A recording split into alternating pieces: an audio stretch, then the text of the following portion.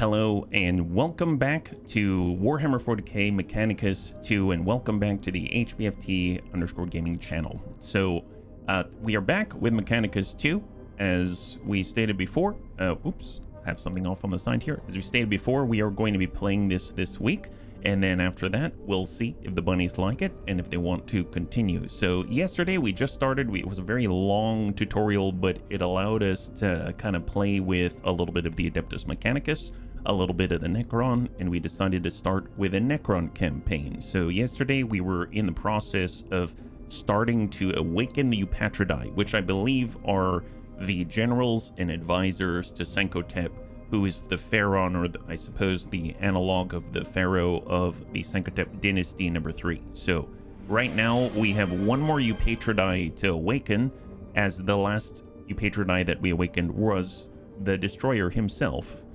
Or I guess herself, because they actually have genders and I didn't realize. So heck yes, and welcome, yeah. Happy Wednesday. Hey Crossbow, Jonathan, Archelon. Hey Archelon, welcome back. Good to see ya. High five and stretch for sure. Thank you very much for the reminder, much appreciated, and thank you so much for the redemption hydrate. Templar Latham, good to see ya. High five, welcome. I actually have some very chill water. I realize on the green screen it might disappear a little bit in the background, but it's kind of a Necron-ish sort of effect, so you know what, I guess that works.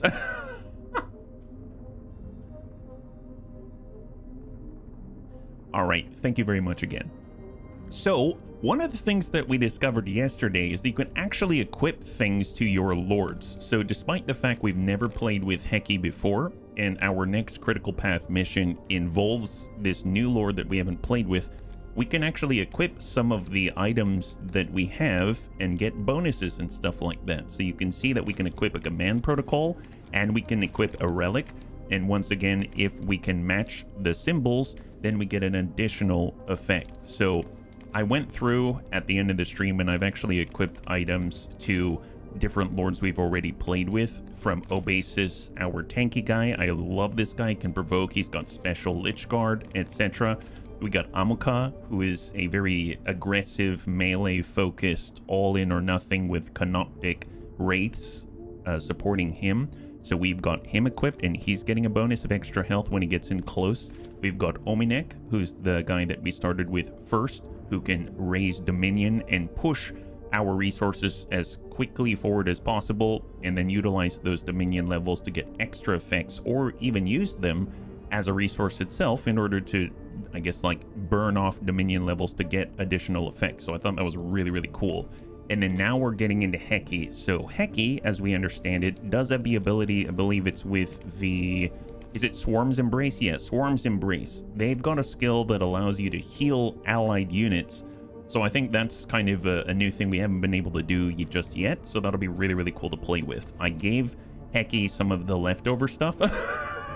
If I'm perfectly honest, some of the leftover stuff, but now they've got a command protocol that allows them to take a damage range for a unit if it's like 2 to 3 and guarantee they'll get the maximum damage. So if you really want to seal the deal and you really want to make sure you've got some consistency, you can introduce it this way using the unblinking gaze. They also have this very special relic that we haven't utilized yet, which will allow us to summon up a portal behind the enemy or anywhere on the battlefield and allow us to reinforce from that area. So I've noticed there's a unit that we haven't really played with yet, and it is the Canoptic Spider. So it seems like Heki has access to the spider, and maybe if we reinforce or we come in with a little underneath our skirmish capacity, then we'll have enough on the second turn to then summon the portal and raise the spider right in the enemy's green, so to speak. That would be really cool. I think Necron water, that doesn't sound healthy. Well, it might actually reanimate me if things go wrong.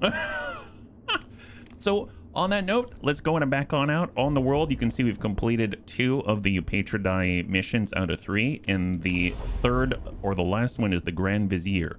Entrust Lord Heki with the awakening of Grand Vizier Jebka, Cryptek, and a member of the Eupatridae. So that's us, and we're heading on in. Hey Christy, good to see ya. High five. Angel, good to see ya. High five.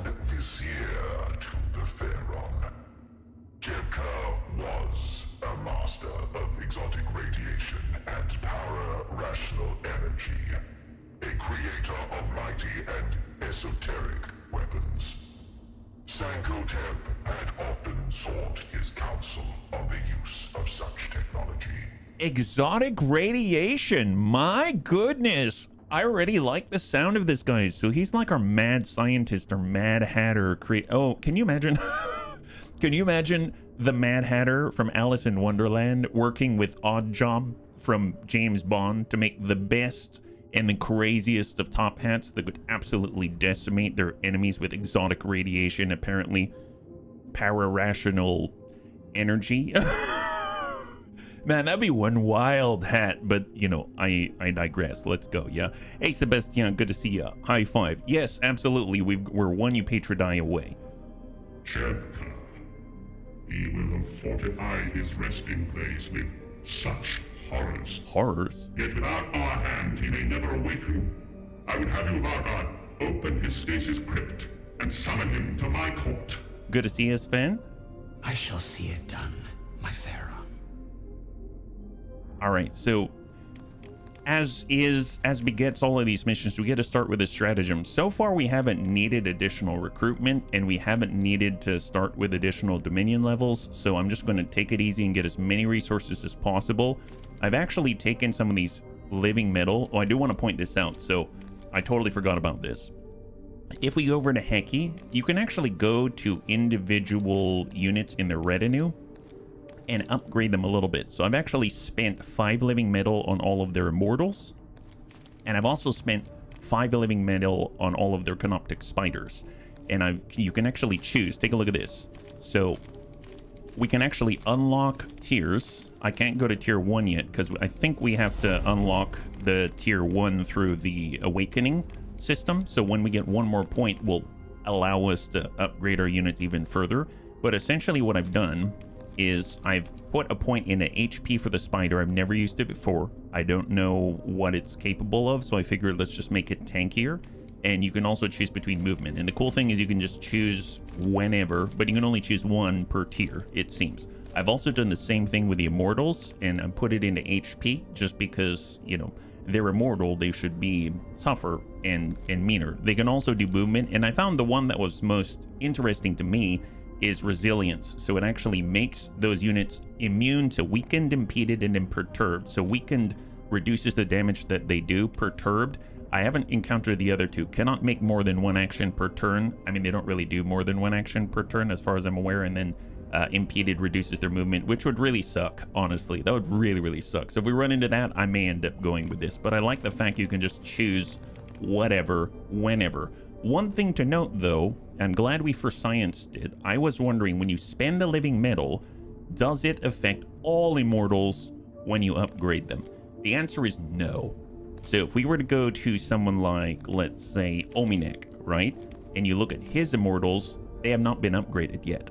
So you kind of have to hyper focus on a specific lord's army or retinue and improve them. You can't just willy-nilly spend the living metal everywhere. So at the very least, it gives us additional context as to the uses and functions of some of the rewards that we'll get in the stratagem. So once again, if we were to head into the Grand Vizier and I click through all of this, go to stratagems, all of a sudden Reclaim sounds really powerful because it costs exactly 5 to unlock that first tier 0 for any individual retinue unit. So I just wanted to call that out because I found that to be pretty important in the whole overarching meta strategy when we're thinking of stuff, yeah? Are those troop upgrades universal or specific? Yes, specific. Hey, Anakitas, good to see ya. High five. Happy Wednesday, bunnies. Mike, good to see ya. Welcome. I think it means you can either move, use an ability, or attack when it says you can only make 1 action. Oh, gotcha, because there's a movement action, a weapon action, etc., etc. That makes sense. So yeah, that would really suck. That would really suck if you have to stand or move, or just move, or just fire, right? So I mean, yeah, that would be tough. I can see why you'd want to be immune to those effects. So let's get into it. Here we are. We're gonna awaken the last of the Eupatridii, Mr. Jebka. It sounds like he's some kind of weapons design expert. We get to choose. I'm definitely going to take the new Canoptek spiders out here. We're definitely going to take our upgraded immortals, and we're going to fill out the rest. Oh, so his cannon fodder units are scarabs. Interesting. So what does a spider do? We know what the immortal does. The Canoptic Spider comes with 12 HP, 1 armor, and 1 shield. And again, I'm going to be referring to defense as shield because that's how I think about it. It's something that you can use to absorb damage, and then it regenerates it at the beginning of every turn. They've got the standard reanimation protocol, but they have anti-gravitic. Can move over pit cells, ignore ground effects. Very interesting. I wonder how that's different from fly. So fly can move over and end movement on pit cells, ignores ground effects, but anti-grav can move over pit cells, ignores ground effects. So you probably just can't hover over a giant pit in the ground, but you can go over it if you have enough movement. I guess that's probably the difference.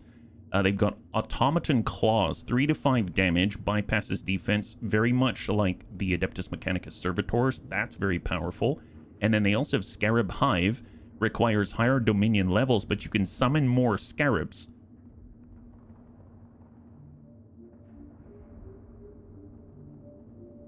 Wow.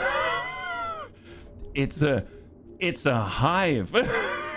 it's a hive queen. My god. Wait, so it comes with, is that 2? No, you only get, okay, so you get 1 spider for 2 of your capacity. That makes sense. The immortals, you get 1 and 1, so you get 2 immortals total.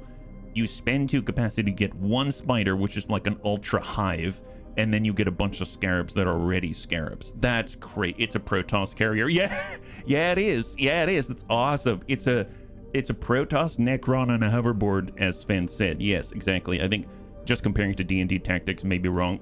Well, let's find out. Let's find out. Let's go. Awesome. That's pretty exciting. We haven't really had a sort of an HQ unit on the battlefield, so it only makes sense that since we only get 1 spider, we're going to want to focus on having Heki keep it alive, because it's the only one that we get, at least to start.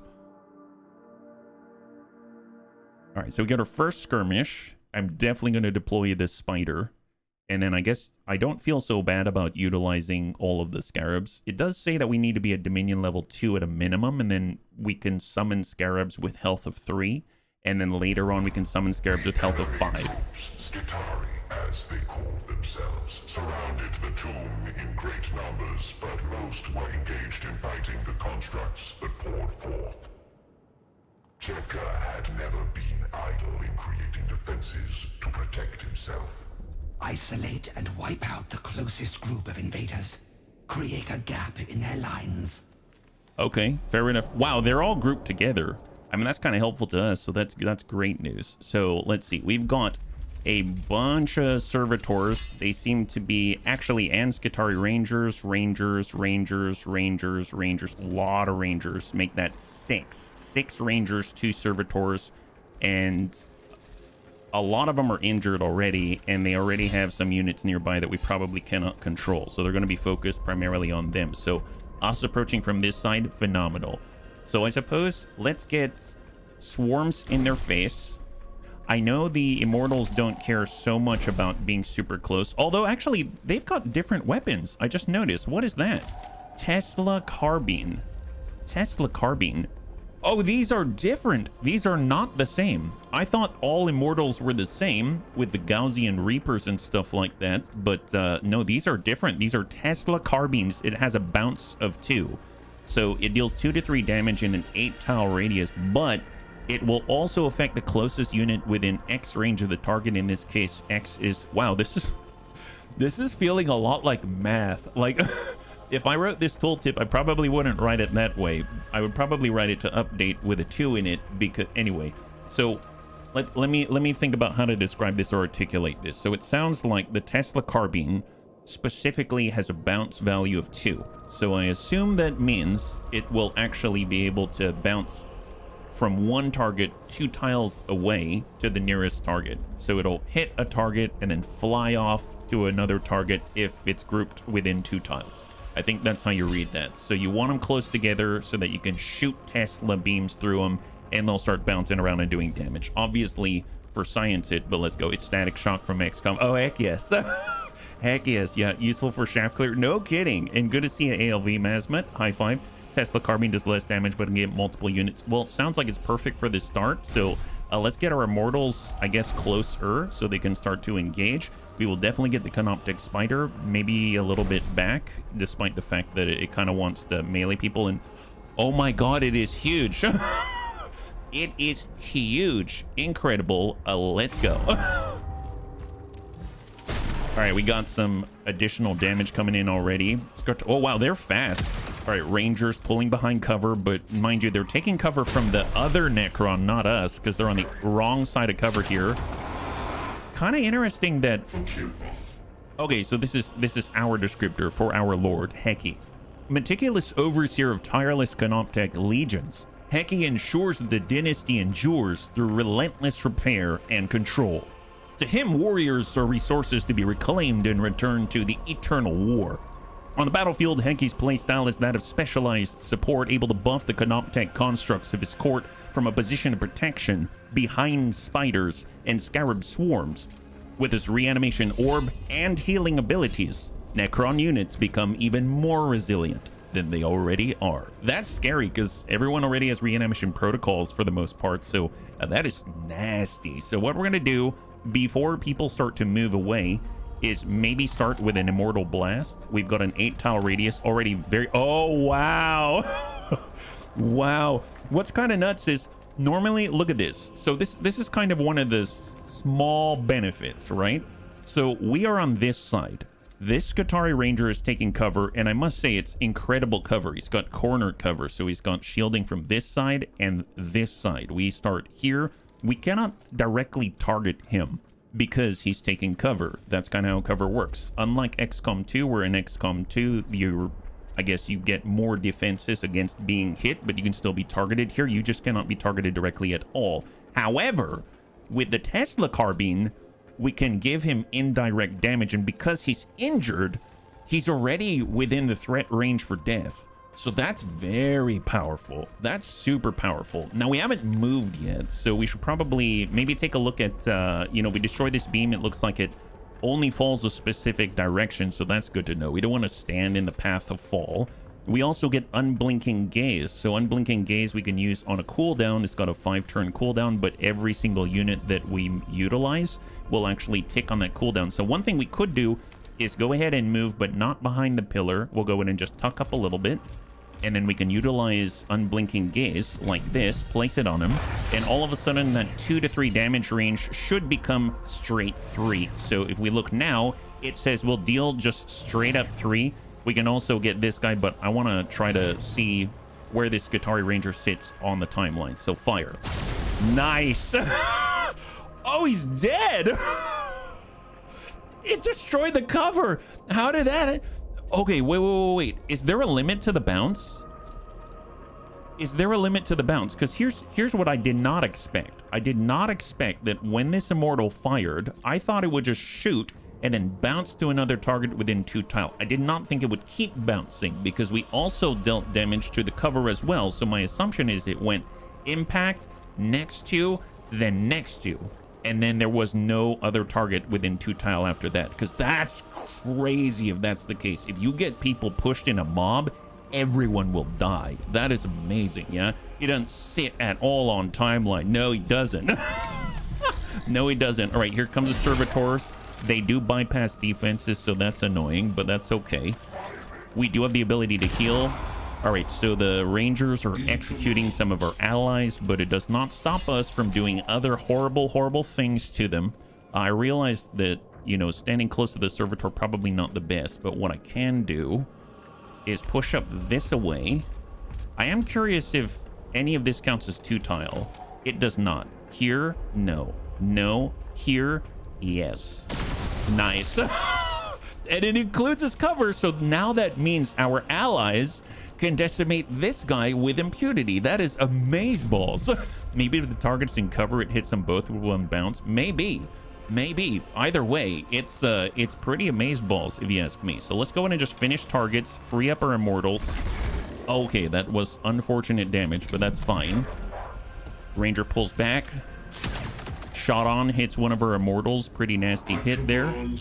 And now we're to Heki. Now, before we move the Canoptech Spider, we do have a Resurrection Orb. We got the Transspatial Portal. We don't have enough capacity for me to do anything crazy with this. We can place a Summoning Portal for the next time that we've got reinforcements indicated on the timeline on the right side by this like down arrow and shield. So once one turns over, if you have space on your skirmishing capacity, you can summon more units. So unfortunately, this is not going to help us at the moment. But we do have Curse. That's something that we picked up from our items. And I'm looking for the heal. Swarm's Embrace. Restore 3 HP to an allied unit. So I do have a limitation to the range. So if I move centrally located like this, and then try to get our immortals, keep him immortal, heal him. Nice! And he's now at maximum. Staff of Light is ranged. 6 tile radius. Blast him.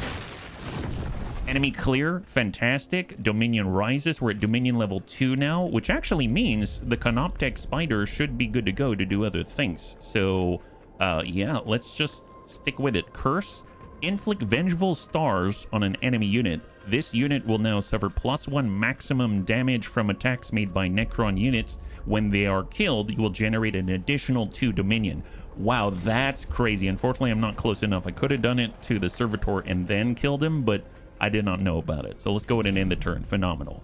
We've got our Canoptech Spider. Just keep pushing forward. The good news is we are now at Dominion level 2 because of all of the damage that we dealt. The more damage that we deal, the more that our Dominion level builds. So now we're at Dominion level 2, and it gives us the capacity to summon a Canoptech Scarab Swarm. I think like that.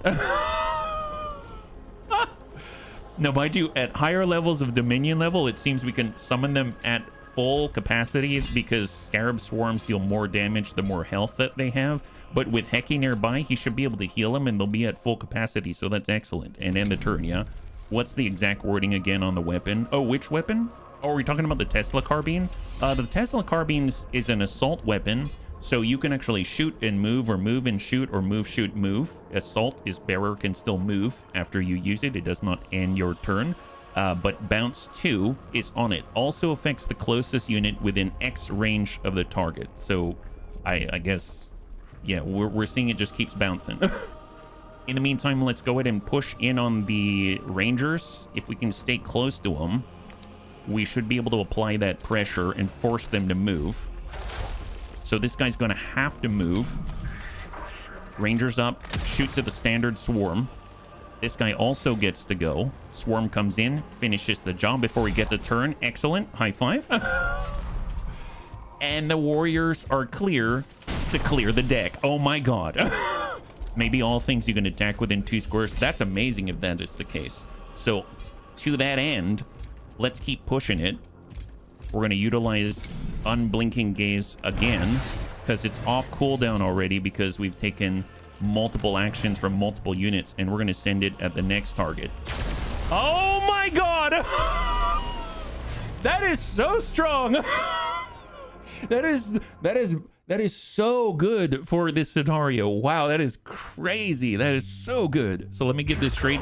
We get promoted for war crimes. Yes, we do. Kidda said high five. For the experimental technology he created.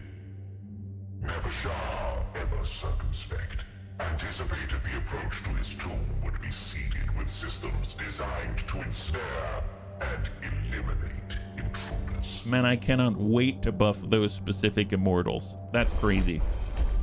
Nevershah deployed their Royal Guard to minimize the chance of disruption by Jebka's security measures. Network search. Take the approach slowly, using your Royal Guard's warriors to search for sensors and traps as they go. Sacrificial Vanguard. Send a small unit of Necron warriors ahead of the main Royal Guard so they will trip any defenses and make the main force aware of them. Unorthodox approach, and it raises 2 vigilance, and we only have 3 more to play with. Select the least likely approach routes to the tomb in the assumption that Jebka would have focused his defenses elsewhere. I'd rather just take it slowly. If there's one thing we've learned about these events so far, do not rush it unless you have to. So let's do network search. The tactical approach was most logically sound, and indeed the Royal Guard uncovered many of Jebka's sensor boundaries and isotopic tripwires. Okay, so we encountered them, but nice, we're fine. High five. And the curse, both of them, you get 4 Dominion. Oh my god, that would have been so smart. I wish I thought of that. Thank you, Jonathan. I'll try to remember. I totally forgot, even though we just talked about it. Yeah, it's awesome, Angel. It's awesome. All right, so we are continuing, and it seems like we got another skirmish coming up. We did lose a little, I guess, health from one of our Scarab Swarms, not the one that we summoned. But, you know, we have the ability to heal that damage. They took 3 damage, so hopefully we can utilize this to keep our retinue healthy and clean through longer sustained engagements. Seems to be the strength. Scattered, but not defeated. Break through these wretched vermin before they can attempt a defense. Yep, they're all grouped again. Excellent. Heki must survive, kill all enemy units. So if there's another thing I learned, you want to make sure that you're looking at the objective. So they've got to focus in this direction. We're approaching from the opposite. I don't see any other areas to spawn from. So let's keep Heki where they are. We've got the Canoptech Spider, pretty durable, pretty beefy. And then we can get some new swarms here. And then we can pull in our Immortals on the side. Maybe I'll even take... Well, one thing I could do, I could get the Spider... And I could push them closer to the Skitarii Ranger on the right side because they do have a melee. I just didn't use it because they didn't ever get close enough. And then I can take this swarm and I can maybe switch positions with this Immortal so that they can push on the Rangers again. As long as we're in melee range, then we'll be able to utilize the opportunity attacks of opportunity, and then we'll get an Immortal kind of obfuscated on the left side here in order to protect them. And then I guess I'll have Heki just behind. All right, let's do this. So to start, I do not know who gets to go first. I probably want to end with the Canoptech Spider just because if I... Oh, actually, you know what? Can I not... I can't fit the spider through here. It's literally too big unless I destroy this cover. I cannot fit it down this side panel, so that was a misstep on my part. But so I'm not going to start with them. I probably want to go later with them anyway, because then they can summon using Dominion level 2. So I guess in this case, while everyone is still grouped up, what I can do is just try to send off a blast. If I were to shoot here, does it chain? It doesn't seem to chain because they're not close enough. In that case, let me just push with the Scarabs. I will get right up on the Ranger and then just hit the Ranger, get him marked on the timeline. So now he's... Oh, wow. He's okay. 6 health and end the turn right there. Yeah. She dummy thick. Yeah, she's big. She's rather large. Some may say she's like the Yo Mama jokes. Okay, so now these guys are properly right next to each other. So that's a plus. And because this guy's got 4 and he's going to take... Well, I guess it doesn't really matter. I was going to say because this guy's got 4 health. Not this guy, but the Ranger right here. We can only deal 3 maximum on Blinking Gaze. This isn't going to guarantee that. But he will have to move away in order to fire, and our Scarab's there as long as he's alive. So I'm just going to keep applying the pressure. And we will try to limit lanes of sight to him. So if he moves over to the right side like this... And we send in a blast like this. Nice. Excellent. So they're both down to 2 and in the turn. Rangers are focused on our allies. She's a big girl, large and in charge. Don't forget to curse. And I forgot to curse. But we didn't get the kill there, I suppose, right? We didn't get the kill yet. Okay, fair enough. I need to keep that in mind. I need to curse. I need to curse. Okay, so who's coming up next? We know we have an ally here, 2 unknown after that. They may come down and try to kill off our Scarab. So I guess with Heki, what I can do is pull back here. I'm going to do a Swarm's Embrace on the Scarab to keep it ticking. Get it up to full. I will then use a Curse on the Skitarii Ranger, like that. That'll give us some Dominion when it dies. I have an Osteoclave Fulcrum. I'm going to hold off on that. Let's just do a Staff of Light attack. Nice. And we're at Dominion level 2, just like that. So we killed them. We dealt damage, so we got Dominion, I guess, Dominion... What would you call it? It's not a Dominion level, but Dominion experience towards the next level. And then we also got Dominion experience when they died. So that was super efficient. That was awesome. So let's go ahead and end our turn. Yeah, they take an extra damage. Oh, you're right. You're right. They do. I could have done that when we deal 3 damage with Unblinking Gaze. And then the +1 from the curse would make it 4. He had 4. We'd get the Dominion and the kill. That would be amazingly efficient. So good call. Good call. Well, I guess to that point, I don't know how much health this Skitarii Ranger has on the right side, but let's go ahead and just at least give him a blast. I'm going to say, I'm going to save on the Unblinking Gaze, just send a shot. And it destroyed the structure as well. Phenomenal, because it seems to keep bouncing as long as there's a target within 2 tile of that blast. And now we can move the thick girl. Smack this guy. There it is. 5 damage. High 5. Holy God, that is terrifying. And let's get another swarm. That is incredible. Wow. Thick girl just needed a little help. Everybody needs a little help. Ain't no shame in that. Ain't no shame in it. All right, push that tempo. Push that tempo on the freebie. Nail him. Eat that. I could have done unblinking gaze and guaranteed it, but that's perfectly fine. Ranger, cover, shot on, no kill. Reanimation, and then our allied swarm, and there it is. All right, on the next stick. Okay, so let's try to stay on top of this. Right now, it's this swarm nearby. So, do I have another curse? The curse is on cooldown at the moment. So I guess I'll start with the summon scarab swarm. So let's do that. Can I do that? If I switch over to the summon scarab swarm. Oh, can I not?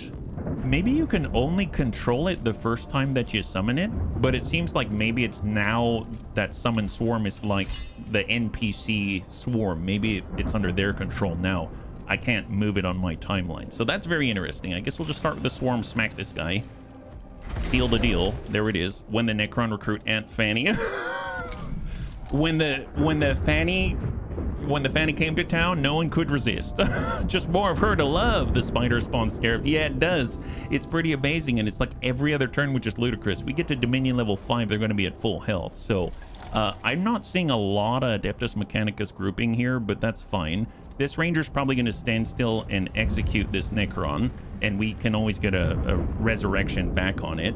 So I guess let's just start blasting this, this Ranger on the right side.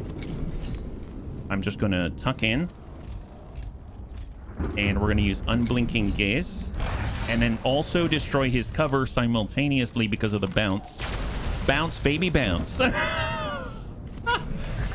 And there it is. And despite our allies falling, we do have the capacity to resurrect as well. There is a servitor out here. I can't do too much about that at the moment. Our Canoptech spider can't move that far. That's fine. So let's get Hecky. We're going to dash up. This guy already committed. We've got a resurrection arm. Oh, we were so close. Couldn't quite do it. Couldn't quite do it. And we're on cooldown for Swarm's Embrace. Can't shoot anybody. So just, I suppose, I'll do an Osteoclave Fulcrum so we can see what that looks like.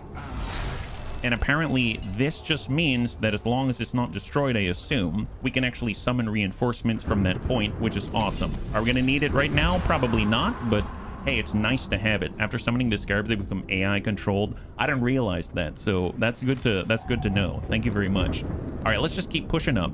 The good news is we can for science this and see that whatever the health levels are at the end of this skirmish, if they persist, because we know damage health levels do, right? So if we came in damaged and we heal with Hecky, do we leave at full health, right? I assume that's the case.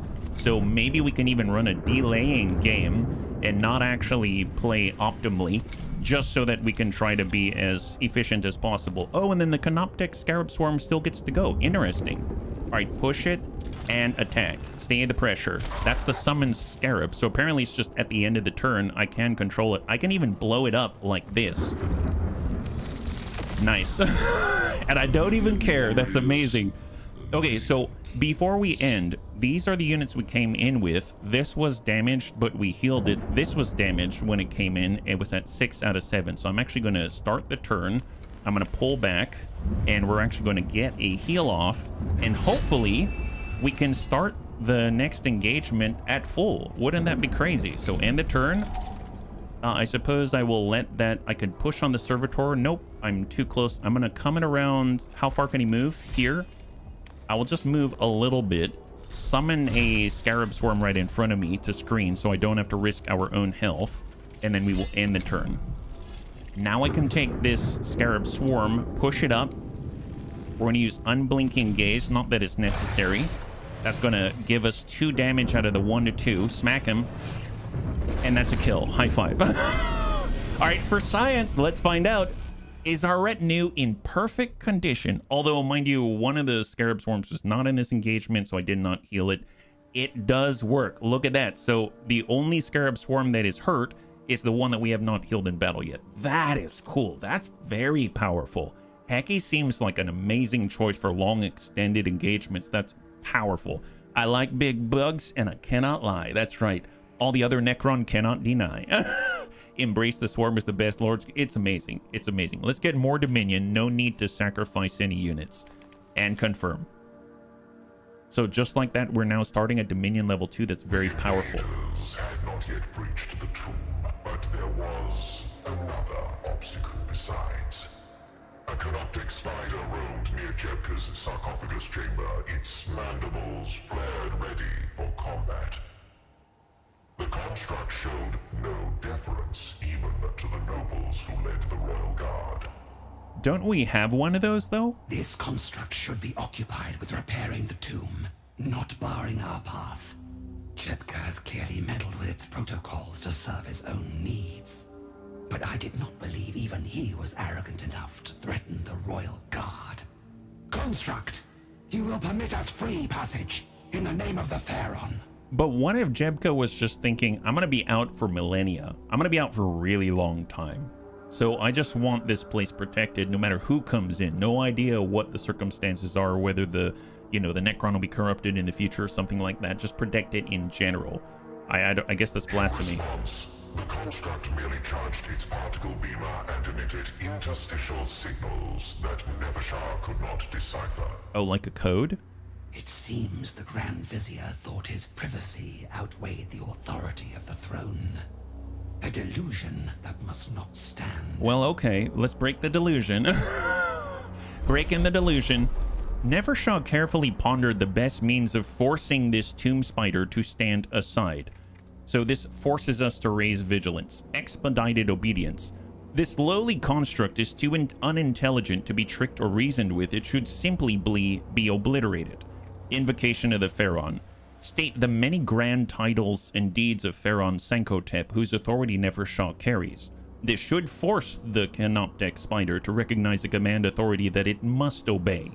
Deconstructive distraction. Damage a part of the tomb nearby so the construct will default to its proper behavior and attempt to repair the damage instead of just posing a threat to the royal guard.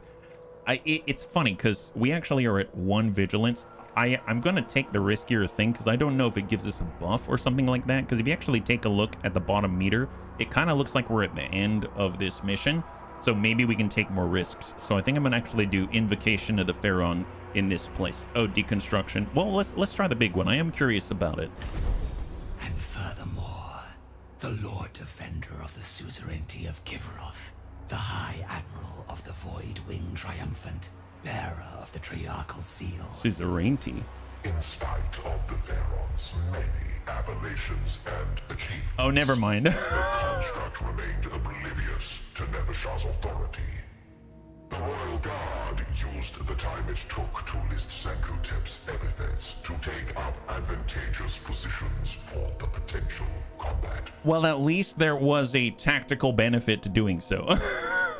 That kind of reminds me in the Tomb Kings in Warhammer 3, whenever you're talking about Cetra, the Imperishable, he's got like the joke or the meme is that his list of titles is pages long, right? So if you recite the full set of pages, then it gives you plenty of time to deploy in the appropriate manner. So we've raised by 2 vigilance, but we get an additional deployment zone in the next skirmish. Oh, okay.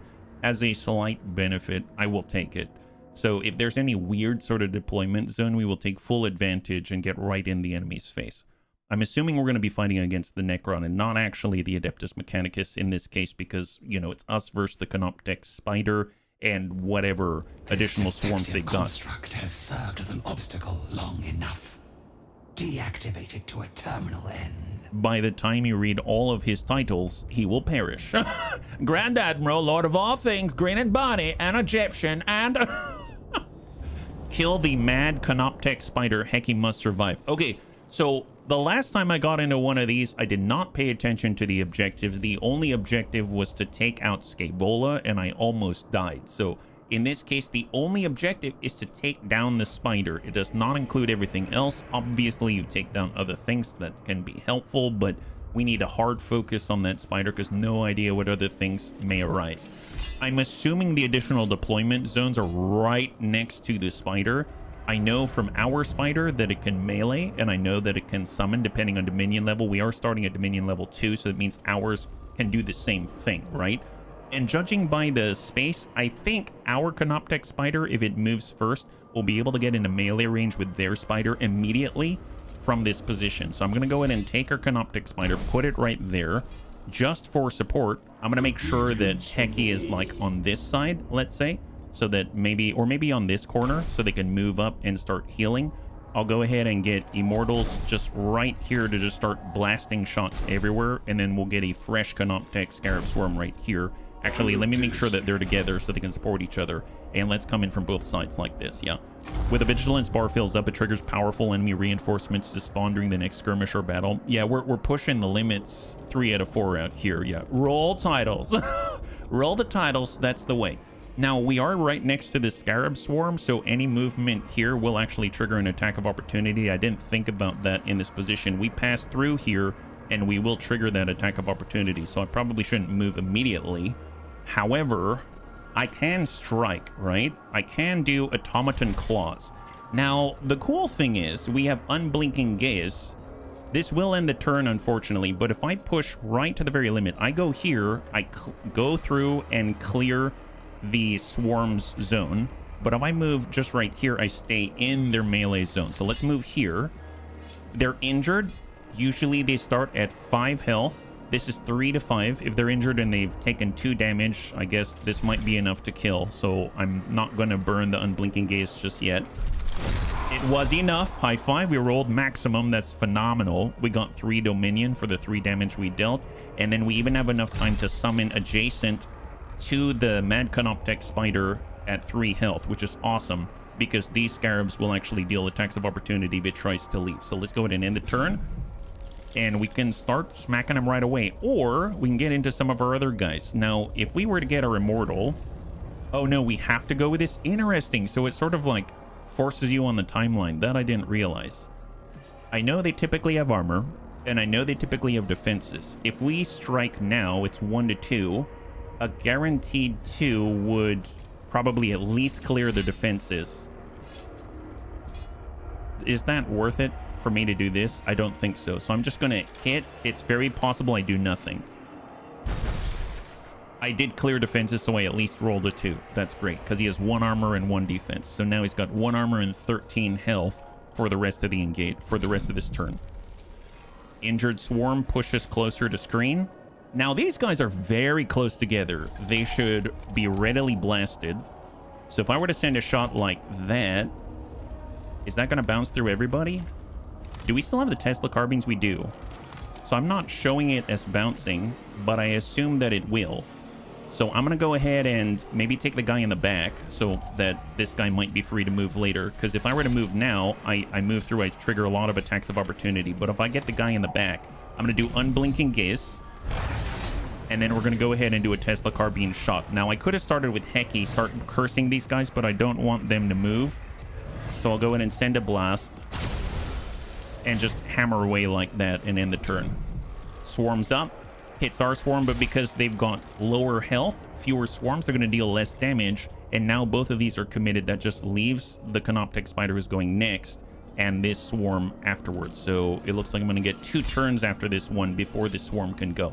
So it's just a spider. I'm going to ignore the spider at the moment and try to clear the path forward. So we basically have our swarm, Heki itself who can heal, and our Immortal. I guess let's just take advantage of the fact that we can blast people. And I'm going to just stay still because I don't know if I can blast people if I'm, you know, in melee range at anything. So just send the shot. Clear the swarms in front of us so we can actually move, and in the turn it goes to their spider. They hit our summon, maximum damage, kill the summon, but don't care, it was free, and that allows us now to clear the way. Let's go in and get back into melee. We're gonna strike the new, just so we see them on the timeline, how much they have left. They've got 3 out of 5, and we can actually blow ourselves up, but I'm gonna hang tight right here. So just stop. Heki, let's stand right behind. We do have the melee staff strike. I'm going to go ahead and do a curse on them. That's going to give us more dominion if we kill it. We'll do a melee strike. That's a clear. We got 3 for the 3 damage and 2 dominion for the clear because of the curse. We can do a Swarm's Embrace to heal, and I think the only thing we need to heal is the swarm in front of us. That gives him 1 point back. And I suppose no need to resurrect because we're all alive. And the turn. Wow, that is strong. Reinforcements available. Those are the enemy reinforcements, not ours. Not ours. Okay. Well, who's up next? It's going to be the swarm first, so let's just go into melee and hope we roll high.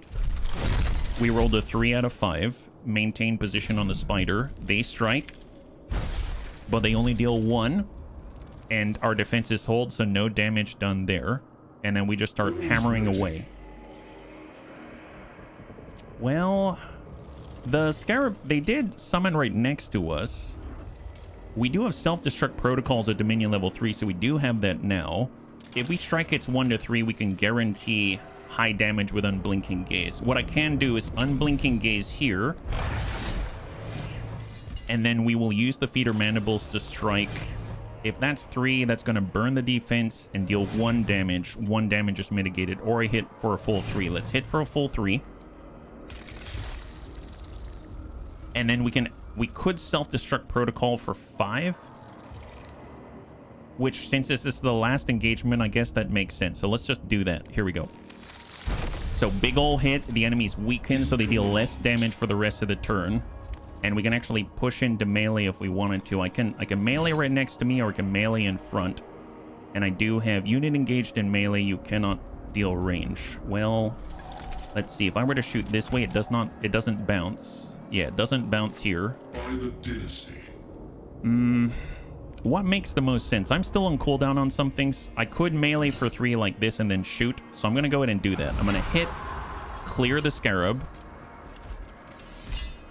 I thought that would free up the ranged weapon action, but apparently you can only do one or the other. I didn't realize that. So I assume there's a small little icon in between. It's like a green vertical bar. I think this is an ore operator maybe, which means you have to do melee or you have to do range. You can't do both. So you can't like melee someone and then shoot. I thought you might be able to, but that doesn't seem to be the case. I suppose I will just stay here and end the turn. Yeah. Canoptech moves. Is that no? That was an AoE. What was that? I don't have that ability yet. Their guy's better than ours. Oh my goodness. Okay, well, I mean, that's to be expected. They're super fans. We basically have our immortals now, so let's just push up and keep attacking. Send it to the main target, 2 to 3 damage, and the turn. Just keep raising the dominion level. I realize staying together means we're susceptible to whatever that AoE is, but hey, just stay on the main objective and end the turn. Reinforcements are arriving, so let's ignore the scarabs as much as we can. We were just trying to clear the path to allow us to move forward. We can actually summon some more. Nice. Because we blew up one of our scarabs, so we'll summon a full one right by us. And we've got these guys right next door. So if I tuck in, smack these guys next on the order, that removes that threat. Oh, I thought it would. I was wrong. I guess I could blow them up, but that seems like a waste, so I'll just end the turn here, yeah? I got just one, but 2 job interviews this week. What in the world happened? Everything's been dead for the entire... Oh, that's awesome, Arceus. Congratulations. High five. I think... You know, I mean, things happen in waves. So if you have the fortitude or the wherewithal to hang in there and maintain hope and maintain the path, even though it's difficult to see, I think it really can reward you with whatever's supposed to come your way. So congratulations. That's really, really good news. Thank you for sharing. That's awesome. I hope that helps you through the week, man. That's awesome. High five. All right, so where are we at? We do have the Canoptech Spider going next. I guess let's maybe space out a little bit if we can. Well, that's not going to help us to space out. If I were him, I would just AoE right next to us with our boy. I could get a curse. If I were to use Heki, he does have a curse. We could start blasting people. He only gets 1 strike, though, unfortunately. We can Swarm's Embrace. Do we need it immediately? No one's at critical. So I guess I'll just maybe space out with this Immortal. And then we'll just send a blast at the main target and start to drop the defenses. So he took 1 damage. He's got 7 health left and 1 armor. He pulls back, does another AoE. That's actually a pretty nasty hit there. Our Immortal's having a little trouble. We cannot shoot right now because our Immortal is adjacent and in melee. So that's an issue, right? That's an issue. We got Heki, Immortal, and Canoptech Spider. Let's start with Heki. So we're going to go in and do a Swarm's Embrace next door. Get a heal. Get that Immortal back on up in a safe range. We'll go in and curse the next door Scarab Swarm that's stopping him from engaging. And we'll do a melee strike. Not enough to kill, but enough to do some damage. Nice. It was a 3-4 roll, and we're looking good. Just in case, I'm also going to cast an Osteoclave Fulcrum. That's a future summoning spot. So if we do lose a unit, we can summon at least a little closer to the Mad Canoptech Spider out this way. So end the turn. Scarab Swarm on our Spider. And then to our Immortal. Again, I can't shoot here. I can move away. He'll get an attack of opportunity. I guess, you know what? I might as well. We'll take the attack of opportunity. We do have some armor, so that's fine. We'll pull away so we can actually engage. I'm going to do an unblinking gaze. We're going to apply it. And we've got an 8-tile range. We could shoot here. It's not going to bounce. Just send a solid 3, which will do, I think, like 1 damage. Yeah, 1 damage because we dealt 1 to the shield, 1 to the armor, and then 1 to the health, and end the turn. Hit to Heki, but his shielding protects him, and it will come back in time. And let's just try to finish the Scarab, get a kill, summon some more. So we're actually at Dominion level 5, so this is a full health Scarab. So we actually had 5 out of 5 health because of Dominion level 5. That's awesome. And then we will end the turn here. They should only have 1 attack of opportunity per round so the other can move. Oh, nice. Did not realize. And let's push it on in on the Canoptech Spider. We'll get the strike. We hit for 2, and we can deal 5 damage with self-destruct. Enemy down. High five. That's so good. That is so good. Is that it? Oh, is there more? Oh, so that doesn't count. I guess I have to like kill it. It's currently in a reanimation protocol, so we're just gonna have to stay on top of it. So let's move in and blast this guy and see if that seals the deal. Is that it? Nice. High five. Beautiful. Rip that big booty Judy. So this should be the last of the Eupatridae. Jebka. Oh, he's fancy. He can fly.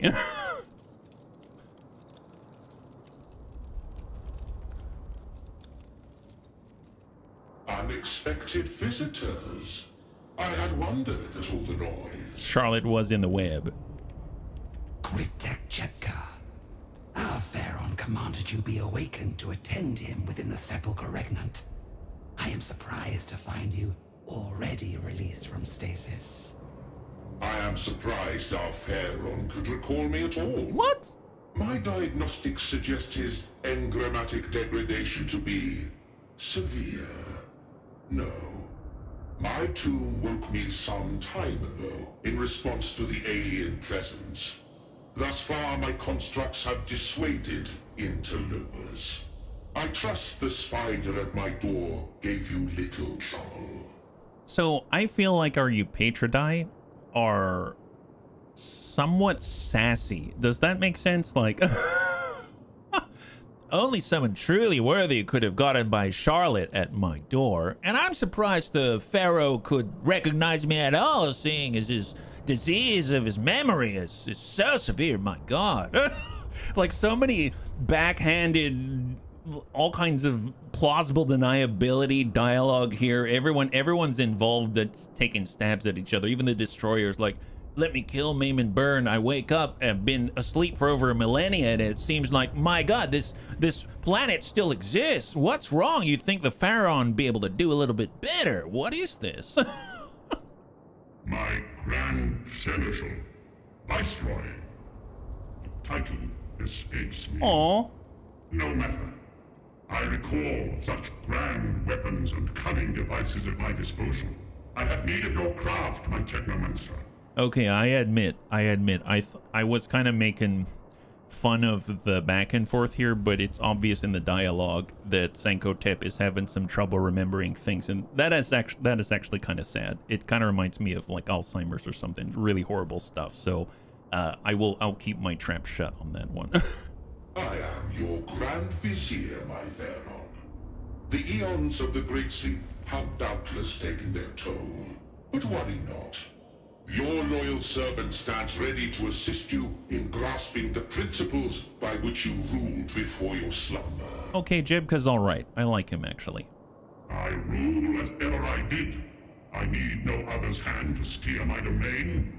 Return to the sepulchre, Redmond, Grand Vizier, and yes, I shall determine the course of my command. I shall remember what to do. Aww. Oh my god, that's so sad. Does he really not remember, or is he trying subtly to belittle him? I mean, he's doing a good job either way. It's definitely making me feel for the guy. Even killer Egyptian Terminators have Alzheimer's. Yeah, not even the Necron can escape it, apparently, yeah. Of course, my fair one. A million apologies for offering even the slightest appearance of doubt. Grand Vizier Jebka is at your disposal, ever devoted and dutiful. Wow, the dialogue even recognized that I interpreted what he said in a mixed manner. That's... okay, big props to Ben Counter on that one.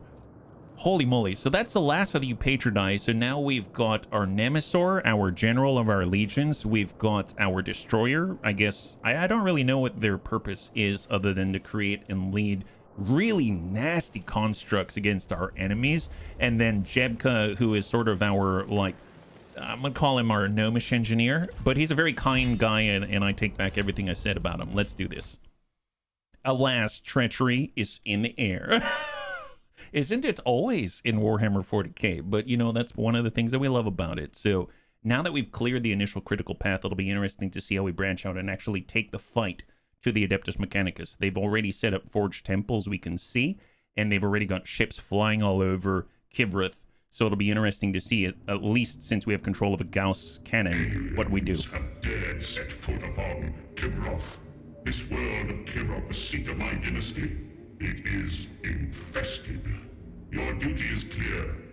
Drive the invaders from my domain and reclaim what they have defiled. Our legions are responding to the protocols of awakening. They gather ready to march. My destroyers pledge their strength. The invaders are unclean organic vermin who demand annihilation. They will all be ash before we relent. She's so cool. My archives stir, and the catalogs of oblivion reopen. Soon, your cryptex shall once more construct weapons of wondrous power to aid the eradication of these interlopers. My dynasty heeds its Pharaoh's call. This is as it should be. Aww. A lord must rule, must gather his subjects. He must issue his pronouncements. How is a war to be waged? I would once record every facet of conquest or siege, but now such mastery eludes me. I know this sounds... I'm sorry to interject again, but I was just thinking about daily life and navigating things. Like, quite often I'll wake up and because, whether it's because of neurodivergence or I'm just forgetful, I'll go around a corner and I'm thinking, what is it that I'm trying to do? And I enter a room and I go, man, I don't remember was I supposed to do this or was I supposed to do that? And I sort of wander around a little bit trying to figure out and get my bearings. So I do get this feeling of like, I am in a situation, I sort of mentally wake up, I do a quick assessment, I go, what's happening? And then I try to just sort of play along until I can grasp the situation at hand, and then I do what I need to do. But oftentimes I'm just falling back on automatic protocols that I've developed over my lifetime, right? So like, oh, I was making coffee, I sort of mentally wake up, I see the coffee in front of me, I do the thing. But you can see with Sankhotep III, he says, like, this is as it should be. I've gathered my people, I've gathered my advisors, this is the first step. But how do I wage war? I don't remember the mastery of this, I guess, area of operation. It eludes me. So I think it's really subtle, but it's actually sad and also very relatable at the same time. So I think really cool. Nah, that's normal. It's called turning 35. happened to me 10 minutes ago. Walked in the kitchen, thought, why am I in here again? Exactly. Okay, it's not just me then. A fleeting symptom of the great sleep, There we go. my Pharaon. With but a little time, I am certain all will return to you. A petty settlement serves the invaders as their would-be capital. They name it Ex Veritas. Ex-Truth. Really, I like the relationship. A city, a capital, a symbol, yes. Break the stronghold, break the spirit. This I remember. My subjects, ready to march on this Ex Veritas. The Theron's mind is addled. The great sleep has robbed him of his memories and wits. It shames the dynasty. Our command protocols should flow from a monarch worthy to wield them. Many unfortunate events happen in war. Even a pharaoh might fall to the enemy if circumstances permit. If he is made vulnerable by a faltering mind, it becomes all but inevitable. With his destruction, we would take charge. Destroy the filth. Sterilize Kivroth. It would be our duty. Not for ourselves, but for the dynasty. An unfit monarch, making way for his finest commanders. To rule, to rebuild, to conquer, for Kivroth. Wow. That is a... Oh, I did not expect Necron... You know, I don't know much about the Necron. I did not expect their story or their dialogue to be so relatable to me. It's interesting because, you know, this is sort of behind closed doors, right? You know, you might be in an organization or you might be in a company, and, you know, the higher you go, you have private conversations, the executives are talking, and they'll be frank. You know, it's like, you know, this guy's lost his mind. He's leading the company down the wrong direction. We should do blah, blah, blah. The shareholders this, blah, blah, blah. And they're going back and forth behind closed doors, and it's all very relatable, I feel. And it's interesting to see Sankhotep sort of grasp for any sort of straws given to him, and you know, gracefully his advisors being like, well, the humans are here and they're in Ex Veritas. It's a very dangerous place, but they don't say, do this, Pharaon, right? Pharaon, he goes, yes, the dangerous place. Let's take care of that. So I think it's really well written so far, yeah. The reason we forget things when we enter a room is because when we enter a new space, our mind's taking everything around us, so we dump our short-term memory in order to do that. Or like me, you dump your short-term memory wherever you are. Oh, thank you, Elia, and welcome. Yeah, is that immunity? Maybe. Very possible. Daggers glinting in the dark. Yeah, at 2 Brute, the Scar characters coming out, the entire court is in on the plot. Well, let's see. So prepare for the Siege of Ex Veritas. So like we found out yesterday, you can actually zoom in and see the settlement out this way. So we've got siege work here. Direct Lord Phacon's scouting of the defenses around the city of Ex Veritas. So we haven't used Phacon yet. He's the only one we haven't had access to. So far we've used Ominek. So we've got Ominek here. They seem to be focused on Dominion. We've got Amuka. They seem to be focused on melee superiority. We've got a basis focused on provoking and shielding and protecting. And then we've got Heki, focused on sustain, long-term engagement, and healing. And then we've got Phacon, and I have no idea what this guy's about. So he's got the Stapholite range, same exact thing as Heki. That's 3 damage in either melee or range, and I'm assuming it's an or sort of situation, can't do both in the same turn. He's got the one-time use per skirmish Tachyon arrow, the big hit that ignores dodge, bypasses armor, bypasses defenses. It's a big ol' hit in 30 tile. And then the only thing unique so far, by default, is the Thunder's Verdict. So it is an 8-tile range, inflict expose on an enemy unit, making them take additional 1 damage from all weapon actions and skills. Defense down, so they lose all their shields, so to speak, and it will deal 1 to 3. So it's sort of like debuff the enemy, and with higher Dominion levels, it also inflict more damage, etc., etc. Seems like his retinue comes with Immortals. And again, I don't know if these Immortals are the ones with the Tesla carbines or if they're the ones with those Gaussian rifles. They've got Canoptech Scarabs. And death marks, interesting. So we unlocked death marks, I believe, for, who was that? It's for Ominek, the first guy we controlled. We just unlocked death marks through his court upgrades out this way using his eminence points. But we start with death marks with Phacon. So again, we're differentiating ourselves with our armies. Now, I could spend some time. We should probably take a moment for Heki, because we actually have 2 points of eminence from the last engagement that we can apply to upgrades. Now, the game did recommend expanding our roster as the first thing that we do, and we can respec at any time. So we will get access to Canoptech Wraiths.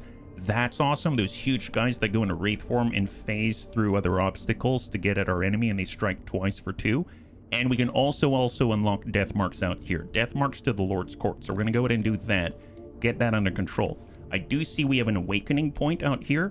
And this is pretty critical, because this awakening point should push us over the top and actually allow us to hit tier 1 so that all of the upgrades in the Lord's Chamber. So if we actually take a look here just so that we can feel the difference, you'll see that we can, I think for, is it Obasis? Here, for Heki, you can see we only had access to 0. 1 is currently locked. So let's think about that. Keep it in our mind. We're going to go to the awakening section. And when we choose something, it'll hit 7 out of 7. I assume we're going to get access to the next tier after that, including the stuff on the right side over here as well. So I'm going to go in and choose a point. So we have some new stuff. Dynastic Hypodermis. Increase your leader's HP by 1. I mean, nice that that's across the board. High Kivravi Engrams. Increase the number of directives you can select at a waypoint to 2. Say what? Increase the number of directives you can select at a waypoint to 2. I don't know what that means. I assume... Oh, you know what? I understand now, I think. So on the bottom of the screen, when you go into a mission, there's this little explosive icon. Those are like the skirmishes. And then there's, every once in a while, there's one with a flag. So the flag one seems to be where you choose to restore 50% HP to your leader. I think you can get like 10 dominion for the rest of the engagement, the mission. You can sacrifice a unit in order to lower vigilance. And I don't remember what the fourth one was. You can only choose one. Now, in this case, it seems like you will be able to choose an additional option, meaning I assume you can both heal your leader and also gain 10 dominion. That seems really strong because that applies to every single mission so far in the game. So I think I'm going to choose this one because it sounds very powerful. So let's do that. All of a sudden, we're at tier 1. Now we can actually gain access to the inner circle of engrams. And if we go back, you can see we do have access to tier 1 here. And I'm assuming the same with the units themselves. If I go to Heki and the Immortals, we do have tier 1 now. That's awesome. We just have to pay 5 for this specific unit, and we can unlock Immortal Servitude. When killed, generate 3 dominion and extra weapon range, etc. for the Tesla carbines. Man, really cool because that means they can reach out to 9 tile.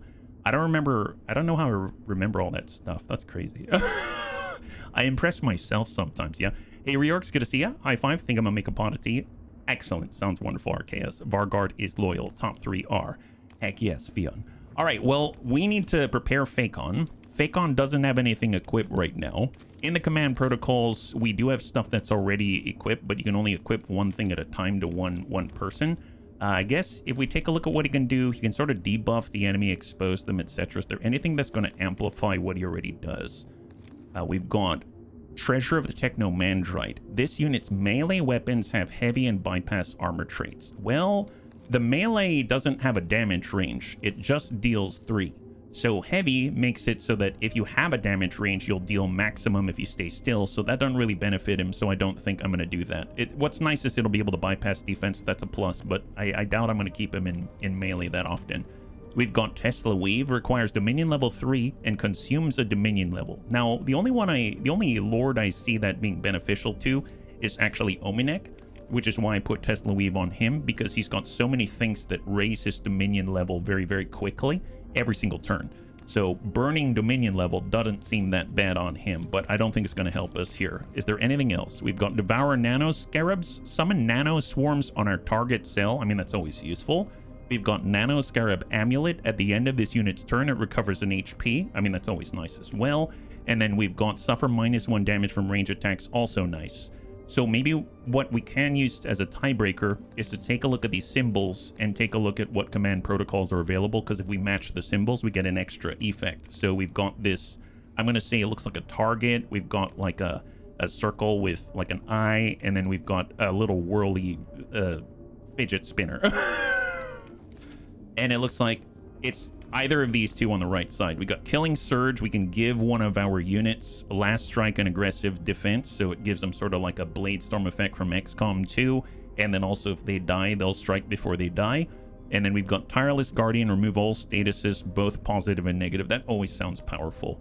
I may borrow this from someone else and then utilize the matching Nano Scarab Amulet just so we get extra defense on our Lord as we push through the engagement. We don't have additional points to apply because it's our first time using him, so that's excellent. And if anything, what we can do is actually get some upgrades here, right? So we've never used the Death Marks before. I'm going to go ahead and elevate those because he seems to start with those. They've got HP, movement, and resilience. We saw how powerful resilience could be under the right circumstances. I don't know if anyone's going to weaken or perturb them, but it seems like, you know, that would be nice to have. So I'm going to go ahead and choose that. Fortunately, we can swap it out at any time, and then I'm going to buff them again because we can actually go to tier 1 now, and we can unlock dodge. 15% chance to dodge all incoming attacks. Dodge can only trigger twice, and then it resets on the unit's next turn. Okay, I mean, that's great for survivability. We got advantageous positioning. While in cover, +1 range, +1 defense. I don't even know what this guy does, so, I mean, range and defense is amazing, but yeah, I mean, defense at least is a shield, so even if we're not in cover, some of the Necron I haven't been able to take cover with at all, so maybe the Death Mark can take cover, I don't know. And then we got stealth, suffer -1 damage from ranged attacks. Well, maybe just because it's universal, I'll just take dodge and then we'll go from there. I am curious what swarms can do, the scarabs. Unlock agile, cannot be the subject of attacks of opportunity, and then they've also got dodge. That sounds very useful, but I'll avoid burning all of our living metal, and let's just get to it, and we'll see what we can do, yeah? Here we are on 35C already, so hot drinks, well, are not helpful to the situation. It would be good for those people that attack twice if half health. Yes, yes, very good point, very good point. All right, so we got siege work.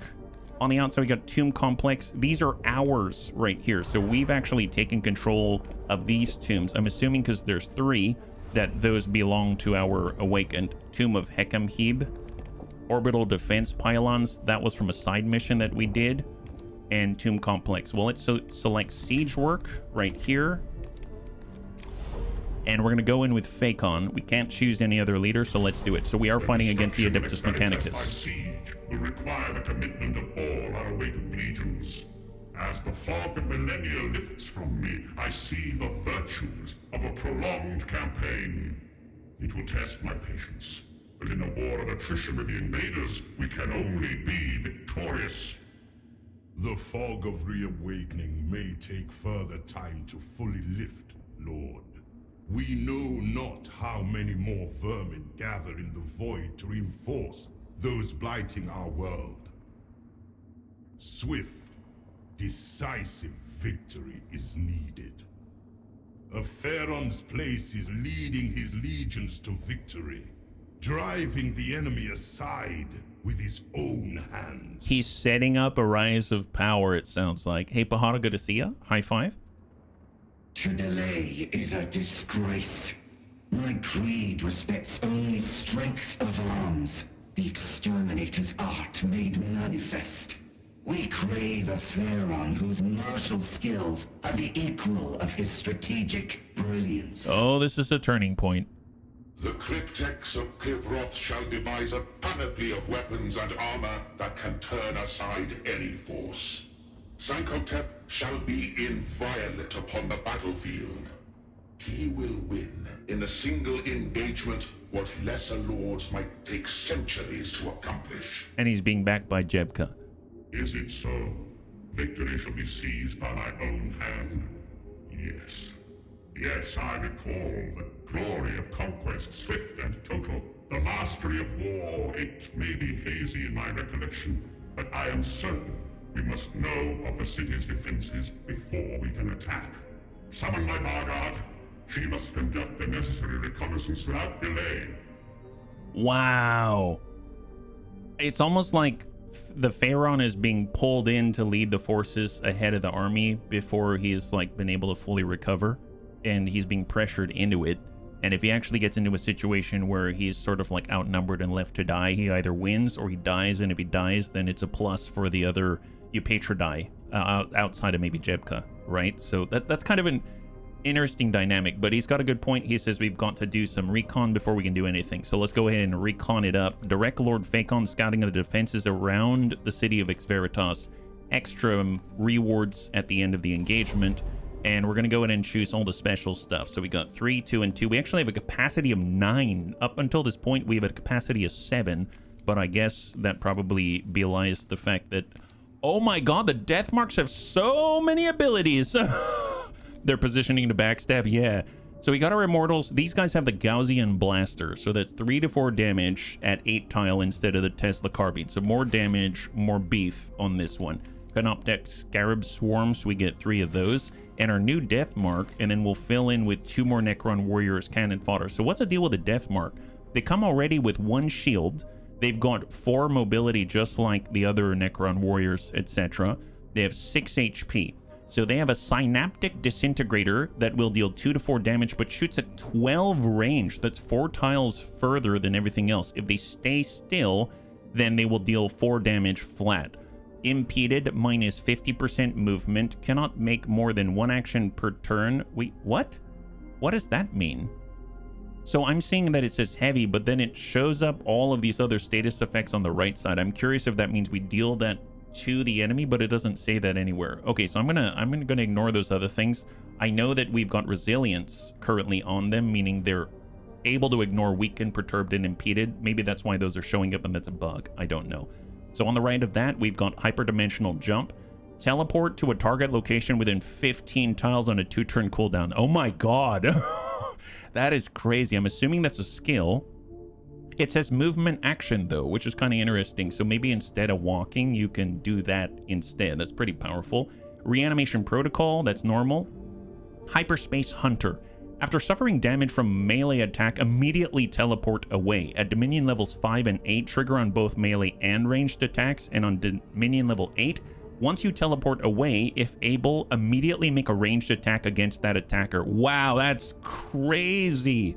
These guys are insane. We've got perfect vision when making a ranged attack, ignore the enemy's dodge, obscured, and similar effects. Obscured is stealth, so you normally can't target them. I'm assuming that even applies to those behind cover. I guess it depends on the verbiage.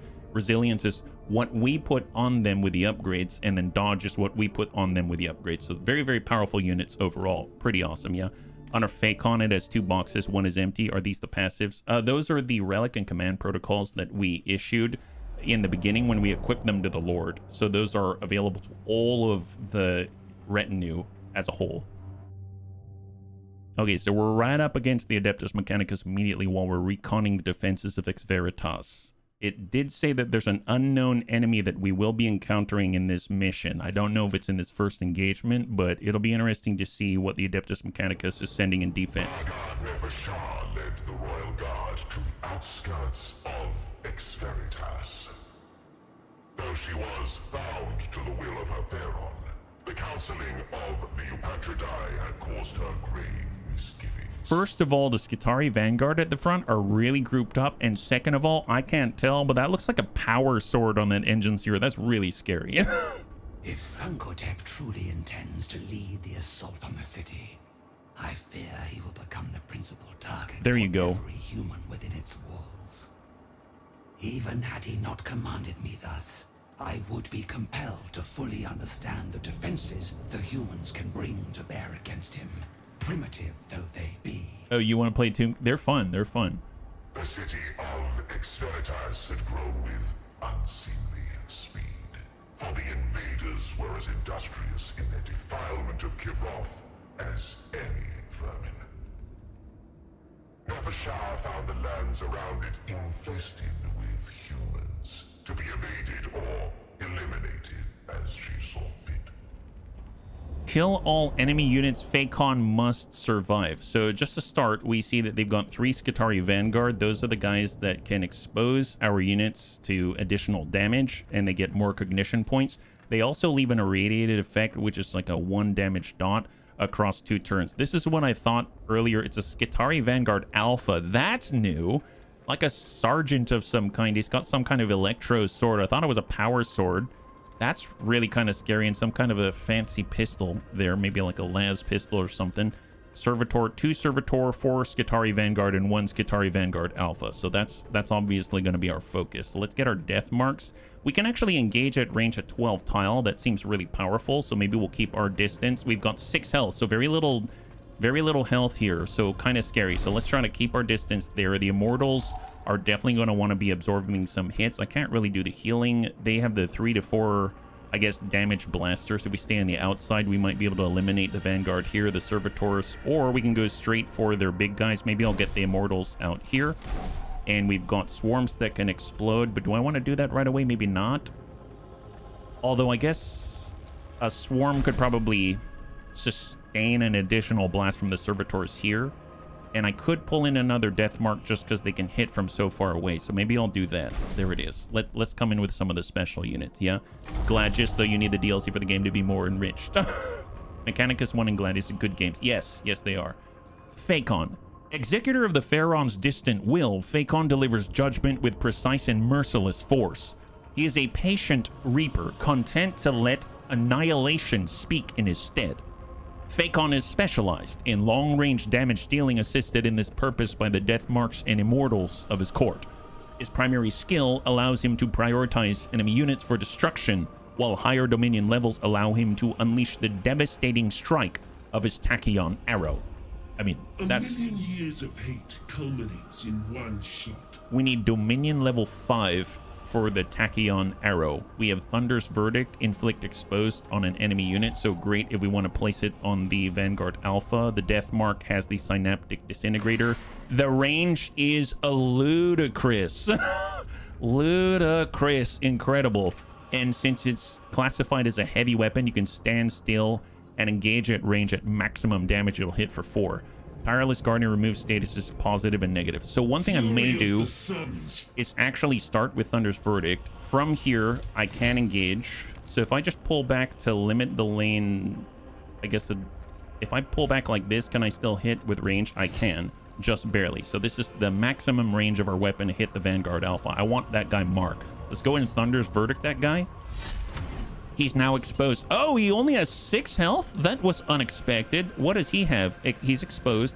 Taser Goad. He can inflict defense down on a target, so remove all of our shields. Radium Pistol. He can inflict irradiated on targets within 4 tile. He's got Analyze. Inflict exposed on an enemy unit, and he is immune to all irradiation. Okay. So he's like a leader. Let's just go in and blast their leader in the face. Ah, there it is. Sucks to be that guy. Excellent. He's got 2 health left. It's a debuffer mage. Seems like it. Vanguard pushes in, exposes, sends a shot to the Immortal. Nasty hit, irradiation. He's going to take a dot for 1 on top of it. Now, it looks like this guy's going to go next. So what I can do is remove all statuses with Tireless Guardian so that we don't have to worry about the negative effects. Or I can get the death mark. Hyperdimensional jump. No, don't do that. What's the furthest away I can be to engage this guy? I can just keep pulling it away. I want maximum distance. I go on the diagonal. I send the shot. I could probably pull back another at maximum like this and send that shot. Perfect. So I'm going to send this and drop their alpha. Nice. 5 damage. Rolled highest and the +1 from the expose. And in the turn. Beautiful job. So now, because of this, I don't want to have to worry about the irradiated effect. I'm going to go ahead and apply Tireless Guardian to our Immortal to clear it. And then I'm going to try to gain a little bit of distance and just maybe engage the Vanguard that already committed. I'm just going to pull back as far as I can. I mean, obviously, they'll still be able to hit us, but let's just try to gain some distance, get a shot, try to preserve that unit. And max hit there for 4. That's beautiful, yeah? Hey, Arhagelis, good to see you. High five. So far, so good. I enjoy it so far. Hopefully, you're doing well. Happy Wednesday. Yeah, we're currently just starting this strike on, or I guess doing recon of their main settlement against the Adeptus Mechanicus, yeah? For our Immortal, we've got our other death mark, and then we've got our Canoptek Scarab Swarm that's in some trouble. It's not going to hit that much, and it's probably going to die, so I guess maybe it makes sense for me to just try to deal what damage I can before it falls. So hit, At least we absorbed the hit. We generated some Dominion and go. Vanguard shot to finish.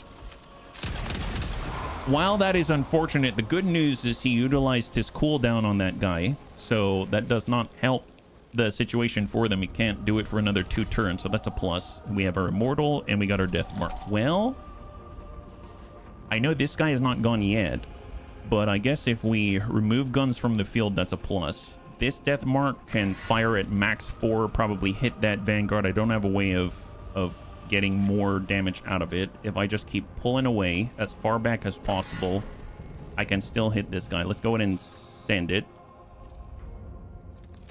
Nice. Big hit for 4. And the turn. Spending most of my time on World of Warcraft. Should be back to turn-based stuff soon. Hey, you do what you need to do when you want to. That's one of the great things. You can just enjoy things as they are. That's awesome. High five. I hope you're enjoying yourself. And then we've got the last set right here for Immortals. Let's just pull it back, send a shot, and guns off the field. Eat it.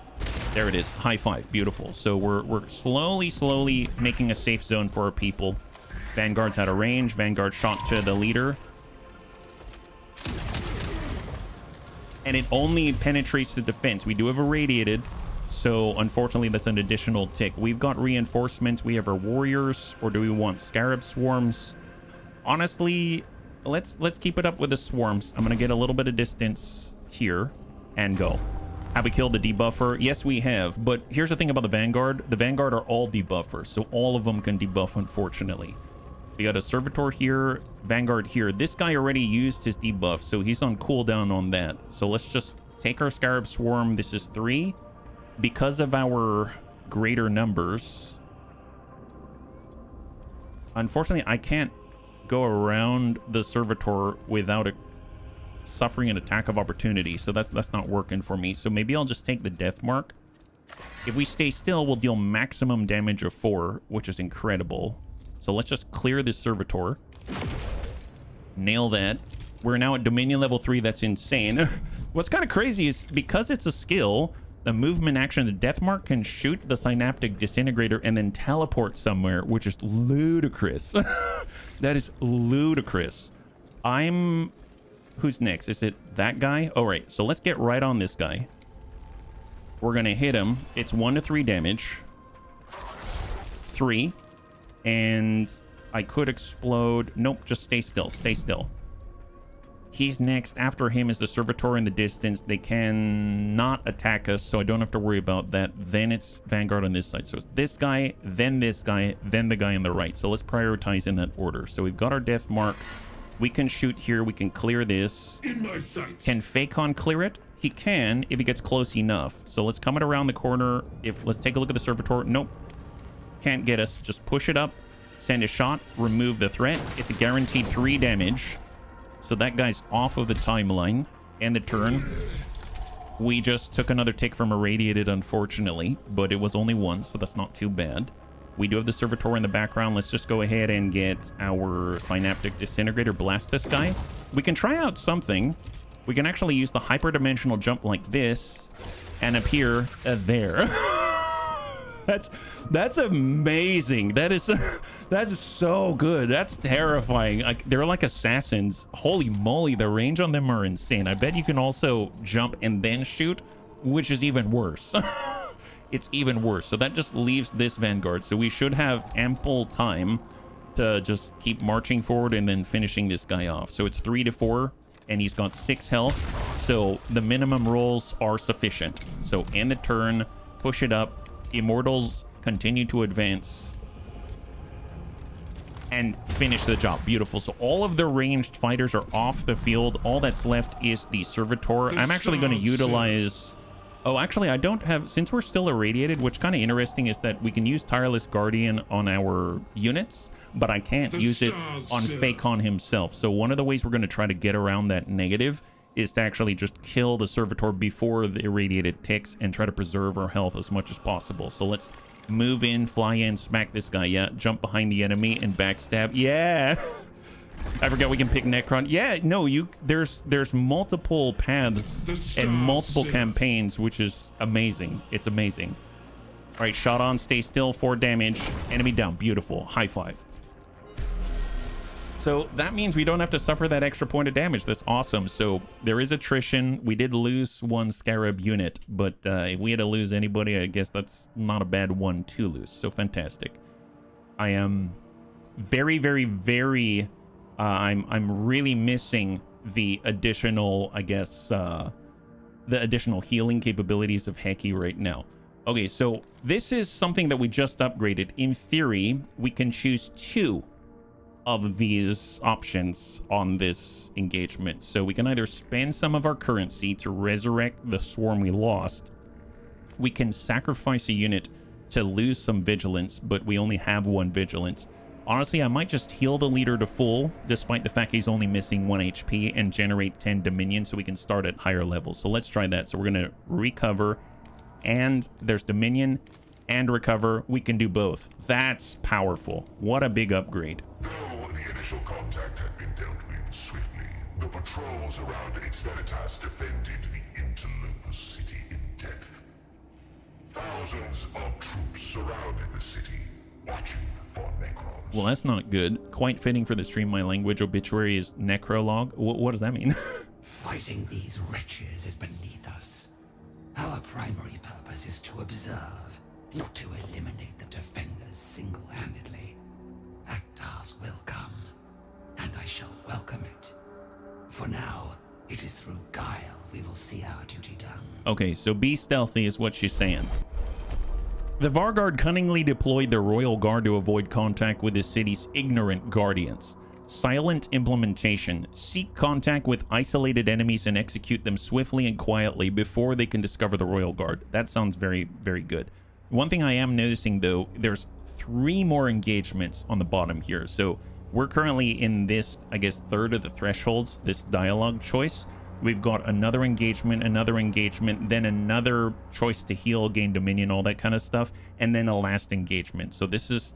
Heki would have been amazing here, but oh boy, this is rough. Information storm. Generate a massive interference to block enemy scanners and communications as the Royal Guard advances.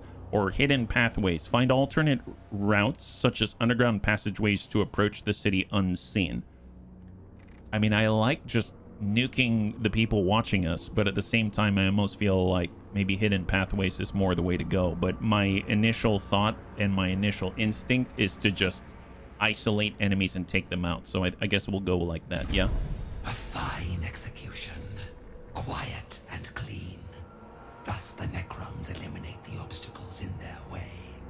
The Royal Guard stealthily slew the few defenders in their path, creating a blind spot in the defenses that illuminated the superiority of their deadly craft. Considering we have death marks with us, I would imagine that's very possible, yeah. In Greek, Necros is dead, and Logos is speech or talk. Don't know what language Sebastian speaks, though. Yeah, well, I mean, that makes sense, yeah. Seek contact with isolated enemies. Excellent. So 1 vigilance raise. We've got 2 more to play with, and we're starting at Dominion level 3, which is really nice. Really, really nice. All right, so we're moving into an engagement right the heck now.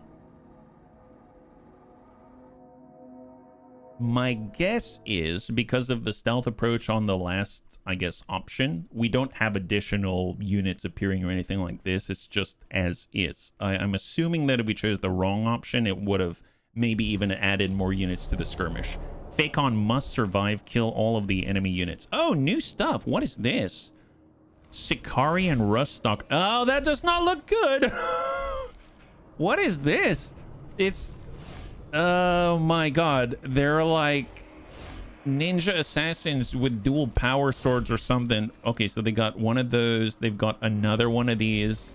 They've got 2 swords too. Oh, they've got a lot of these. They look very dodgy. There's 4 of them. Okay, that does not seem great. If we wanted to take care of them, sounds like it'd be a good idea to shoot them from very far away and maybe get warriors in the way instead of our immortals or something like that. Let me go ahead and get Fakon. I'm gonna pull them back. Let's keep our distance. Yeah. Those are nasty. Yeah, that does not look good. Doesn't look good is what it looks like. And we'll kind of keep a little bit of a spread. We'll have immortals here, and then we'll have Necron warriors maybe to screen. Maybe I'll keep a little more distance. Yeah, just do that. There it is. Okay, we can't really take cover, so just blast them from afar is the idea. Okay, so no idea who's going first. So who can we shoot? Synaptic Disintegrator can't hit from there. I can teleport almost anywhere. It seems like I gotta have a closer angle, otherwise this counts as a line of sight break. What's their movement range? It's not that bad, actually. So what I could do is try a Thunder's Verdict, but no, I'm not in range yet.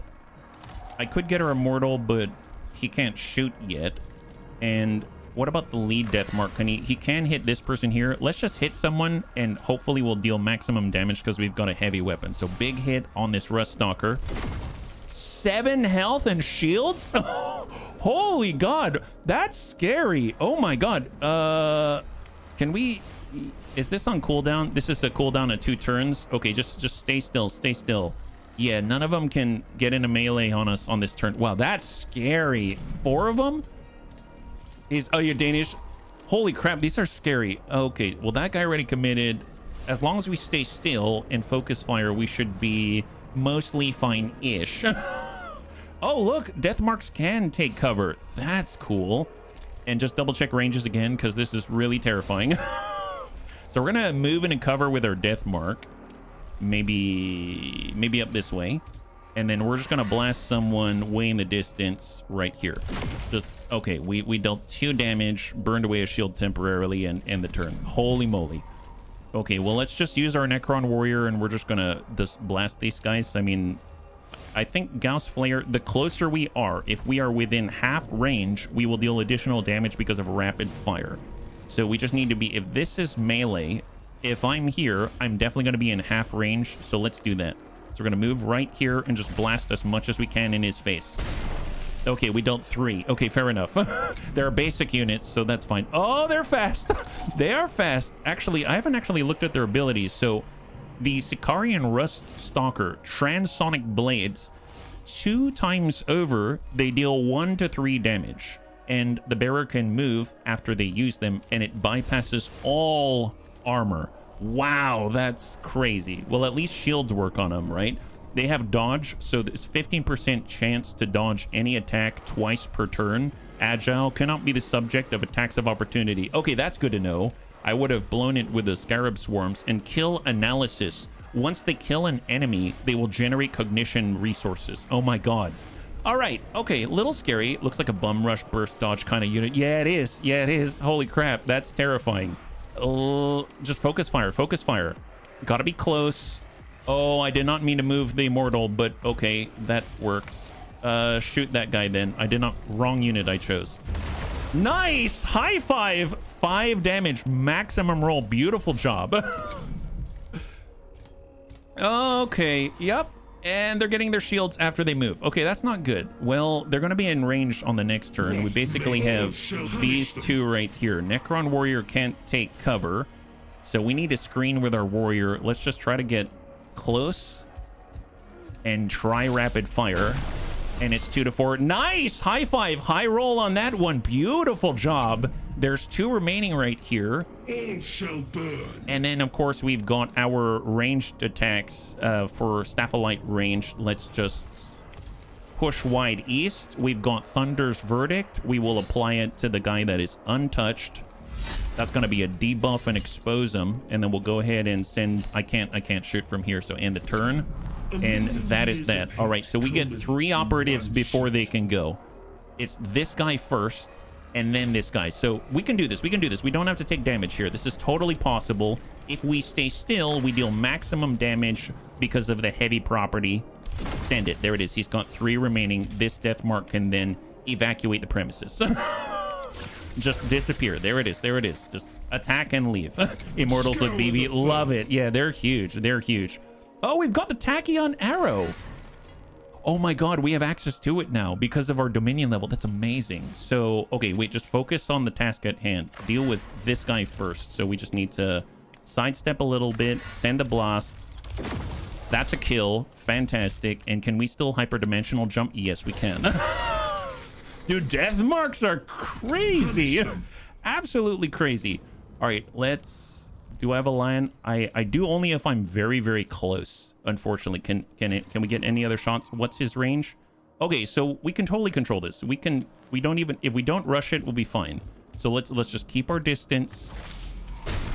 Wow, crazy. I'm so glad we did expose. Shall go unpunished. I don't even have to utilize the tachyon arrow, even though I want to for science. Let's just keep moving, plodding forward. Immortals. No need to push it. Just double check ranges. Yep, we're fine. Here, get right here and end the turn. He should go. He moves around the outside. That's going to allow us to go this way and shoot a big old tachyon arrow like this. Nice, high five. Our task is delayed by this unnecessary skirmish. At least I was able to observe what passes for human elites. A lower proportion of vulnerable flesh, replacing ever more body parts with crude machinery. Very Adeptus Mechanicus. It seems even they understand the nature of their weakness.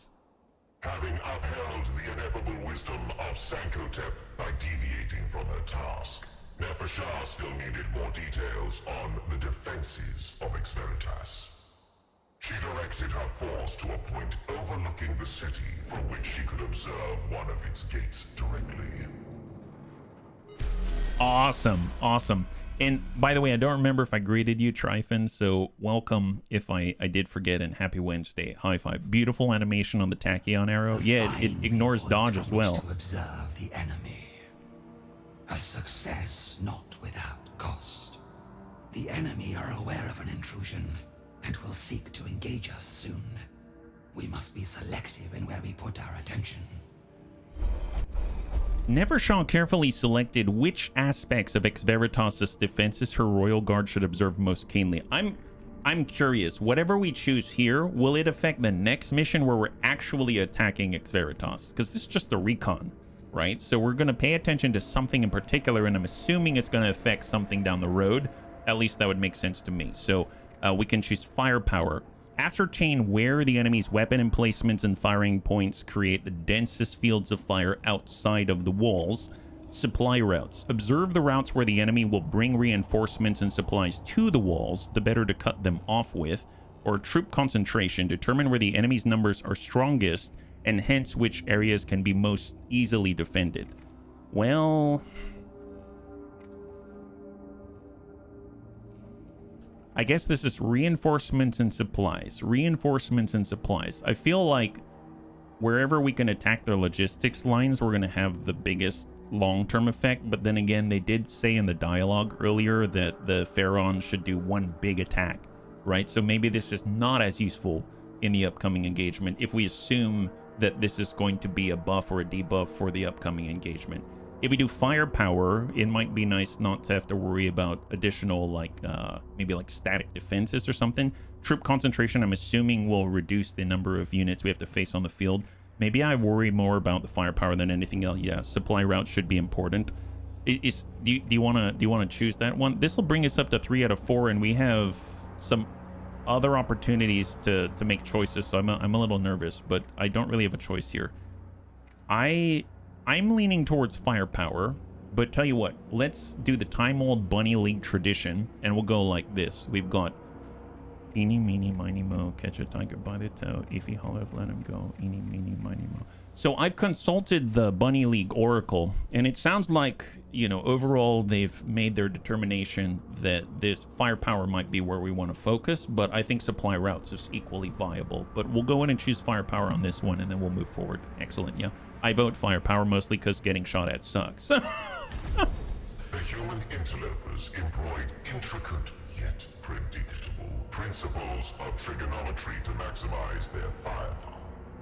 Nefershah took careful note of this and the ways it could be exploited by an attacker. Good old Mo never leads us astray. So we raised our vigilance, but we got 15. Oh, nice. We got 15 more. Meh. I think that's Dominion, but I should pay attention to the flag icon down here. So I don't remember what the 15 of this is, but we'll have to find. Yeah, game should be playable with any choice. Yeah, I would imagine so. You just got to work with a different strength and weakness, right? So we got 2 more engagements, this one and one after this, in theory. So after this, we'll get an opportunity to heal our leader or gain more Dominion or replace a unit by using living metal or sacrifice a unit in order to lower vigilance. So we'll have to keep that in mind. So kill all enemy units. Phacon must survive. We see 2 undercover rangers. We have 1 ranger alpha. So that's new. Last time we had a Skitarii Vanguard alpha. This is a Skitarii Ranger alpha. Looks like they've got some kind of rotary electro pistol of some kind. So I'm assuming it's not irradiated, but more damage focused. We've got 2 servitors out left and another entrenched ranger. So it seems like 3 entrenched rangers, a leader alpha, and 2 servitors to absorb the hits. Now, the good news is we have units capable of moving to the other side of cover and engaging from the rear, but we also have units that are capable of just destroying the cover, and then we focus fire the rangers, just annihilate them that way, instead of having to play into the enemy's strengths and hitting their servitors and giving them more cognition to do bad things to us. We can deny them the cognition points by closing the distance and stopping the rangers from engaging at range, because after all, they get cognition as a resource for their abilities by staying outside of 5 tiles and firing. So if we push and destroy the cover out here, I think we might have a better result. And then we can get an angle on the alpha and have the servitor slowly kite over to us. That's at least my thought. So I'm going to go ahead and have an immortal to, you know, be close up. Maybe like start to burn out cover. We will have death marks.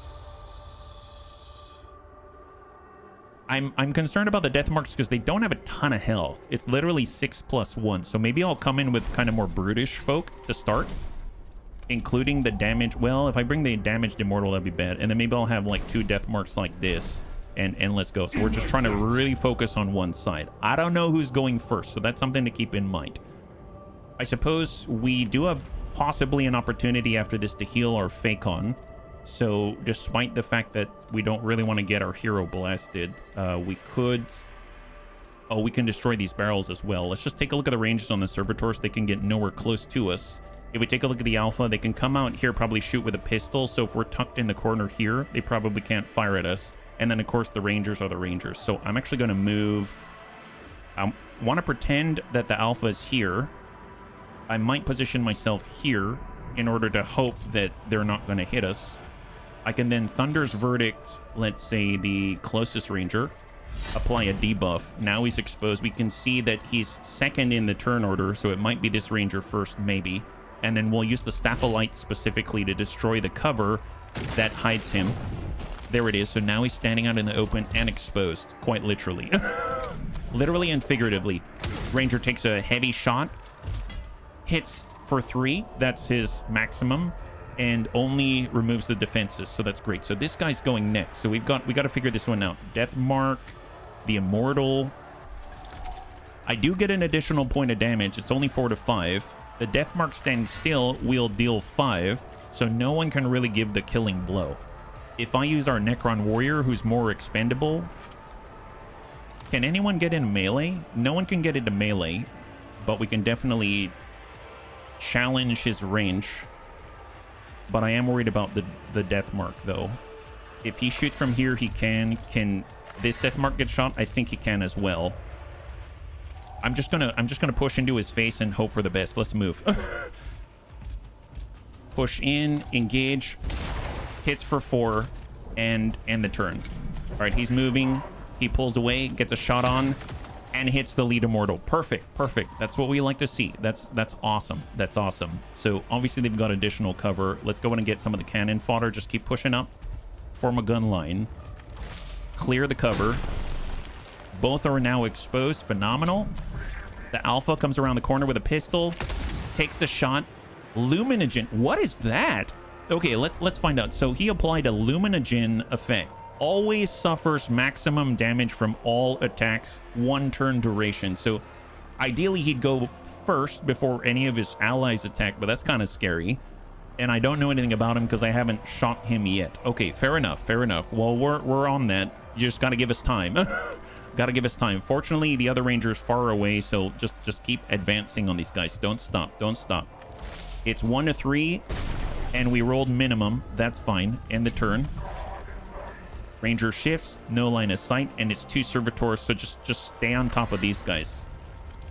Big hit for maximum, and then we're just going to kite away, hyperdimensional jump. Servitors up. Tries desperately to connect. And then I guess we can also move. We can seal the deal. Okay. I'm going to just seal the deal on... That's 1. That's 2. Shot on Alpha. I just want to see what's in there. So we dealt minimum, but Skitarii Ranger Alpha. So what's his deal? Can we see that? I guess we can also hold on to that. Well, I hold on to the teleport. Nope. Use the teleportation because I just don't want him to get hit because it is attrition across all the battles. And this will be end of turn into deployment. So what's the deal here? Skitarii Ranger Alpha. He's got a Phosphor Blast Pistol. So 4 tile range, 1 to 2 damage, but it inflicts Luminogen. That's that effect where all targets attacking, all allies attacking that target will deal maximum damage on their roll. It's got the Taser Goad, so in melee, they can do 1 to 3, but more importantly, remove all shields. And then they can analyze and expose an enemy very much like the Skitarii Vanguard, giving +1 damage against that target as well. So it can do +1 damage and do the Phosphor Blast Pistol and basically outpace the maximum damage by 1, which is kind of nuts. Yeah. Okay, we can do this. We can do this. So that's next up. We just need to stick with it. Necron Warrior is 1 to 3. I need something dealing 2, so it's up to our Immortal, I believe. So let's just cross out. Keep staying away from all of the servitors, and this is not the guy with a Luminogen on it, so no need to use Tireless Guardian and the turn. We do have this gentleman next, so we're going to use our Necron Warrior. I'm actually going to use Tireless Guardian sooner in the turn order because it's a 5-turn cooldown, but that's every one of the units taking a turn is allowing us to tick that cooldown down, so to speak. So I want to be at maximum range here. I don't need to be close in this case because I only need 1 tick. We'll do Tireless Guardian to clear Luminogen. And then we'll go in and send a shot and shot to finish. And there it is. High 5. So we got 1 attack. 1 attack on the Skitarii Ranger Alpha. We need 4 damage. That means our death mark needs to stay still. I need a death mark that's got a shot on it, but I don't have it, unfortunately. The Necron Warrior is 1 to 3. We don't have any sort of nasty effects on this guy, so I think he's going to survive this one. I could move the death mark up. They're just not going to get a guaranteed 4. That's probably better than nothing. So let's move him a little bit and try to land a shot with a Synaptic Disintegrator and hope we roll maximum. We roll minimum. That's fine. We roll minimum. He moves in, hits with a goad, defense down, sends the blast, Luminogen, and deals damage. So nasty stuff.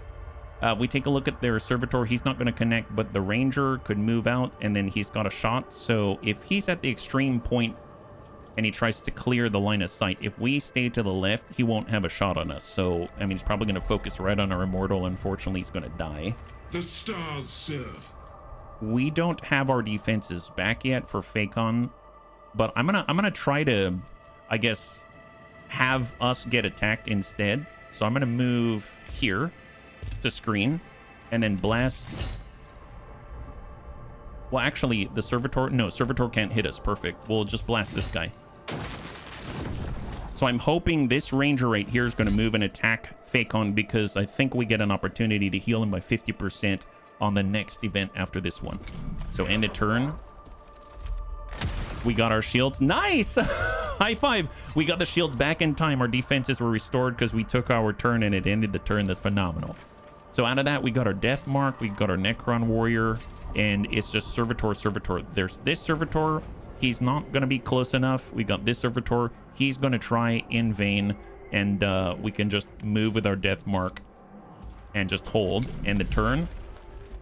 That servitor goes. We've got another movement. If I look, this guy, just double check. He cannot connect with us, so let's just push as far forward as we can with the Necron Warrior and just do a 1 to 3 tick. And we rolled a 2. Phenomenal. And the turn and incoming. If we hit the barrels when they're close, so they explode. I assume so. So if you actually take a look at the barrels, you can see they've got a radius right here, and it says 1 to 3. So I assume it's going to deal that kind of damage to the servitor, which is pretty awesome. So we'll definitely have to take advantage of that on the servitor if we could. So it's going to be Ranger first, and there's 4 of us. Our death marks now have the cooldown. If we take a look at the servitor's range, it is definitely there. But I'm going to assume we're going to clear those servitors out of there before things get crazy. So I guess let's zip forward into dangerous range, send a shot, and enemy down. High five. That's cool. So we jumped. We didn't walk anywhere. So in a weird sort of way, it counts like we didn't move. But obviously we moved across the battlefield, but we didn't walk. So I think it still triggered heavy because as soon as we landed in place, it dealt maximum damage of 4. And typically that's only available if we have not moved this turn. So that's pretty epic. That's pretty epic. Teleportation doesn't count as moving in the keyword, it seems. So end the turn. We do need to deal with this servitor, but this is last in order, so we'll come back to that one. Let's focus. I will just get our Necron warrior, and we'll just send it from here to hit the blast. We get a nice tick, but I guess it just caused burning. It didn't actually deal damage. That's very interesting. So okay, that guy's there. All shall burn. That guy is burning. Let's focus on this servitor before we're going to do anything too dastardly. So we're going to go ahead and do Thunder's Verdict. He's now exposed, takes additional damage from all sources. We'll push on in, smack this guy with their Staff of Light. That's 4 damage. That's a clear. High five. Dominion level 4. And now we are just moving to screen. Necron warriors form the gun line. Oh my god! Easy. All too easy. My goodness, that was awesome. So we should have, I think, was it 2 more engagements? Or is it... No, 1 more engagement. So this is our opportunity to heal our leader, but our leader's at full right now because of his defenses. So no recovery here. We can reanimate with living metal, but I don't want to spend our living metal, and I don't want to sacrifice a unit to decrease our vigilance. Well, I don't know. Actually, I could sacrifice a unit to decrease vigilance. I don't know if there's another option that is going to raise our vigilance, so that might be a smart thing to do. Because one option that requires, if we go to another available choice and it requires that you raise vigilance, we're going to bump to the next level. So maybe I will sacrifice a unit, and I will specifically sacrifice, I can't tell what unit this is. I guess from the picture, I think it's a standard warrior. I just wish I could choose which warrior that it was. Sacrifice a unit to decrease vigilance. I guess I will do it, and then I'll get more dominion and confirm. It was, oh, we sacrificed an immortal?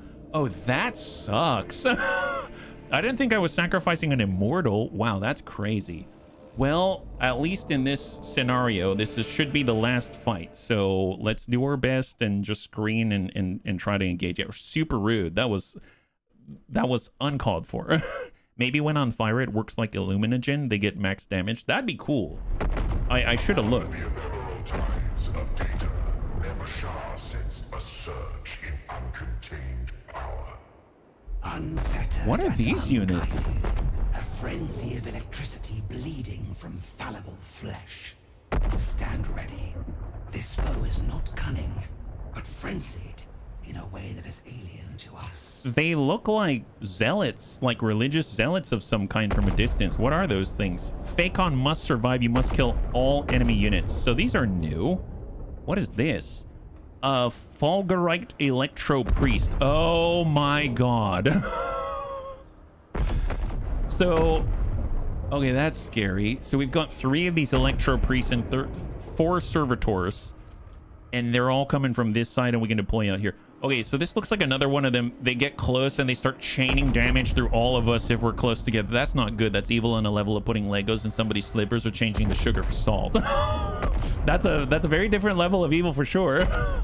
Okay, well, Servitor, that's, oh man. Okay, well, Phacon, there is cover here, so we can technically deploy our death marks behind the cover, but it's not going to stop melee from just blasting us to pieces. And if that's anything like a Tesla carbine, that's going to suck. I guess I'll get the Phacon out this way. We'll have our Necron warriors to screen. Our immortal is not that tough anymore, but I mean, it's all we got. So I guess I'll get the immortal out this way. Maybe I'll swap their positions. I'll have him out here, or maybe back here. God, this is weird. Okay, let's go. Deploy. Where are we at? Okay, so no idea who's first. We have our death marks. They strike for 4 when standing still, but the problem is we cannot tell. Oh, this is different. Corpuscari Electro Priest. So these are Fulgurite Electro Priest. This is a Corpuscari Electro Priest. It looks like he's almost got... You know how they've got those... I don't know what they're called. It's like a... You know, you spin a thing, it's got electromagnetism, and it generates, well, electricity. It's like this magnet on the back. He's got a generator on his back in order to charge his fists. It looks like he's got arcing Tesla fists that is going to pummel us with, and that just makes me really... Thank you, Night Dancer. Yes, a dynamo. He's got this nasty dynamism about him, let me tell you. Well, if we had to shoot, we can shoot the Servitor. Maybe we stay in place. I'll go ahead and Thunder's Verdict on the Servitor. That's going to expose him. He's going to take additional damage. Go in and blast that guy for a full 4. And then we will just hang tight in place and see what they got coming. So Fulgurite comes on in. Electro Priest, he doesn't have any range. Okay, so no range. That's kind of a plus. Kind of a plus. That's sort of good, right? That's sort of good. Excellent. Well, our death marks can start hitting from range, so let's do it. Let's hit the Corpuscari Electro Priest. Send it. Big ol' hit. So what's his deal? Can we take a look? Corpuscari. He's scary. He looks like Geordie LaForge if he didn't have a cool visor. Oh my god. He normally has 6 health, 1 defense, and they can move for 6. Electrostatic melee gauntlets. The melee gauntlet strikes twice for 2. The electrostatic gauntlet, it can shoot at range and has bounce 3. Holy crap, we're all grouped up right now. We don't take care of that guy. That's like a Tesla Carbine Plus, so it can actually arc through the whole team. That's nasty. Fanatical Devotion. The first time that this priest... Hey, Archelon, thank you so much for the hydrate. High five, yeah? The first time this unit suffers fatal damage, its HP is instead set to 1. At the end of its next turn, it then suffers fatal exterminate damage, ignores the target's post-death traits, almost like a reanimation protocol, but without the ability to come back. It just stops it from dying, yeah? You could say he's kind of dynamic. Machine right. At the end of this unit's turn, he will automatically generate cognition. Oh, jeez. That's not good at all. All right, stay in place. Hope he doesn't go yet. It's a Servitor instead. We got to eliminate that guy as soon as possible. So 2 death marks on that guy. Don't let him move. Do not let him move. We cannot engage from this position. I could teleport. This guy already went. That guy did not go yet. He can close the gap with our Necron warrior. I guess I could, well, I could finish the jump. I just don't know when he's going yet. 2 people are going to go after this. That guy's got to go. Otherwise, he's going to arc through us. The death mark can teleport. So let's teleport somewhere, and we should still deal 4. Let's come out to the right side. Synaptic Disintegrator, send it. Oh, I forgot about that. He's got the HP to 1, so he still gets to go, yeah? Electro Priest and Servitor. Okay. There's still a chance we can clear him. So we know that this Servitor is going next, so that's a plus. Can we get in range? We cannot get in range. Yes, we can, but we can't shoot because of this Electro Priest. We can if we're here. Okay, so let's just think. Let's pull it back with our Necron warrior. Get a single ping shot to stop the Servitor. Clear him. End the turn. And then we have our Necron warrior. We can see that this guy's going to go after another guy. I think the other Servitors are the ones, because this guy already went, that guy already went, that guy already went. This guy did not go yet, so he's the priority. So with our Necron warrior, let's just push up a little bit and send a shot to finish. Nice! High five! So he doesn't generate cognition either. Thank goodness for Chef Boyardee. All right, Servitor to push. And it's just our immortal now. We need to eliminate the threats closest to us. So let's just come up and blast this gentleman. Get started on that. Wow. Holy moly. So I haven't actually damaged these guys yet. So the Fulgurite Electro Priests. Electro Leech Stave. If they hit you for 3 to 4 damage, it will inflict defense down and drain all your shields. Fanatical Devotion, so they're also going to be set to 1 instead of dying. Machine right, at the end of the unit's turn, they automatically generate cognition and no escape. The Electro Priest can make an unlimited attacks of opportunity per round. Wow, these guys suck. These guys seriously suck. Holy moly, this is not good. Melee bad. Melee super bad. Okay, well, let's see who's next. This guy. So I only get, here's the thing, I only get one attack against this guy, and the problem is he's going to be set to 1 no matter what. So someone's going to take a blast from him, right? Someone's going to take a blast. I guess. I mean, yeah, good question. Can we? His range of movement is significant, so I'm gonna get our death mark. Let's double check. Servitor's here, servitor there, this priest is there. What's the next priest? Next priest is over here. We'll have 2 turns until this priest, so we got 2 turns to eliminate this guy, but it has to be 3 on.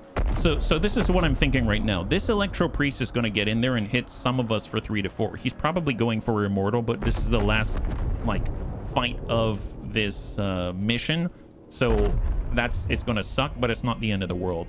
The death mark here is behind cover. We need to start attacking this electro priest, because the thing is, we've got 3 people. It's going to take 3 of us in order to clear this electro priest. One of us isn't going to clear him right out, and one of the shots is going to be denied to be fatal. So it's going to take 2 of us at high damage to bring him down to 1, and a third to seal the deal before he gets to go. We will have an electro priest in our midst. If I were him, I would move right here. He's going to contest 3 ranged units, and he gets endless attacks of opportunity. And, you know, so we better get a shot off with a death mark first on this guy and just let this guy go. Don't worry about him at the moment, and we'll see what we got. So send it. Big hit for 4 maximum damage. And then we can actually hyperdimensional jump and pull back in order to limit the amount of people he can attack. This guy's going to deal 3 to 4. He's probably going to kill this immortal and be in melee range of this warrior. End turn. Here he comes. He does exactly that. And he gets a kill, but reanimation protocol is still available. I forgot that that's a thing for the Necron. Having a teleporting guy at another spot may motivate them not to swarm a single spot. Yeah, feels like it might. Feels like it might. Blast this guy again. Fanatical devotion keeps him alive, and we will end the turn. Servitor's push. We just need 1 more tick. If I look, this servitor, that's fine. So if I use the ranged blast, here, send it right here. That's a good clear. Beautiful. So that's that priest off the field and the turn. Incoming servitors. Servitors we can handle. Servitors we can handle. It's basically our 2 warriors right now. So if we're closer, we get more damage. This guy's got 3. It's going to be 1 to 3, but it's +1 if we're within half range. Oh, I don't remember this being the case. You remember yesterday I was saying it would be really, really cool if our weapons showed 2 circles, very much like the Skitarii Rangers, where you want to be outside of 5 tile. And that for the Necron warrior, if they had that same sort of targeting reticle, so you know you're within a certain inner circle, so that you'll get an extra point of damage. And I don't know why I didn't notice this, or if this has changed since then, but it seems like it is exactly in that way. So for the Necron warrior, we want to be inside of this inner circle, and now our damage range goes from 1 to 3 to 2 to 4. So let's go ahead and roll the dice. And we did not clear that, unfortunately. And then our Necron warrior, who is in melee. Who's next? It's this guy, then this guy, and then its turn. Okay, fair enough. If I stay still, I won't trigger the attack of opportunity. But if I can't attack otherwise. I'm just going to end the turn and stay still here. Just let him go. Let him go. All right, servitors have pushed, and that is the new turn. So the electro priest is going to go immediately. He's going to strike for 3 to 4. I think it's important to get our guy back up before anything happens. So can we shoot him from here? We can shoot him from range. So I'm going to go ahead and, well, Thunder's Verdict. Yeah, we'll do Thunder's Verdict. Why not? That actually puts him on Fanatical Devotion. I forgot. Oh my God. This is awesome. So Thunder's Verdict, take a look at this. Dominion level 3. Also inflicts damage. I forgot about that. We're on Dominion level 4. Because of that, that actually dealt enough damage to trigger his near-death state and allows us to actually finish the job. And that stops us from losing our unit. That is amazing. That is amazing. That really saved our butts there. That's awesome. So now we can focus on the rest at hand. So this guy's not a threat this turn. This guy is potentially a threat this turn. So who's up next? This guy, so don't worry about that. This guy, then that guy. So I guess we'll focus on this gentleman closest to us next and just let that guy go. So we get 2 shots on this. We have the Necron warrior. We've got the 2 to 4 range. And we roll 5. That's crazy. That is crazy. Servitor pushes. And we actually have 3 chances to take this guy out. If we teleport back, what's his range? It's here. So I'm going to teleport back, let's say here. And that allows us to attack for maximum. That's a big hit for 4. We'll go ahead and end the turn. So if we take a look at this guy's range, he's no longer a threat to any of us, meaning the only threat remaining on this turn is this guy. And this guy, we've got 3 attacks to take care of him, and he's only got 5 health. So we're in the perfect position to manage this. So let's just move to make sure that we're within that, let's say, half range. Deal the 2 to 4 damage. We roll high, we hit the 4, and we might be able to get out with any additional damage now. High 5. And end the turn. Incoming Servitor, no going for him. And then we've got a reanimation coming online very, very soon. So we got 2 shots on this guy before things get crazy. So let's go in and blast him. Nasty hit for maximum. We're dealing more damage with the new Dominion levels. This is insane. Seal the deal here. Enemy down, beautiful. And that is all she wrote. The fallen fanatics. The enemy had a crude intellect in harnessing the very irrational nature of this species and amplifying it into this madness.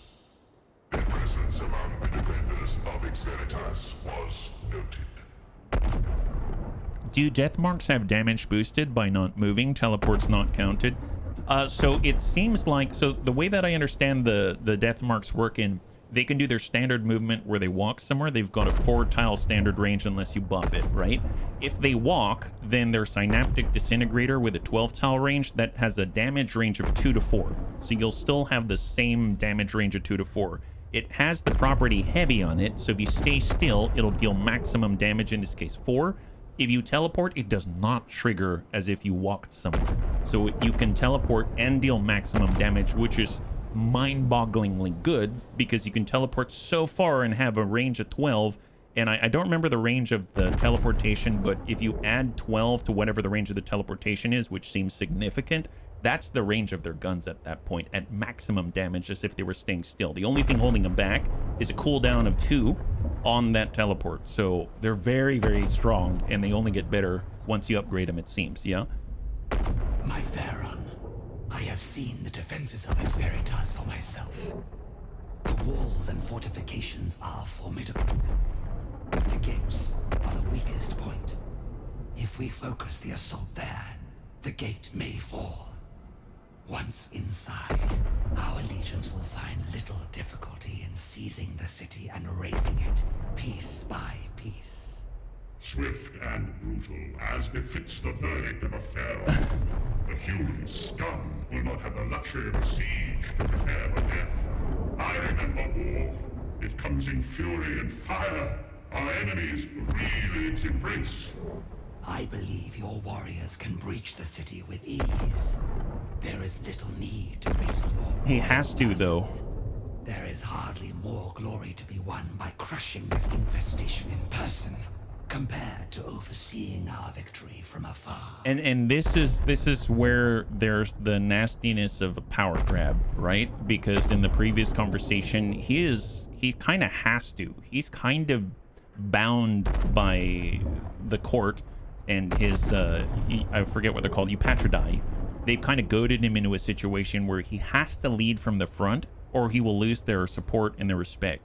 And if he obviously he's not in prime condition, and so he's kind of between a rock and a hard place. He's got to do it, but there's high risk to his life. And then at the same time, if he doesn't do it, then he's probably going to lose his position anyway. So I guess this is Warhammer 40k. He's probably going to go out with a blaze of glory, right? I am sovereign of this world, and I will conduct its salvation as I see fit. Remember your place, Fargard. she does. She just tried. She tried to protect you. All right, not too shabby. All right, so apparently this is a big fight coming, it sounds like. So units in reanimation. Oh, interesting. So we lost a unit. So we actually have a cooldown on some of the retinue out here. That's rather interesting. I didn't catch on to that. So apparently we've been saving a lot of our units, so we haven't run into that yet. So good to know. We'll put those fake toasters back in the scrapyard where they belong. We're the only toasters here. Only we get to make the Pop-Tarts. Man, I miss Pop-Tarts. I haven't had Pop-Tarts in a long time yet. I've been working and mostly not paying attention to get politicked into a corner. Kind of. It seems like his generals and his advisors... Oh, God. I considered with interest your evaluation of the human city's defenses. So this is his Nemesor, his general. His other Eupatridae, the Destroyer, and Jebka, is that guy. His advisors and generals basically said, you know, your mind is wavering. We need someone who can deal a swift and decisive blow immediately without delay. Any delay is unacceptable. We will only respect someone who strikes now and strikes hard. And he kind of said, no matter what, sure, I will lead from the front, but regardless, I think it is prudent to find out more about the enemy defenses before we just rush in and lose all of our Necron lives. And so it seems like they backed down from that, allowed the recon to occur, and once the recon was completed in the mission that we just did, now he has an opportunity to back out by the Varguard Nefershah, where she basically said, my lord, I respect you. You don't have to lead from the front where you may be at risk. You can guide us from, you know, safety. And he's essentially between a rock and a hard place. And if he doesn't lead from the front where he may die, then, you know, he's gonna have problems with his Eupatridae, his closest advisors, it seems. Yeah. Twitch is dying on my end. Oh, things are good. Okay, great. Did you do your boss check? Oh, thank you, Archelon. I appreciate it. Thank you very much. This is literally Brutus and the conspirators goading Caesar into going the Senate. Oh boy. Yep. Though formidable by the standards of a lesser species, the design is of course flawed. Your legions will find ample points at which to breach and storm the city. You're very welcome, Christy. And a magnificent day it shall be. You did well to bring insights of such value before the court. I understand you were hindered in your task. What does that mean? The Pharaon set me to enact his command. No challenge could outweigh the honor of that appointment. Wait, what does that mean? Indeed. Yet the Pharaon's commands were contradictory, were they not? At a moment's whim, you and your royal guard could have been lost along with our advantage of surprise. It is tragic to see how Sankhotep's mind has suffered in the great sleep. Oh, I don't like what this guy is doing. He's maneuvering and making a paper trail of degeneracy. Guess what he's doing? He's basically saying, oh, the Pharaon got in the way, didn't he? By the way, you did a great job. Amazing. Many praises to you. You're so amazing. But also, isn't it true that our beloved leader did horrible things and got in your way? You could have been so much safer if he just weren't there. Rude. This guy needs to die again, many times over. Horrible guy. Horrible guy. Don't like him in the slightest. You don't belong. You have no place in the Bunny League, my guy. A great misfortune. But he is the rightful ruler of Kivroth, and as the council of the Eupatridae and of myself, his recollection will return, and with it, his dynasty shall reclaim this world. Man, that standing firm in the face of resistance, that deserves respect. Holy dishonor on you and your kin. Yeah, welcome to Necron politics. I had no idea they had this kind of politics. This is way more interesting than I expected. I honestly didn't know much about the Necron before this, and I just assumed it was going to be, we are Necron, we are alive, going to kill everything. I mean, that's basically it, but no, this is way more nuanced. He's literally Cassius. Some would say your words are optimistic. There are those at court, and I relay these sentiments only reluctantly. Oh, sure you do. Who dare to suggest the Pharaon is unfit to rule. So you're so reluctant to relay that the Pharaon is unfit to rule that you've mentioned it at least 3 times by now. Is that what I'm getting, Nemesaur? Netherland done up Pop-Tarts. I love my husband enough to bring him a red 40 and preservatives. Oh, bring him red vines. I love red vines. Oh my God. 5-pound tub. Didn't even realize it was 5 pounds. And next thing you know, I've got the 5 pounds. So they would be ill-advised to do so, lest I hear them. ooh. Sankhotep is my Pharaon, and my duty is to him alone. It matters not whether I can grasp the full wisdom of his pronouncements. This duty binds a Vargard, as it must bind all the Pharaon's subjects. Basically, shut up and remember your place, Nemesaur. Of course, Vargard. You are to be commended for your devotion. I see now that so long as you are at Sankhotep's side, his reign shall surely last an eternity. Oh, there's so much packed in there. I'm surprised. Their voice acting's really good, actually. I thought they'd just be machines, but oh my God, there's so much packed in there.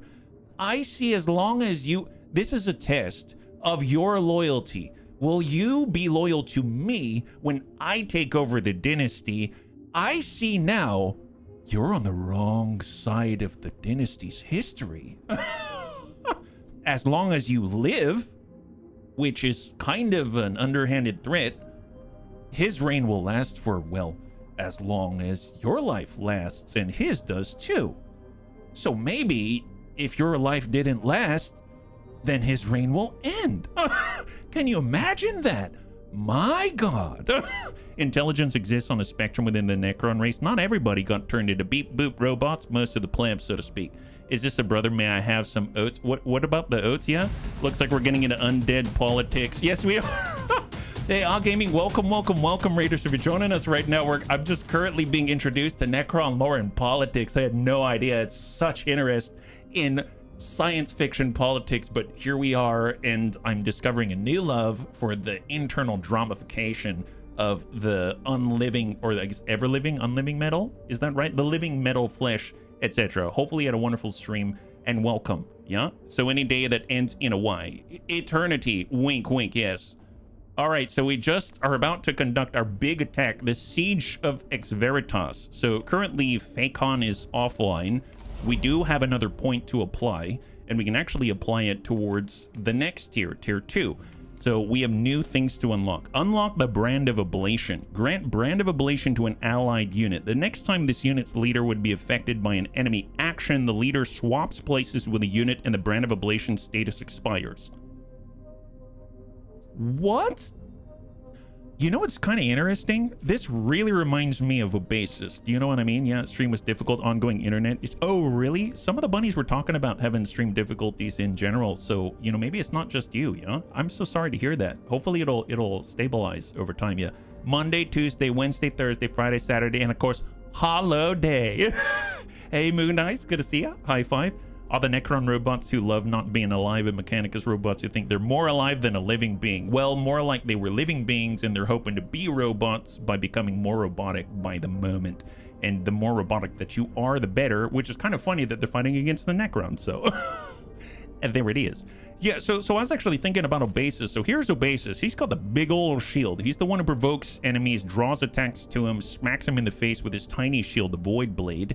And he's got the Lich Guard, so he's the only one I'm aware of right now who have the Lich Guard. As long as they stand around him, they provide him with additional defense or shields, right? So if you take a look at Awakening, you can get the Brand of Ablation. You can place it on a Lich Guard, and then if he was to be struck, let's say he provokes somebody, you put Brand of Ablation on a Lich Guard, he can swap positions with them when he's about to get hit, so he could redirect the damage. That's pretty cool. That's awesome. The Vengeful Stars. Unlock the Vengeful Stars. Suffer +1 maximum damage from attacks made by Necron units, and when killed, generate 2 Dominion. Interesting. That's actually something that we had. I don't remember which one. Was it on Heki? I think if we take a look at Heki might have it. There it is. Curse. Inflict Vengeful Star. So it's the same thing. So the only way we had access to this before was by getting a set bonus. We had a matching symbol from both the command protocol and the relic. that gave us access to the curse. But here, you can get it outright. You can get Vengeful Stars straight up, and then still, you know, get a different relic or something that you prefer instead. So really, really nice upgrade. There's Leader HP by 1, Perfect Destruction, which is a bounce effect as well, kind of like the Tesla Carbine, and Resident Focus, which is taunting. And then we've got Accelerated for additional movement if we want to add it to someone like... This could be very powerful on, let's say, our melee lord, right? Because +2 movement would be incredible just as a flat passive. I think I'm going to go with... I think I'll get the... I'm torn. Vengeful Star sounds really, really strong.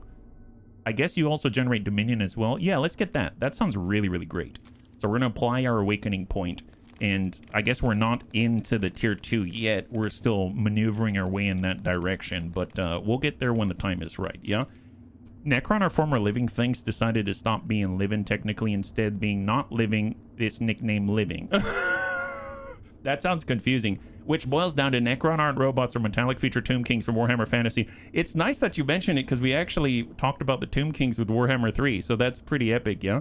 It's been happening for months, though if more is broken now, that will not be helping. Oh, I'm so sorry, Gaming. Well, like I said, hopefully it'll shore up at some point, yeah?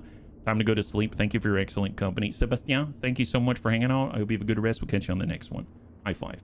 And happy Wednesday to the bunnies that have joined. All right, so we got to get ready for the Ex Veritas fight. So let's take a look at who can be chosen. Ominek is the leader. You can select the lord you wish to lead the mission from those that are available. So if I go Ominek, I can actually select of any of these 4. So I need to choose. Okay, fight by Sankhotep's side as he assaults the city of Ex Veritas.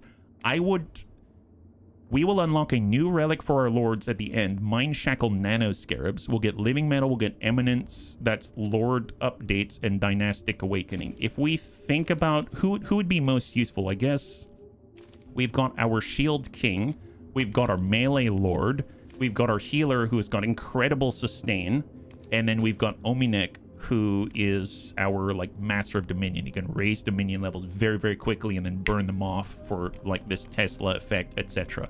I feel like Heki with the Canoptek spiders is just incredible. I think the healing would be great to keep in Sankhotep alive as well. So maybe if we use him, we might be in a good spot. Yeah. Ominek, something a polite person says when they're bitten by a vampire. A Gesundheit. A Gesundheit, indeed. All right, so we've got Vengeful Stars outright. So instead, we can choose something else. The cool thing about Vengeful Stars, it has 2 symbols. So if you look at this command protocol that we've had to utilize, it has 1 specific symbol, right? With Vengeful Stars, we can get that effect immediately. Oh, whoa, we've got double symbol matching. What is this? Spectral Relocation requires Dominion level 5. Summon a transspatial portal on the target cell and on 2 cells around it, so an AoE portal. This turn, you can deploy and redeploy units during your reinforcement phase as if it was just your first turn. Redeploy? It's a group teleport. Holy crap. Okay, so I was not aware. I didn't know you could have double symbol matching. That's insane. I just thought, oh, look, there's versatility in the fact that you can have this symbol or that symbol. It'll still satisfy the prerequisite. Apparently, if you match all the symbols, you get super group teleportation at Dominion level 5. That's ludicrous. Technically, Necrodermis isn't living. It's self-repairing. You vote Heki. Yeah, I'm thinking Heki's the way. If you go to Osteoclave Fulcrum, I mean, obviously I can come in. If I come in with something like maybe just like partial matching, right? So we've got this symbol. If I did this as an example, what happens?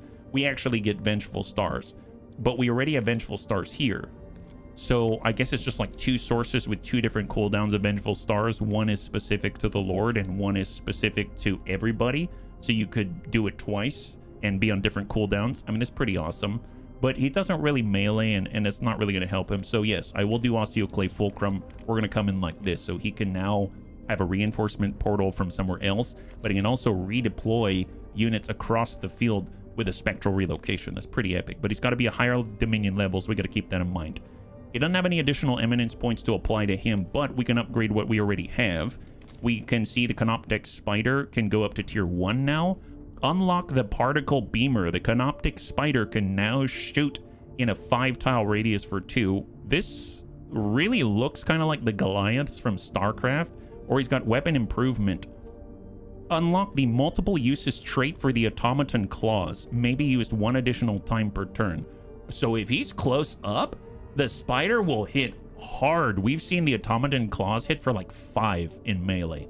So this will allow him to strike multiple times with it. He can blitz someone for like 10 points if he's able to fit big fatty spider into wherever it is in melee. But you know, having range is helpful, and it's always nice to seal the deal for 2.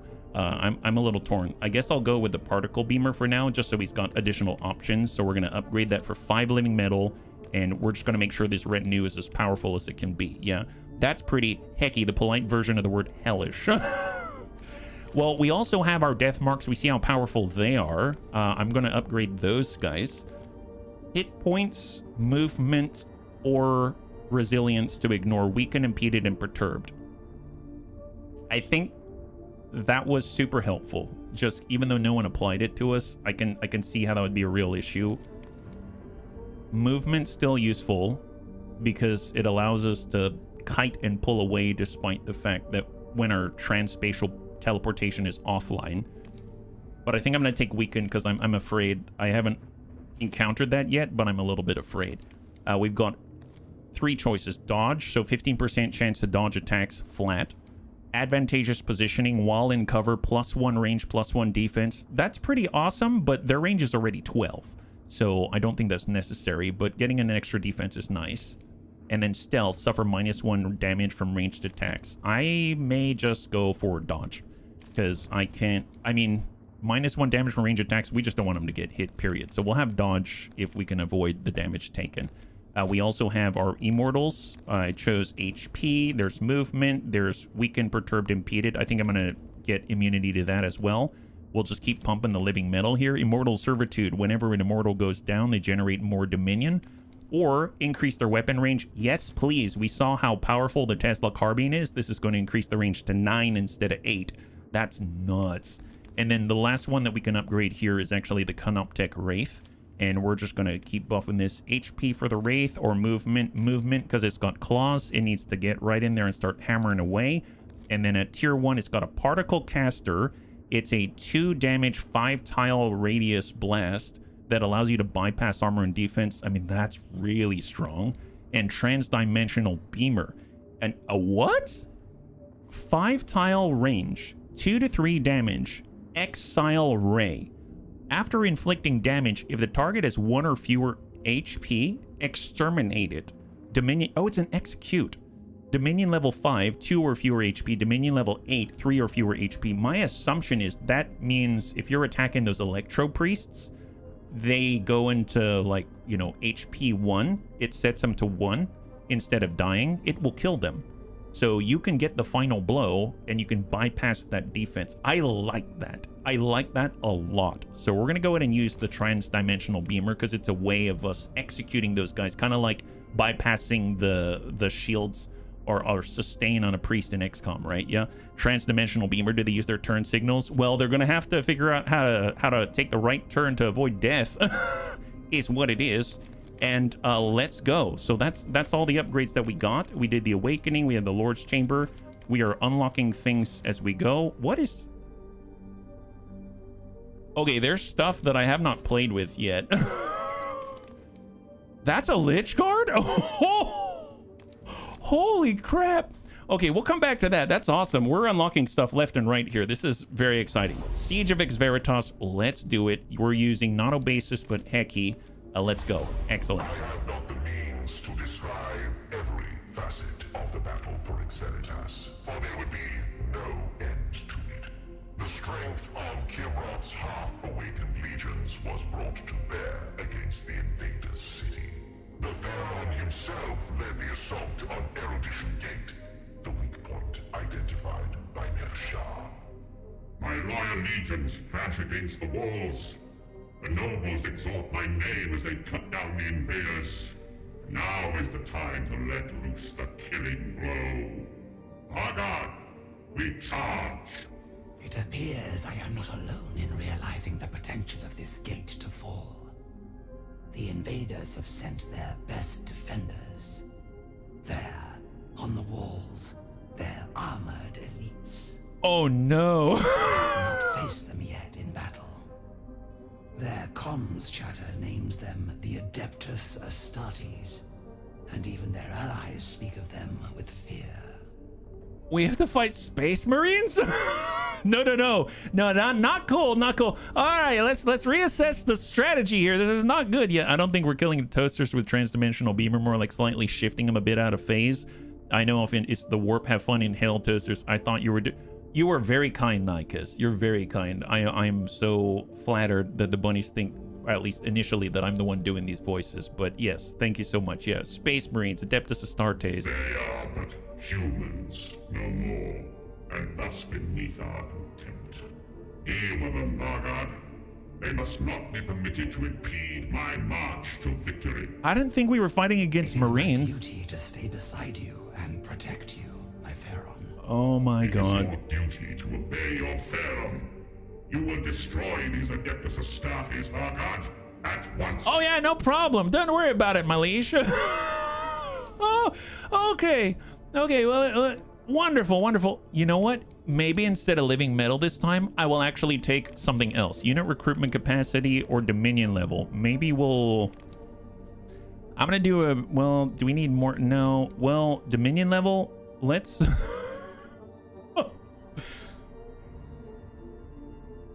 Actually, no, I'm greedy. I'm gonna take the rewards.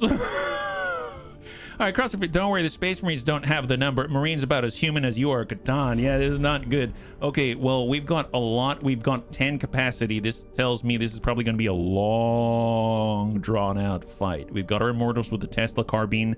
Now with the extra range, we've got the Death Marks, got Canoptech Wraiths, Canoptech Spiders, 2 Swarm, and let's do this. Oh, my God.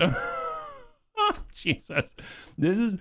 I'm curious what chapter, though. Like, who are they bringing in? Who am I fighting against? Assault the city of Ex Veritas. Oh, it's one fight? So we go straight to the gates and we blast our way through. Oh my God, this is a big fight. That's perhaps an overstatement as much as you're a Necron tier. Well, yeah. Oh boy. So apparently one fight to rule them all. It's this one. Where are the Space Marines and what kind of weaponry did they bring? Please no... I don't know, heavy plasma guns or heavy bolters, etc. Just maybe something light.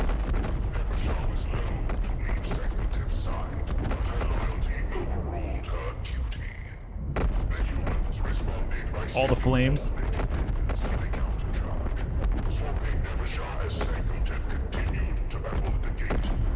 Enough! We must eradicate the remaining human vermin and these so-called Adeptus Astartes, and quickly, so that I may return to my Pharaon's side. So where are the Astartes? So this is a Skitarii Vanguard Alpha, Skitarii Vanguard, Skitarii Ranger, the Rust Stalker with the dual blades. They've got a Skitarii Ranger Alpha, so they've got the Ranger Alpha and the Vanguard Alpha. Another Ranger, we've got another Rust Stalker, we've got another Vanguard. Where are... Heki must survive, Nefershah must survive, hold out for 5 turns, no other requirement, just live. That's always a good start when they say just survive, please don't die. Thank you very much. Okay, so this is Heki. They're going to be healing. We've got Nefershah, who we found out can do melee and charge, so we'll kind of have them maybe... Oh, I can't choose where they... I can't reassign their positioning. Let's get our Spider out here. If they stay on the outside, they might get hit by the Rust Stalker, but I mean, they're definitely going to block this lane and force them to pass through the fire if they want to attack us, so hopefully that's going to be a benefit. At least they don't have any Electro Priests yet. We've got Canoptech Wraiths. They can phase through obstacles as long as we got Dominion level 2, but we got to work our way up to that one. We've got Immortals. Let's get the Immortals to already start blasting. And that's all that I can place at the moment. Oh my God. And the Marines will appear once you kill the initial enemies. Thank God. If they're on the wall, Sons of Dorn. All right, Lich Guards move in. Is that Obasis? I see 3 Lich Guard. They've got big old tower shields. All right, they're drawing fire from the Alphas. Luminogen from the pistol, so that's max damage for all damage range against that target. We've got an allied death mark. Shot on, clears a Vanguard. Beautiful job, beautiful job. Sicarian Rust Stalker gets into the back line, hits the Necron Warrior, drops it into reanimation. Lich Guard strikes back. The guy's got, oh wow, yes, that's right, I forget, bypass the defenses right there, so it doesn't touch the shield, but it's got 2+1. And who are we looking at next? Reanimation and then unknown. So we know that this guy's gone already. We know that this Ranger Alpha has gone already because he put Luminogen.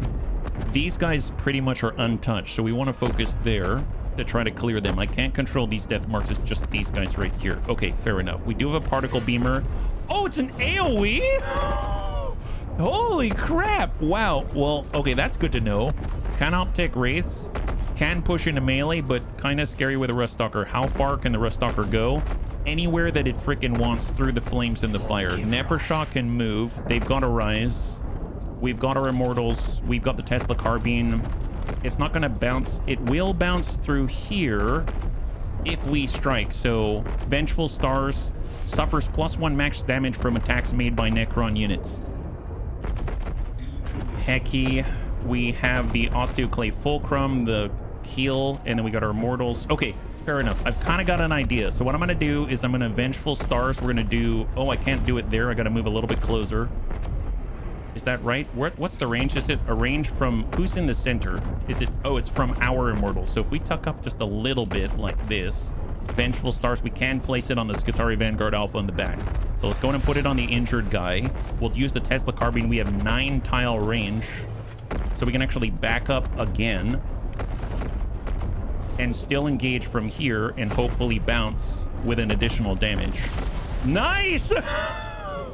Nasty hit across the field. And we've identified this is the Ranger to go. End the turn, yeah? Oh, thank you, Gaming, again for the raid. Hopefully you're gonna have a good rest. We'll catch you on the next one. High five, yeah? If it's a Blood Ravens, weld everything down. They'll steal the bolt. Yeah, I've heard that they steal everything not nailed down, unfortunately. So it goes out to the Lich Guard next. We've got 2 after that. And I guess we'll just start to focus on the Ruststalker instead, right? Do we have any sort of debuffs we can apply? Hecky doesn't have it on him. The Canoptic Wraith will wait for him to close. He will definitely close with us. So I guess we'll just get our Immortal to push in. And he'll be able to strike out. We can also destroy cover at the same time. Let's do it. And it's bounding through. It looks like it can hit... It would have kept bouncing if it could. It looks like it bounces twice over. Because it hit this piece of cover and this piece of cover after the initial target. Which is kind of insane. And the turn. Ruststalker is now going to go. We've identified that. We can finish that. That guy is not moving, which is phenomenal. That is phenomenal. Let's push it. If I come in here, I have to stay here. If I come in here, I can strike one and then I can't charge the other. So if I go here, I could charge, but then I'm out of range. What's the range on this again? It's just adjacent, but it has a 90-degree arc.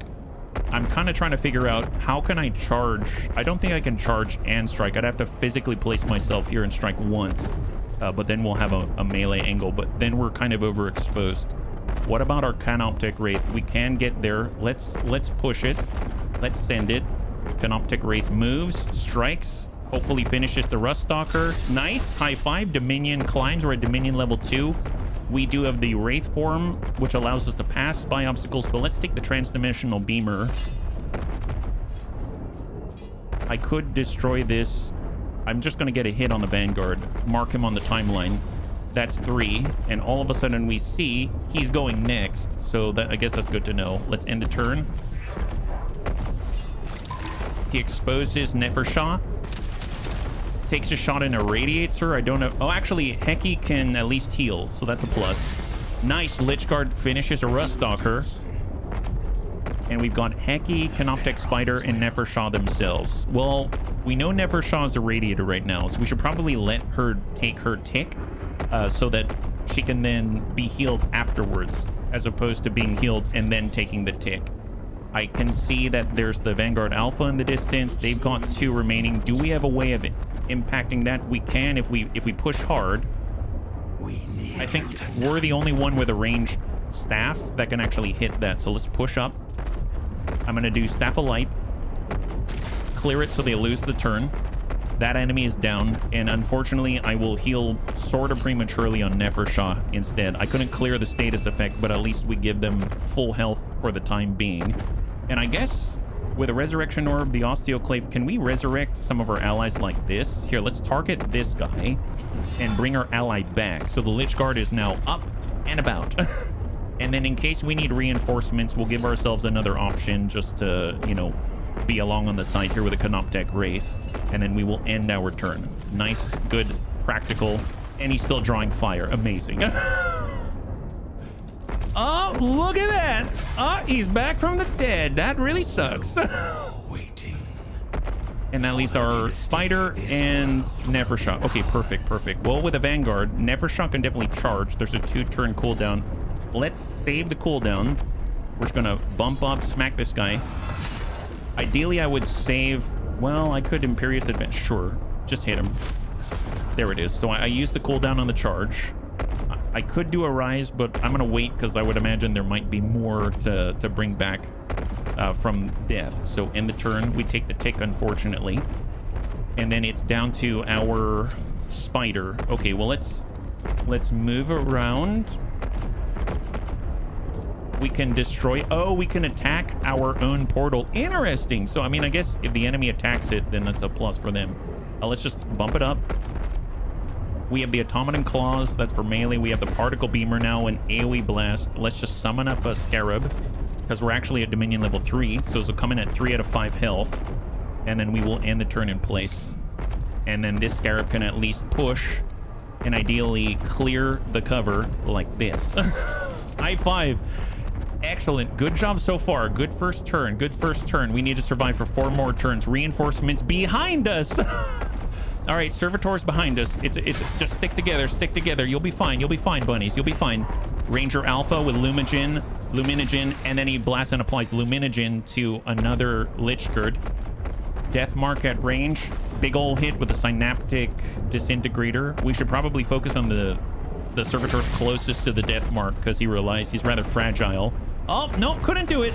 Bypass the defense. If the other Servitor can go before we can shield him. Ah, nice. As a reaction, the Death Mark was hit and instantly teleports away. That's awesome. I forgot about that because fortunately we haven't had to deal with it yet. So now we're looking at reanimation potential. We've got a damaged Servitor in the distance, but it can't close the gap.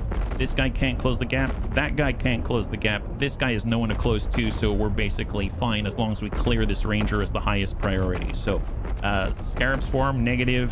Canoptech Wraith, let's just push it and finish the only threats on this side. And all of a sudden, our new battlefront is facing in this direction instead of the other way around. So don't need to teleport or use cooldowns. We are good. End the turn here, yeah. They strategically transport equipment to an alternate location. Yes, I've heard about their shenanigans, let's say. I've heard a little bit about their shenanigans. All right, Immortal, just stay centralized. And just keep blasting these gentlemen. That's... Oh, look at this grouping. My goodness. What happens if we do this? Expose him so we can get Dominion when we kill him and then do this. Nice! High five! Dude, that is nasty. So we get more Dominion and now we're 2 Dominion away from getting Dominion level 4 off of that single blast. That is incredible. Well, I don't want you to get in action or your friend either. Eat this. Dear God, dude, this is power overwhelming. If you ever... Holy crap. All right, Hecky just needs some time. Yeah, give him time, guys. Stay close by, stay centered. No idea where the enemy's coming from. Blast that guy. There it is. Tesla is best. That's incredible. Super, super good. Lich Guard's coming around. Nevershock does... Do you still have irradiated? They do have irradiated still, unfortunately. I think it's 1 more turn of duration. They'll take another tick, at least time for us to, you know, get them healed. So let's just centralize the Canoptech Spider. They may be coming from different angles. There's no one to kill here. End the turn. Servitor moves in, attacks the Lich Guard. It's fully blocked. That's crazy. I forget that it bypasses defenses but not armor, so that's awesome. And it's just Nevershock, so yeah, just stay centralized and unfortunately take damage. They could... You know what? I'm gonna do a rise right now just so we can get these guys back online. So do it. There it is. A rise and start that cooldown. It's 3 turns and end the turn. All right, so Canoptech Scarab Swarm. We're going to continue to centralize, hold, reinforcements for... Oh, no, it's... Are those the Black Templar?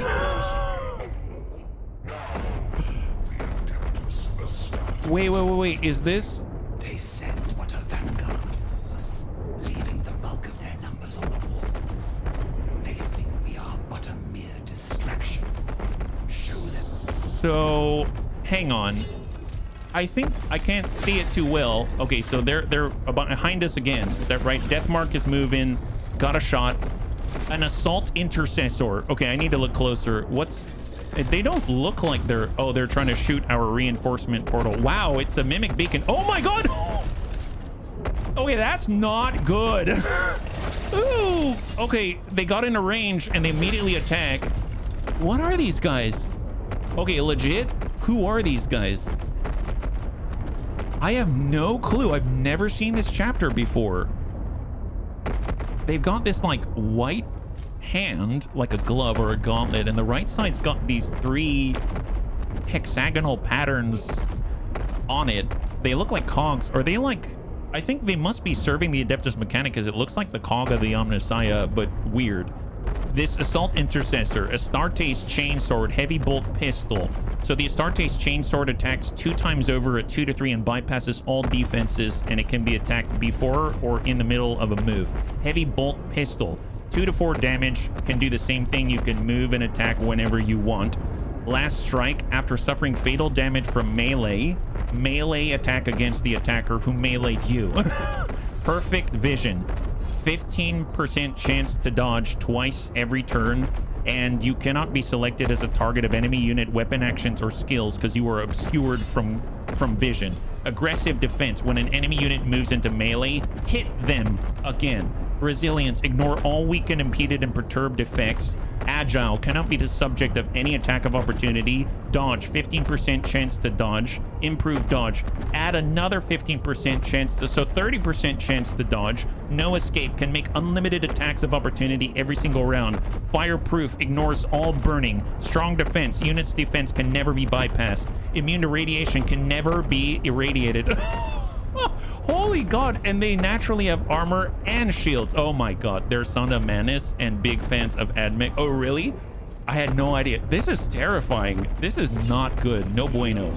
So we take a look at their threats on the field. We got the Servitor behind us. Next up is this guy. Well, I can probably shoot at him at range and hope that I connect. One thing I could do is try to use the Corrupt Scarab Swarm, but they're going to get an automatic attack at whoever tries to do it. The Immortals at range have a 9-tile distance. We could shoot at this Intercessor, but I'd like to finish the job if I could. We do have a Transdimensional Beamer. Does this end the turn? Weapon Action Exile Rate. I don't want to move in a melee. So what I'm going to do Vengeful Stars. Let's apply it on this guy. Actually, can I apply it on the other? This guy is a lot tougher. He's got more health. So I'm going to apply it to this other Assault Intercessor. +1 damage, and he's now exposed. We will try to use our Transdimensional Beamer to blast this guy. So we're going to try to keep our range maybe like here. Extreme range. Extreme range. He may dodge it, but I don't care. Send it. We dealt 1 damage. Okay. We dealt 1 damage. You know, I get the feeling they, in fact, might be Iron Hands. All right, he's going. He's going. Necron Warrior, send it. Beautiful. Get rid of that. Not hands. Fists. Oh, that's the initial blast. He gets the other blast, and then he also gets the chain sword. Okay, well, he went at least, right? At least he went, and then that leaves us. Okay, fair enough. Well, right. Particle Beamer inflicts damage and ignores their defenses. I mean, that's always a nice start. Well, let's... I mean, guns off the field, right? Guns off the field. Send it. Okay, so he's down to 1 health now. He's down to 1 health, and we will summon more Scarabs. Go for Scarabs, yeah? Iron End of Arm Bits. I mean, he's got lots of bits. Let's put it that way. He's got tons and tons of bits. Obviously, I have to move into melee, but if I do that, we're going to trigger an attack of opportunity. I mean, I guess I could just be here to shield. I don't have to trigger an attack. I could just be in the way. So I'm just going to sit in the way, but not trigger the attack of opportunity. That's my grand plan. All right, everybody else. We've got Immortals. We've got the Blast. We just need to be online. Extreme range of 9. We'll just come out behind the flames. Think the name of him is Iron Hands Pharismanos. Basically means Iron Hands. His ship is called the Iron Hands. His legion is called the Iron Hands. Oh, he dodged. He dodged it entirely. Isn't that wonderful? Okay, there it is. I'm surprised these Iron Hand guys don't have many augmetics. Seems kind of weird. Oh, did they attack us? What happened? Oh, the Lich Guard is providing defenses to us. Oh, how kind of him. How kind. Okay, well, just keep trying to attack that guy. He has the right to 30% chance to dodge. And we were able to just get rid of his regenerating shield. Okay. No, boy. This is... Okay. Okay, who's left? Nefershah, our 2 leaders? Okay, so it's our 2 leaders. Probably want to move with Nefershah first. I realize that we're a melee lord and they must survive, so we'll just be behind here, end the turn. And then I will actually move this way and then get a heal off, and we will heal we'll heal the lord up to full.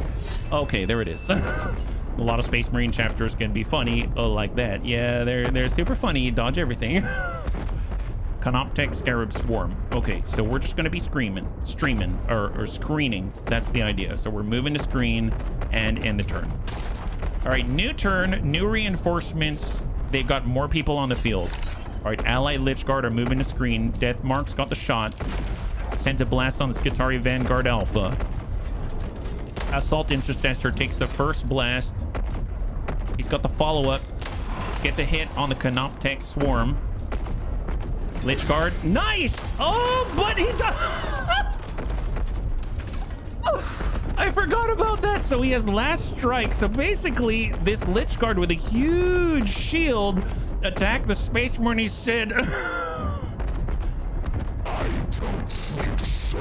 And then struck him back and killed him. My God, yeah. That's horrible. That's horrible. Man, you can't win in this game. I will concur, they're hand boys, not fist boys. Yeah, so many boys is what it is. Okay, so who's up next? Skitarii Vanguard Alpha. And that's that. At least we outnumber them right now. That's kind of a plus. Always love that. All right, we need Dominion level 5 in order to relocate people with a transspatial portal. So let's go in and try to generate that. Just stand in place. Vengeful Stars. Place it right on that guy. So much vengeance to give. And attack and try our hand at the 30% dodge. Okay, he dodged it. Wonderful. Maybe their baby Iron Hands haven't got a chance to go get touched by the Admech. Well, don't like the touching. Don't like the touching here. Canoptech Wraith. Well, let's get involved. We'll just smack this guy and stop him from going. There it is. That's a good clear. Dominion is being built. We will then realign. We could Wraith form it, but we're not close enough. Let's just Transdimensional Beamer. Nice. He's down to 1. Beautiful. Mean guess, to be honest, in recent years, Iron Hands have been less crazy about augmetics. Well, I mean, it seems like these guys don't need it, you know what I mean? They don't need many augmetics. It seems like they're A-okay is what they are. So I am noticing there are some people that are on the timeline. I don't understand who they are. So who have we not engaged yet? Oh, there's a Vanguard out here. I did not see them. And there's a Vanguard out here. So these are the 2 Vanguard I have not seen. Seems like we get 2 actions before they go, and that is that. So let's get in their face. So we got our Canoptech Spider. Looks like, unfortunately, I can't move in unless we maybe blast open a path. Who else do we have? We've got our Immortal, who can at least...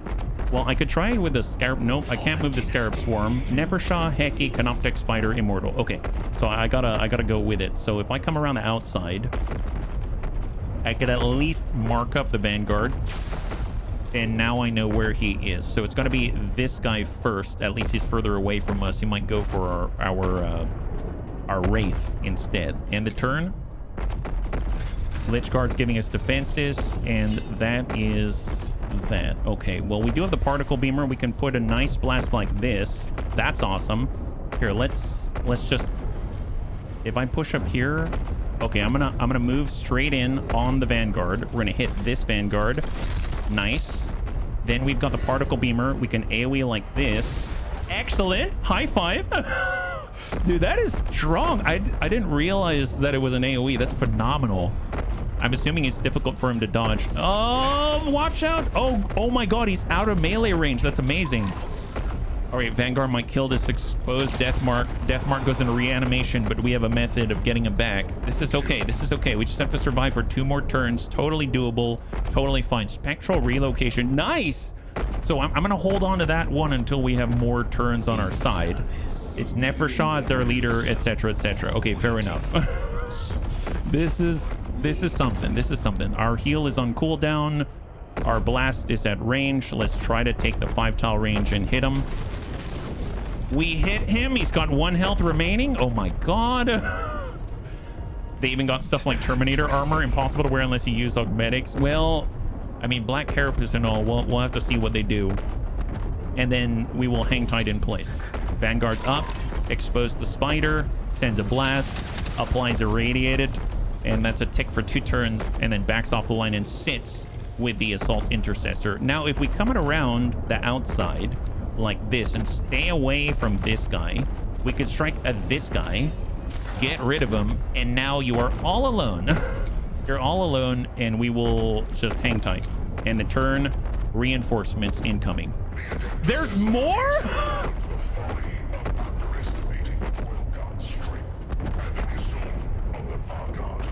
Okay, this is bad. They now see the truth of their inferiority and hope to overwhelm us with their numbers.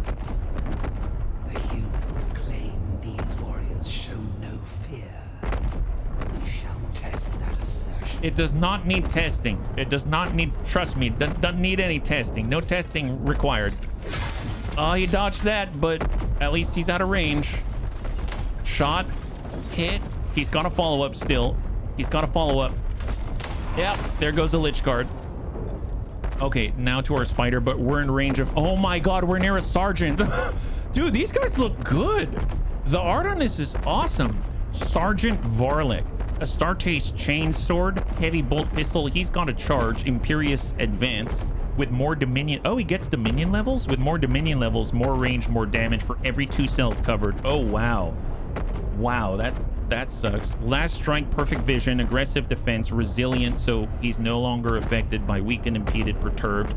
30% dodge twice over, fireproof, strong defense, immune to radiation. The big change, it seems, is his health and his Imperious Advance, and the fact he's got a regenerating shield of 2, and he can move defense. He can move, is it 7? Oh, I guess they can move 7 as well. Okay, so those are the big changes there.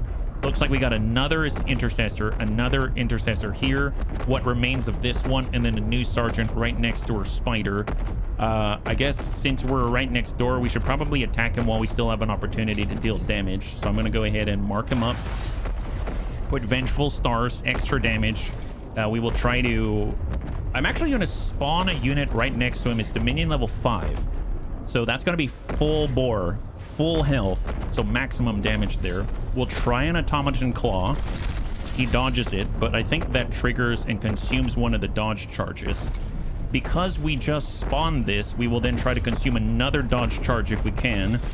We actually hit clear this turn's shield, so he's down to 1 armor plus 13, and we're going to self-destruct for the maximum damage possible. Nice. Immune to weaken, but we did some good damage there. Beautiful. Skitarii Vanguard's been hit. He's attacking our spider. Oh my god, we're down to 9 out of 12. He pulls away, doesn't trigger attack of opportunity, charges and... Oh, he's still attacking. Oh, he's still attacking. He's attacking our Wraith now. No bueno. No bueno. Well, I mean, okay, who's coming up? It's this intercessor next. This intercessor. Okay, fair enough. Well, we'll come back to that one. Don't worry about it. We are going to use our Wraith because he's here. So let's just keep striking at the sergeant. He dodged it. So I think that's the last chance that he can dodge. We'll Wraith form through him, deal damage as we do it. We pass to the other side, deal 2, and then we will end the turn in place.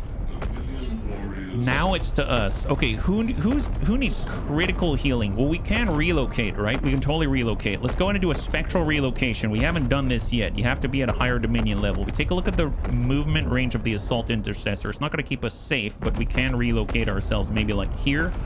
This is a portal, an AoE portal that allows us to redeploy our units, I think, on the next deployment phase, but who knows? Who knows?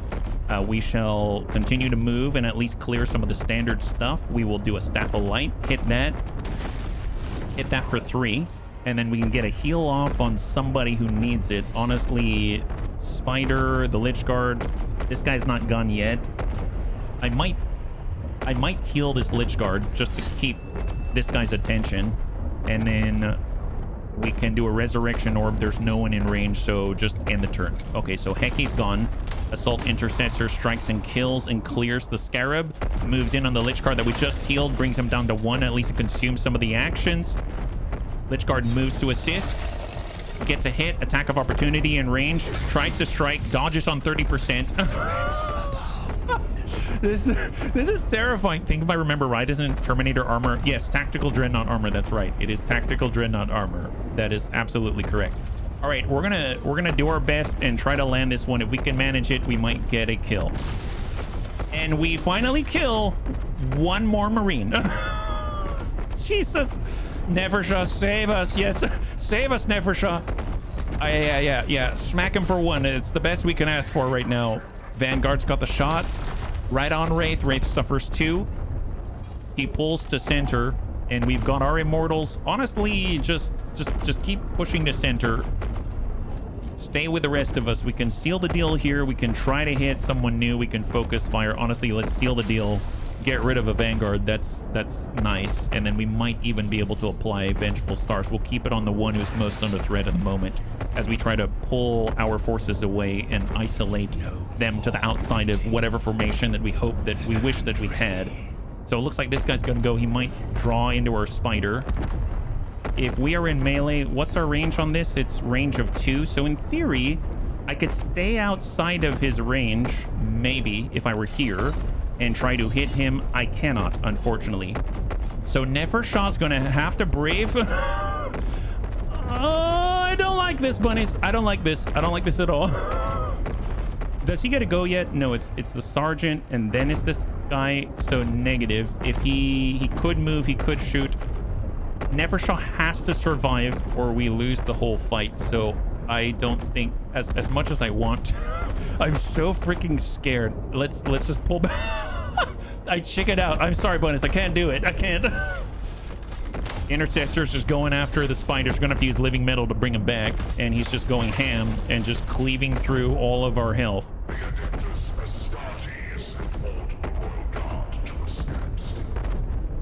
Now, their remaining warriors retreat, taking up their former positions on the walls. The humans know that Sankhotep will soon shatter their defenses and breach their city. They call back their best warriors to the walls. A futile act of desperation. I must join my Pharaoh to be at his side. Okay, thank God. Like, okay, that was, yeah. I did not sign up for fighting against the Adeptus Astartes. Adeptus Mechanicus, sure. Adeptus Astartes, I don't think so. Surged further through Erudition Gate, Nevershah perceived a change in the command lines and data spikes around her. Necron troops were being withdrawn all around the gate, and the invaders' forces were closing in. It was not just the enemy's actions that were turning the tide of the battle, but orders coming from within. Do we need to assassinate someone like Scaevola or something? Find it funny they kind of seem to be acting like regular Marines. If I remember right, these guys tend to favor ranged heavily. Oh, well, I don't know much about these guys. So, I mean, either way, they probably sent what they had, I assume, yeah? The Eupatridae. Their units are withdrawing. My Pharaoh, I must be at your side. I beseech you to withdraw from this fray. Let me do my duty in defending your person. Why are they withdrawing? Preposterous. We are on the cusp of victory. The Eupatridae are loyal to their Pharaoh alone. This is not good. The defenders close in. The Adeptus Astartes once more garrison the walls. But the Pharaohs strew on, laying into the human foe on every side, assailed by a host of enemies. Nevershah remained separated from her liege. Oh, we're still fighting? Oh, no. Oh, no. There's a name. UE survived. Well, I don't know about survive. Apparently, there's another fight that I wasn't aware of. and maybe we need to witness the Pharaoh's downfall. Well, apparently we're separated from it, and he's just wading into a bunch of Marines. The enemy sent waves of their best to corner the Pharaoh, even the ones they called Those were easy? Oh no. Astartes. The Vanguard fought tirelessly to cut through the sea of enemies and join the Sankhotep in the heart of the tumult. Will these tides of vermin never cease? Such filth will not keep me from my Pharaoh's side. Hold out and survive for 4 turns, and we have maintained the damage that we have sustained. So unfortunately, we've taken quite a lot of hits here. So what do we got? We are surrounded. We got servitors. Apparently there's way more fights than I anticipated. Servitors everywhere. Rangers, so 2 rangers, 3 rangers, 1 on the right side. So we just need to get in their face and make sure that they don't get to fire. And then we just need to stay away from the servitors. Take a look at their, maybe can I can't move Nefershah, so we're gonna need someone to just tend to her. I can move Heki.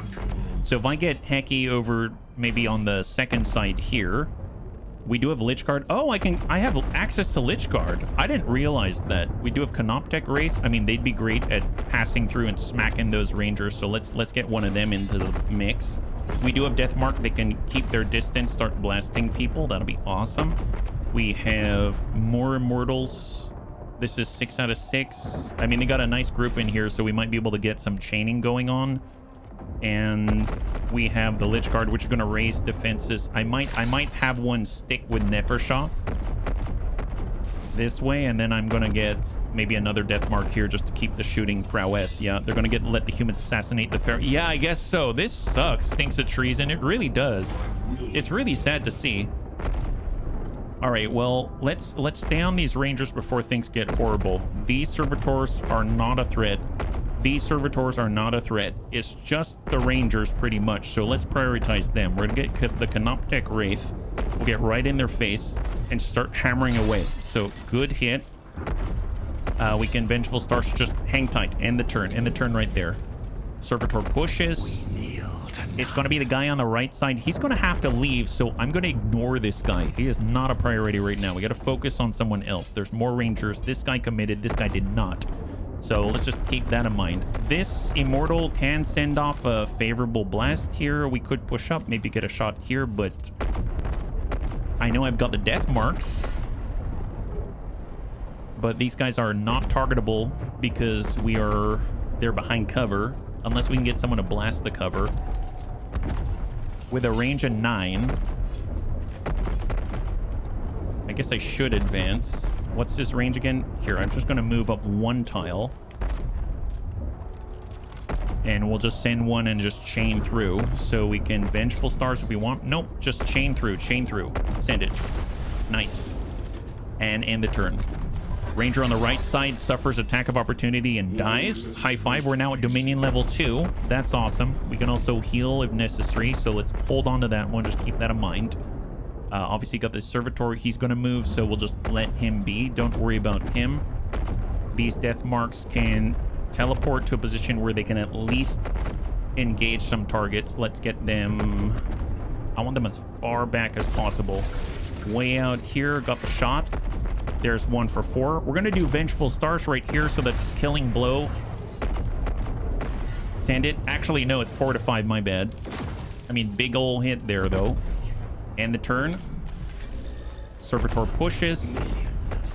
And since these guys went already, I do not mind moving Nefershah into melee, right? So as long as they don't trigger the attack of opportunity, that's great. So we can actually...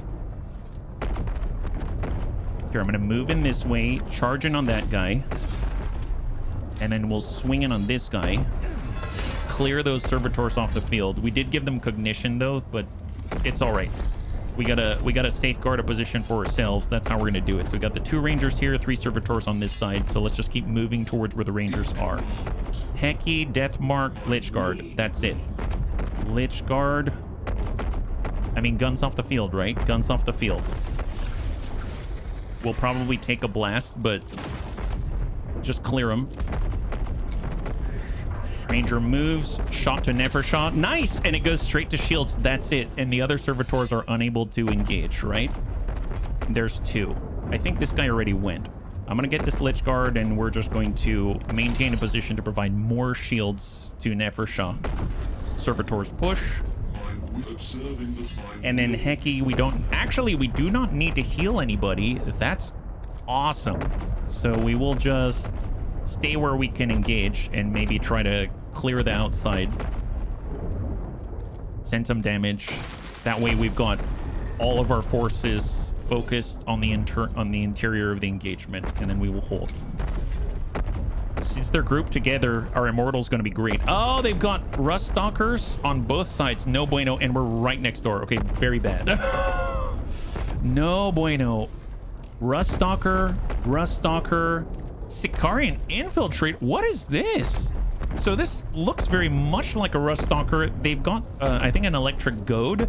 And I think the Electric Goad, so far we've seen it, does defense down, so it clears all shields. And then they've also got a pistol of some kind. I'm assuming they're going to be dodging, and I'm assuming they've got shields. And then we've got Infiltrator, Rust Stalker, Infiltrator. So 4 Infiltrators, 3 Rust Stalkers, 3 Servitors, and then we've got the remaining Ranger. Holy crap, it's a Rust Stalker with a gun. Yeah, it doesn't sound good. Well, Christy, welcome back. Welcome back. I hope you have a good dinner. High five. All right, well, let's stick with it. Clear the threat in front of us. We could hit this. We could hit this guy. We haven't hit him yet, so I don't know when he's going. I guess the Wraith can stay on these guys, but I don't want to be close by. We do have a ranged blast for execute, but that's not necessarily what we're looking for. The Immortal can send shots and chain through. Let's try to dominate. We need to choose a place to dominate. We're gonna hit this and hit these 3 and pull away from these guys. That's the plan. If we take a look at the Servitors, we can use them as a gauge of distance. None of the Rust Stalkers or the Infiltrators can actually close the gap. And the Servitors, we just need to stay away from where the Servitors can move, and we'll just dominate this side and isolate the force. We're essentially only fighting against 4. It's just a matter of, you know, choosing who to prioritize, and for that I'm not sure. This guy gets to move soon, so I'm gonna go ahead and get our Immortal. We're gonna push maybe like, what's that range there? Just 1 tile over, is that right? Yeah, 1 tile over. Although this guy can interact with that Immortal. I guess I'll push 1 tile over. We will engage here just to get him marked, and then we will mark up. Nope, I can't mark that. And the turn in place. It goes to us. Okay, unknown. All right, think. At least these guys are marked. I don't see them coming up soon. This is the only one who's coming up sooner. Okay, fair enough. The death marks aren't going to get shot. The Ranger has not been affected yet. So we'll send a blow on the Ranger. He does not appear on the timeline. Let's end the turn. Incoming Infiltrator does not fire. We've got 2 in motion. Since this guy is not marked yet, is there anyone else who could deal with that? Nefershah's melee, Lich Guard's melee. He'd actually have to move out this way, so let's use the death marks and clear the field. If we do a Vengeful Stars, we'll get more Dominion, but we got to be a little bit closer. And the damage range of 2 to 4 is more than sufficient to guarantee the kill. We're going to move closer, mark him up, because we want as much Dominion as possible. And we're going to kill this guy right here. And we just generated 4 Dominion from the damage and the kill. So we're at 5 out of 15 towards Dominion level 5. Yeah, Codex Astartes. How do you expect to wear Astartes armor with poor posture? Thank you. Thank you very much, Archelon. Infiltrator's got the shot. Hits Heki's shields. It's time to move us anyway. Rust Stalker comes in, works the Wraith, and deals massive damage. Really bad stuff. Really bad stuff. It's this guy. Okay, so what I'm going to do is I'm going to move Heki back. But not so back. Here, we'll move this way so we're out of range. I mean, these guys can come and hit Heki, unfortunately. But we will heal the Wraith. Bring him up to 8 out of 9.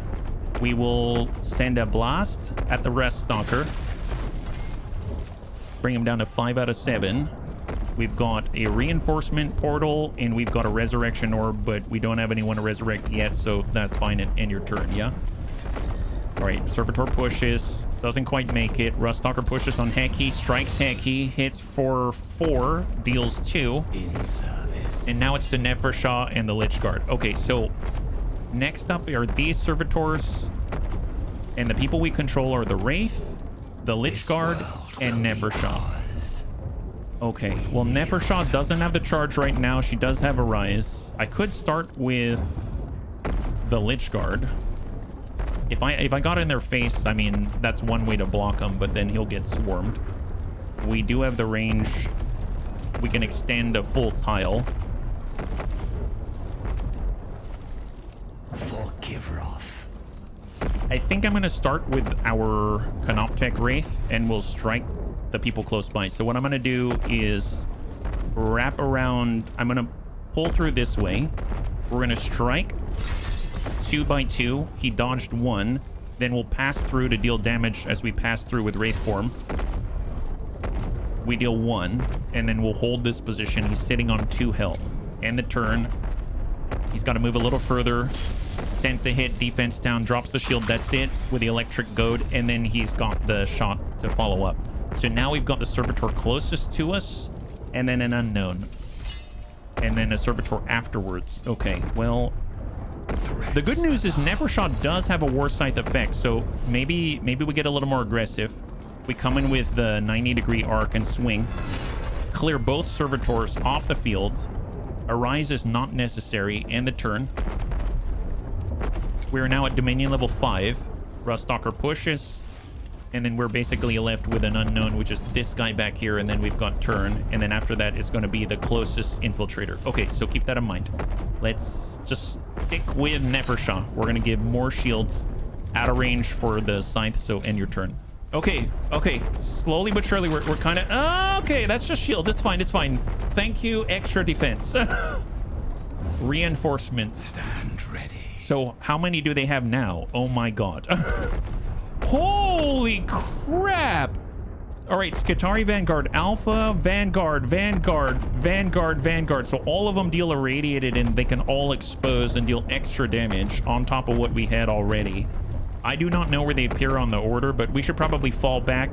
Again, same plan, dominate, fall back, dominate, fall back. They're just making it a little more difficult because they're currently impeding our fallback point. We do have spectral relocation, but again, that's only a redeployment during the reinforcement phase. That does not help us in this phase specifically. So, okay, think.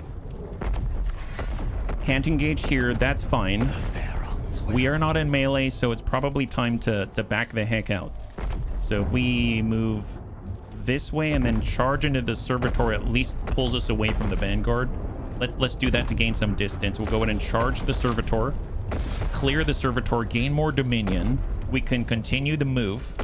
We'll keep falling back. We don't need to arise right now. Everyone is still up and running, and let's end the turn. We've got another action before this infiltrator can go. They will be in melee range of our immortals. So if I strike the immortal, wow, we can hit a lot. All right, let's go ahead and Vengeful Stars on the infiltrator. Extreme range. Let's just, if we look at their range, if we pull back 1 tile, then we're in... see, they're ruining everything. This Ruststalker ruined it. I could just step back 1 tile. We would have been okay. I'd have to move here, but then I can't hit from that position. Gosh darn it. What if I'm over here, but then I'm closer to all the Vanguards? Our immortal will get focused and killed. But well, at least we can arise, right? So if we are here, does that help? It does, it does. Okay, so we're probably going to die for this, but we're moving through. We could actually chain this way and score a kill. When did they go? They are going soon, actually. So as much as I want to hit this, I'm actually better off hitting this because it helps our goal of dominating this side, and this Ruststalker is going sooner. So unfortunately, I hate to say it, I'm going to go and attack this side instead. So we clear one of the targets over here. The infiltrator's now marked on the timeline, and it looks like they've got 3 more actions before they get to go. Let's end the turn. Yeah, many of you admechs may perish as a sacrifice I'm willing to make. Yes. All right, defense down for a poor Lich Guard. Gets the follow-up shot. Vanguard moves, no shot. They've got a reduced range compared to the Rangers, right? Okay, so now we're working the outside. Got our Infiltrator. They can close on Nefershah. I guess I can't do much about that. Ruststalker's in close to us, so if we can clear him, that'd be awesome. Heck, he can get a blast for 3. Who else is available? Deathmark, Canoptech, Wraith. We get this strike. It's going to be 4. That's not enough. I could teleport out this way, get a blast. Let's hole up here. So we're going to get behind cover. We got a shot. Follow it up. We could blast this guy. It's not enough to kill. We're going to work on the one close to us. Send it. That's 4. Incoming. Striking Nefershah. All shields are removed. And they got a follow-up shot and hits for 2. And then we do have this guy who's next door. So we're going to be heavily relying on our Deathmark to try to clear that. Send it. Guaranteed damage of 4. High 5. So that's a clear there. Perfect. After that, we've got the Infiltrator nearby. We don't have enough to kill this guy, but we can at least shield the Deathmarks, hopefully. Actually, that's not entirely true. That's not entirely true. If we move here, we can come in for 4, but he dodged, unfortunately. We'll Wraith form through, and I was hoping that would have been enough, but because of the dodge, he was able to, you know, make our lives not great. So we'll just kind of move around and try to shield, but all he has to do is shift. He can hit our Deathmarks. And the turn, he goes, he shifts. Oh boy, goes straight for Heki. Defense down on Heki. No bueno. Gets the follow-up. Heki's down to 2. Oh, not good. Heki has to survive. We've got our Lich Guard, we got Heki. We don't have any healing right now. Okay, fair enough. If we... That's an attack of opportunity. We can't pass through there or we will die. Who's left? It's this Ruststalker. They can't do any sort of melee. There's this Infiltrator. They can't do the melee. The Lich Guard in place is stopping the advancement towards Heki. So... I mean, I guess we can start with this and at least strike some people. We can hug around the outside, maybe like come on the diag like this, and then strike in this position. We are now providing defended to Nefershah because of our aura, so we're close enough to provide 1 more shield. We'll end the turn. Incoming Ruststalker. At least we're holding them together for the Immortal to engage. Skitarii Vanguard, and then it's Heki, and then 3 more, basically the Vanguard Alpha, the Vanguard back here, and then the Infiltrator. Oh my god. So who's on the next turn? Who goes next? This guy, this Infiltrator. I can't do too much about that. I can definitely Staphylite this. I was hoping I could kind of move around the edge like this and pull further away, but because of this position right here, it's stopping me from doing so. I could move in between. Is this an Infiltrator? That is a Ruststalker, so that's melee only. Okay, well, let's move between, blast this guy, clear it, get Dominion. Unfortunately, that ended the turn, so I can no longer move until the next turn. We can at least think about relocating units, and I'm actually going to say I want to place our relocation portal back here so that we can start to teleport some units back out on a redeployment, which is at the end of this turn. So we haven't utilized it yet. A Resurrection Orb, no one in range to resurrect. Osteoclave Fulcrum. If we needed to reinforce anywhere, let's reinforce here as our front line. And maybe it's like a Mimic Beacon. Someone can attack this, and we will end the turn. Oh my god. Infiltrator's got the shot on the Lich Guard. Lich Guard's down to 1. We've got 2 more, the Skitarii Vanguard Alpha with a pistol, and we got another Vanguard, but he's out of range. And there's the reinforcements. More units. Electro Priest. What is this? Oh boy. Okay, we have to last 1 more turn, huh? Wait. Hang on. What is this? Oh, what is this? Okay, Castellan Robot. Yeah, I don't know anything about it, but it's big, and my god. That's I wish it were on our side. No boy. Okay, so we got Fulgurite Electro Priest. We know that they've got a sort of like death protection mechanic. We've got more Fulgurite Electro Priests, and we've got Manipulus. I'm assuming that's a boss. We just have to survive for 1 turn. The good news is that we've been falling back in this direction, and they did not reinforce over here. It could have been really bad. They could have appeared here, and we'd have to fight for our safe zone, but we're just going to be pushing way back on this zone right here. So hopefully, there it is. It's the not AI robot, AI robot. All right, so Infiltrator first, then the Skitarii Vanguard. Okay, so our Immortal can send a blast 2 to 3. It can hit these two and maybe clear. Our Lich Guard can blast for 2 to 4, so you'd have to roll higher. But apparently, maybe we can smack these guys. So what I'm going to do to guarantee the kill, we're going to do a Vengeful Stars. We're going to put it on this guy. We bypass defense, so we just need to roll a 3, but because of the +1 on the 2 to 4, we're actually going to get a guaranteed kill on this 2 to 5. So that's a nice solid hit for 5. We get massive Dominion, total 10 Dominion in that range, and he will end the turn right there. Perfect. So that gives us a little bit of space. Next up on the order is this Skitarii Vanguard. Honestly, our Immortal is just going to stand and fight. Just send the shots while you can. Just chain through, get them marked. There's 3 and 3, and then we can pull back. Nice! I didn't realize that we can shoot and move. That's amazing. I forgot that it's an assault weapon, so it does allow him to shoot and then move if he wants to. Vanguard pulls in, exposes a Lich Guard guaranteed kill here, and the Lich Guard is in reanimation protocol. They can actually either seal the deal. We do have a Rise. We do have the Infiltrator next. He will go. And then an Unknown after that, so probably one of the new additions. Now, can we heal ourselves? I cannot heal Heki, unfortunately. That's a problem. I failed to realize that the Infiltrator is in striking distance of Heki, and I don't have a way of protecting them. That's a big problem. The War Scythe can deal 2 to 4, but that's not enough to kill an Infiltrator. I can't heal Heki. We can heal an ally, but we can't heal ourselves. So Heki's this... I may have messed this one up, and we may need to restart the scenario. If I move away, there's an attack of opportunity.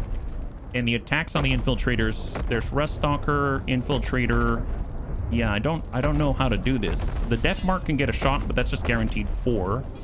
I can't, like, delay or stun. Canoptek Wraith. Well, the Canoptek Wraith can attack for 4. How's the movement here? We can do this. We can phase through on Wraith form, but we can only move 2. So I would need 1 more tile of movement. Oh, you know what? It's because I put this here. That's stopping me from moving, actually. That sucks. So I've got Death Mark, Nefershah. Yeah, I can only swing. Heki doesn't have a reanimation protocol, do they? Oh, we do have a reanimation protocol. Never mind. It's not completely over yet. It's not over yet. Not over yet. Okay, fair enough. Well, let's get Nefershah. Actually, no. We'll get someone else. Just forget about it. Let the Infiltrator go. They can attack twice, right? So there'll be an attack here. It probably is not enough to kill. I don't think. And then we can use Nefershah to arise on Heki. Heki could come back and then do stuff. Okay, I just got to think about this. Okay, Death Mark's got a shot. There's shot to finish. I think that guy already went, so we'll send one to the Infiltrator to mark him. Big hit. He's got 4. And then we will hang tight in place. He's going to move to kill Heki. He gets the first hit, but he's got a follow-up. We've got 1 health, no protection. Heki goes into reanimation protocol.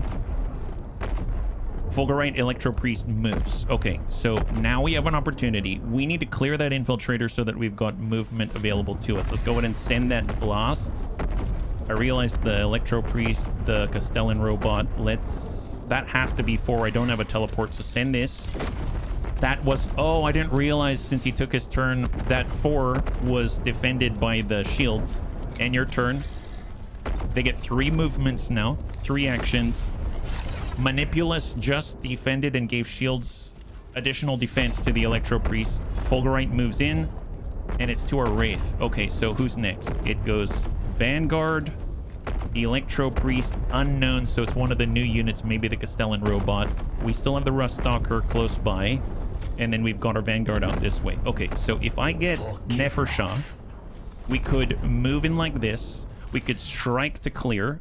Although, I realize, am I going to be killing my own? I don't think I have much of a choice. Let's do it. I'm so sorry, Immortal. Ah, there it is. Friendly fire is not friendly, and then we will do an arise like this.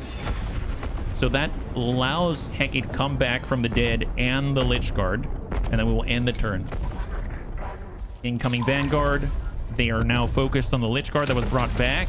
It's irradiated, so it will fall at the end of the turn. Electro Priest moves in. Electro Priest moves in. And where are we at? It's Ruststalker who's going to clear the Lich Guard, and that might end the turn for the attack. I don't remember. I think their weapons, are they assault? Transonic are assault, so they can actually strike and then move again, but at least they'll have consumed their attack in order to seal the deal in the Lich Guard. I assume they're going to do it and forget about the fact that he's irradiated and is going to die anyway. For this Vanguard, he's going to move in, get a shot, probably going to hit our Immortal, I would assume. And then the last is going to be this Castellan robot out this way. Okay, fair enough. And we get control of Heki, who can heal. And we get control of our Canoptech Wraith. Okay, fair enough. Let's get a heal. What's the range on this? I could heal the Lich Guard, let him stand a little longer. Let's go ahead and heal off there, so we can absorb a few more blasts. As far as shooting something, we'll send a shot to the Sicarian Ruststalker. And we can Resurrection Orb, but hang tight and end the turn. He bypasses! He goes after the reinforcement portal. Vanguard exposes the Lich Guard, sends a shot. We're already irradiated. I don't know if that stacks or not. Oh, there's the big guy. I still don't know what he does, but I don't want to find out. Hey, nobody wants to know what that does. Let's be real about it. All right, well, let's move to intercept. We are going to be... Nope, we come through this way. Here, move to the Electro Priest. Strike, get to work. Let's go on and pass... Here, I'm going to say... I should have done Vengeful Stars early. Vengeful Stars, +1 damage. Pass through him, give him 2. He probably would be on death's door at this point if I had done that before and end the turn. There it is. Okay, so I think that might be this is the turn that we have to survive. They get 2 more units after this. They clear a Lich Guard, finally. Alpha, Vanguard, and that might be it. Any other Vanguard who fell gloriously beside their Pharaon, dying as they should with duty their final thought. But that is an end I must deny. The Eupatridae have forsaken you, my Pharaon. Their cowardice has cast us into disarray. You shall preside over the punishment I will enact. Cowardice? No. I was a fool, never. In my weakness of mind, I let them maneuver me. They watched me walk into this trap and let me think it was a road to glory paved by my own design. Only now do I see the work of my decay and understand. It's so sad. It's so freaking sad. Not just failure, but betrayal. They schemed against one another for the greater portion of power. They were ever duplicitous and self-serving, but stooping to blatant treason. It violates the most fundamental dynastic codes. I knew it, but I had the wisdom to focus their ambitions against each other, to harness them for our dynasty. But now, I accepted their words and tribute to the throne. I didn't hope to see what they would see. I committed the only crime of which a Pharaon can be guilty. I became weak. Oh man, that does not feel like victory. So unfortunately the Pharaon realizes what is happening, but only at his end. Yeah, power mongering, sabotage, manipulation, no big treason. Treason's the problem? Yeah, it is. Yeah, it is a big old problem right now. I'm curious though, if Nevershot takes over and sort of like, are we then going to fight against, I don't know, both the Adeptus Mechanicus and the Eupatridae, you know, kind of like the Nemesis system from what's it called? that Lord of the Rings game where they had, you know, an orc, and if it killed you, then it became stronger, it became your nemesis. You know what I mean? Like, we're going to go and try and assassinate the Patrodai and rid Kivroth of all the Adeptus Mechanicus. Yeah, loads gas for vengeance. Are we lawful evil? I no longer recall my plans for vengeance in the event of my betrayal. Chat, thank you, Persuaded. High five. Remain. Orders I coded before the Great Sleep. Travel to the coordinates I am transmitting to you, Vargard. Both, yes. Thank you, Archelon, I Jonathan. know not what you will find there. I know not what you must do. I can only trust to the wisdom I once had, and the path to retribution I must obey. The Sankhotep who entered the Great Sleep was brilliant and without mercy. This is his final order to you. Oh, I didn't think about that, Christy. Face whatever it holds, and fulfill your duty. Dude. As ever, my Pharaon, I obey until my end. Dude, your end should be now. That's what. I mean, I suppose they are strong, and if you can wield them, now's not the time to be, you know, in a disarray, but still, like, that sucks. That sucks. I am curious. It sounded like he was guiding us to, like, seek out Voltron or something like that. Unbury whatever some big power it is. Has fallen. Tradition demands we mourn him. Oh my god. Oh jeez. Ceremonies of mourning can be placed in abeyance. The invaders allow us no pause to lament a broken mind unfit to lead us to victory. Now we are free to prosecute this war as it should be. Kivroth is still the crown world of the Sankhotep dynasty. Surely you must honor our Pharaon's memory, if not his will. He restrained my destroyers from pursuing the perfected omnicide of this planet. He would have allowed profane life to flourish in every crevice. Now, Kivroth shall become perfect in its sterility. No wonder they call her the Destroyer, because she's just like, life still exists on this planet. It'd be much better if there were no life. Blind obedience hasn't really done many people much good. Still a better love story than Twilight. Our legions are without number, and our strategy is clear. We shall focus our energies on awakening all the warriors we can, and force the invaders into battles of attrition they cannot win. We will outlast them. I mean, it sounds reasonable and sound. A grinding engine of extinction, feeding both sides into the jaws of annihilation. I approve. Nemesaur, I must protest this extravagance. Our warriors are many, but not infinite. Kivroth's reanimation systems are yet to fully awaken. Whether Necron or human, all serve the throne by their destruction. The invaders shall quail before our phalanxes, winning us both territory and the time to further restore our systems. My approach renders victory inevitable. Therefore, it is correct. Grinding engine of extinction should be the tag. Remember to whom you speak, Vargard. You derive no authority from the Pharaon now.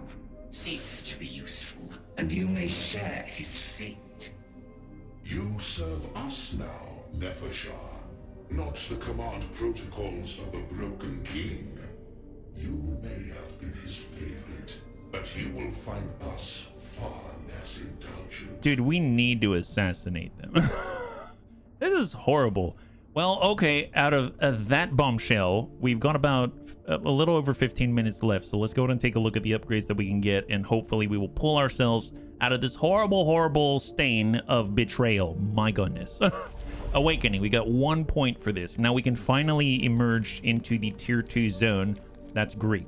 Convergence of Dominion. Allow one Dominion level to be secured during a mission. Once this level is reached, it will persist between skirmishes but can still be reduced by skills.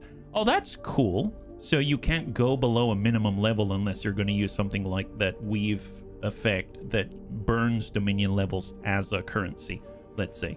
Contra Mortis Protocol. Reanimation protocols can trigger up to twice per unit in each skirmish. Okay, let's do that. Wow, my goodness, that seems great. Yes, excellent, excellent. I like that. So you can now die twice. That is phenomenal. That's awesome. If we head back out to the world, yeah, rise again. Exactly, complete grave goods. So what is this right now? Grave goods. Travel to the coordinates given by Sankhotep as his final command. There's a brand new unit out here from the Adeptus Mechanicus. We'll get Living Metal, Eminence, and Dynastic Awakening, and we can choose any of the 4 outside of Heki, because Heki was involved in the last engagement and must recover. So if we take a look out here, we've got 2 points on Phacon and 2 points to apply to Heki. Well, let's continue to try to unlock new things. So we can unlock more Immortals, each equipped with a Gaussian blaster. Okay. Or we can unlock a Chronomancer or a Technomancer. What's the difference? Actually, legit. If I did Chronomancer as an example, that's this. Apparently, yeah, I wish I could... Okay, hang on. If I go to cohort, does it detail that? Chronomancer. Suspended within crackling temporal fields, Chronomancers are cryptechs who command the flow of time itself, bending causality to suit the will of their dynasty. In battle, the Chronomancer wields an Aeon Stave that unleashes potent area of effect damage at range, while their Chronometron offers dual utility. It can accelerate an ally to increase their movement and protect them from a single attack with a glimpse of the future. Melee, Aeon Stave for 2 × 1 to 2, or range, and it inflicts perturbed, meaning the enemy can only take 1 action per turn. Pretty powerful every other, I guess, like 2-turn cooldown effect. Chronometron grants accelerated, so that's +2 movement to an ally. At Dominion level 5, the target's weapons gain multiple uses. And at Dominion level 10, which is really high, the skill's effect changes to the target plays a free turn at the end of the round. Wow, that's crazy. Technose. Oh, yes. We've got Chronometron Divination. Grant Divination to an allied unit. The next time this unit would suffer damage, the damage is ignored, and this status will expire. At Dominion level 5, the target gains Precision, so it makes him roll maximum damage on the damage roll. And Dominion level 10, the skill effects are also granted to the user, so it would also help our Chronomancer as well. Yeah, he casts Haste. Yes, he casts Haste, and he casts Protect, or something along those lines. Okay, well, we can also choose, instead of the Chronomancer, we can get a Technomancer. So what's the deal with the Technomancer? I'm glad they've got a rundown here. So this is the Techno... Oh, wow, look at this guy! So, when I was younger, my parents sold vacuums, believe it or not. So they sold vacuums, and one of them was a rainbow vacuum. And I remember the rainbow vacuum had... It was a water-based vacuum, so you didn't need bags, and it didn't have a chamber. Essentially, you would fill a little basin with water that was sealed, and it would be on rollers, and it would roll around with a vacuum. So this, on the bottom, really reminds me of that. And then you just dump out the water afterwards. So he's basically floating around on a rainbow vacuum and playing techno. I can be down with this. Drifting above the battlefield, attended by swarms of repair scarabs, Technomancers are cryptech artisans who wield arcane scientific mastery over the living metal of the Necron. In battle, they sustain the dynasty's advance by providing repairs to allied units and accelerating the reanimation of fallen Necron, ensuring the phalanx rises again with unnerving speed. So I'm assuming he flies around healing people and reanimating them, right? So he's got his Staff of Light, 3 damage in melee, 3 damage in range. He's got the ability to fly, so he can hover over pits. He has got his own reanimation, and one ability he has is to restore 3 HP to an allied unit or reduce its reanimation protocol countdown by 1. Dominion level 5 gives it +5 range, and Dominion level 10, base effect changes to restore 5 HP to an allied unit and end the reanimation protocol completely. Okay, so you know what? I kind of like that. He's a repairman. Yeah. I kind of like that. It's got a repair cooldown of 2. He can still blast people. He can fly around and disappear and then come on back. I dig. We'll keep that one unlocked. That's pretty epic. And apparently you can increase his HP or his movement and unlock the Rites of Reanimation aura. +2 armor for any unit in range undergoing reanimation. Armor for the unit? Oh, so to stop your ally or stop the enemy from killing the unit? What about the... I guess I should probably take a look at the crypt deck as well. So if I switch on over, their upgrades look like movement or HP, unlock Time Splinter Mantle, an aura. Units in range are granted the defended trait. So he goes around giving people shields. In a weird sort of way, I feel like the right choice is the Chronomancer, but he is in Heki's court, and Heki kind of heals people. You know what? I actually think the Chronomancer is the better choice here, because as much as I want the Technomancer, Heki already heals as a lord, and so far his healing's been sufficient, right? It just does a cooldown and it's fine. So I think the Chronomancer might be the better choice here. Okay, so I will stop making that decision. So now we need to go to Phacon. It's got 2 points to apply. We're going to unlock more Immortals, and we can unlock Death Marks. Nice. So we had to go a little deeper to unlock those, but obviously very powerful choices. Phenomenal. The Chrono is stronger, but Techno is more forgiving. I like the redundancy of the Technomancer personally. Like if I had to play it on my own, I probably would do that, but I have a feeling we're going to get more use out of the Chronomancer than we would the other way around. So in Grave Goods, we need to choose a leader. I guess, who have we been buffing already? Heki we've buffed. Obasis we started to work on. He eventually gets a Canoptek Spider, he gets a Chronomancer, a Psychomancer, and a Triarch Praetorian. He's our defensive guy. For Amuka, we haven't really been able to utilize him too much, but he's sort of like a melee powerhouse. I kind of feel like we need to focus on certain lords because it's going to burn the living metal to upgrade their units, right? So we've actually can unlock Scorpec Destroy. Oh my god! We can? So if the bunnies haven't seen it yet, where are the Scorpec Destroyers? Maybe since I haven't unlocked it yet, I can't show you, but they're the ones with the big old cleavers, kind of like the Destroyer who wants to kill all life, right? Those are awesome. So you can unlock those, a Plasmancer and a Chronomancer and a Triarch Praetorian. Now, we have actually already unlocked some Triarch Praetorians. I don't know what they do, so we haven't used them yet. So here's a Triarch Praetorian. Void Blade. So 1 to 4 damage, defense down. So the same thing that Obasis can do. Smack people in the face and crush armor at higher Dominion levels to remove enemy armor. Particle Caster. 2 damage at 4 range that will bypass armor and defense. And Judgment from on high. They can DFA. They can DFA. Jump to the target location and inflict damage on units in adjacent cells at higher Dominion levels. Keep gaining extra damage. They can jump 8 tiles. That's cool. Rather than a Rod of Covenant, a Triarch Praetorian may instead wield a Void Blade and Particle Caster after descending into the fray with a Gravitic Displacement Pack. I mean, it just looks like a big old, I don't know, whatever that is on the back, yeah? Such a warrior unleashes short-range particle fire before engaging in melee. Their Void Blade has the potential to reduce both armor and defense on impact, softening priority targets and leaving them exposed to follow-up attacks. No kidding. No kidding. Really? Really? Hell yes, a Necron can Highlander Burial. Yes, apparently, yeah, we need to upgrade this guy. We've got Ominek, and Ominek can unlock the Triarch Praetorian next, can do the Technomancer, the Psychomancer, and then the Scorpec Destroyer, just in a slightly different order. I suppose the main advantage of Ominek, they can actually rise through the Master's Dominion faster, so they can get more Dominion levels and take advantage of the extra damage and extra effects, which is pretty darn awesome. The next thing that he'll unlock is a Triarch Praetorian, and then we got Phacon that we just used, and he's got access to, looks like the Plasmancer, the Psychomancer, Locust Heavy Destroyer. The what?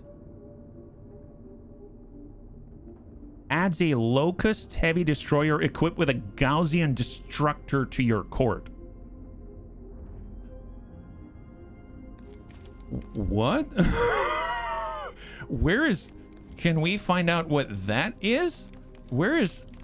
Man, gosh darn it. How am I supposed to choose when you give me stuff like... Does anyone else get a Locust Destroyer? You get a Hex Mark Destroyer, and at the very end, you get a Locust Destroyer.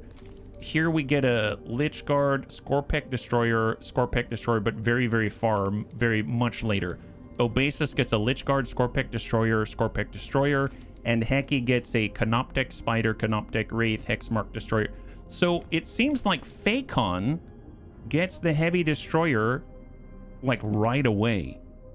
Easy, choose all. With an 8-tile jump range, sounds like 8 jump jets. Well, all right, I guess, bunnies, what do you want to work on? Because right now, I've worked on Heki a bit, and Phacon, it seems we can get access to these Gaussian Destructor Destroyers. The Ominek is able to get Dominion levels quickly, and we'll get a Scorpec Destroyer and Hexmark Destroyers, and then at the very end, get the Gaussian Destructor.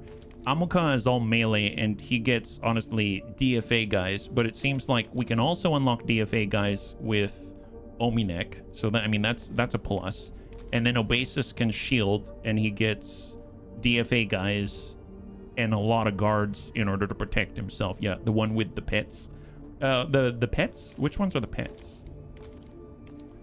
Actually, legit, which one are the pets? I didn't quite catch that one. It's not Heki. Obasis doesn't have pets. Amoka doesn't have pets. Amoka's the melee guy, yeah. Little bug friends. Oh, the Canoptech spiders? Oh, we've got the Canoptech spiders already on Heki. So we're already developing Heki, but we have to choose from the other 4. If I look, I don't have any Canoptech spiders here, but I will get one on Obasis at some point, yeah. The scarabs with thick mummy. You should focus on one, that way you have really strong units instead of a bunch of mid-tier guys. No, I agree, but I figure we need to focus on 2 because, as you can see, we used Heki, and then we got to focus on someone else. And because I can't use Heki on every fight, I have to alternate between 2, right? So I guess if I had to choose anyone, as much as I like Obasis, I probably won't do Obasis. Amoka I haven't really messed around with, but he's melee focused, and I guess I haven't really done the melee thing that much.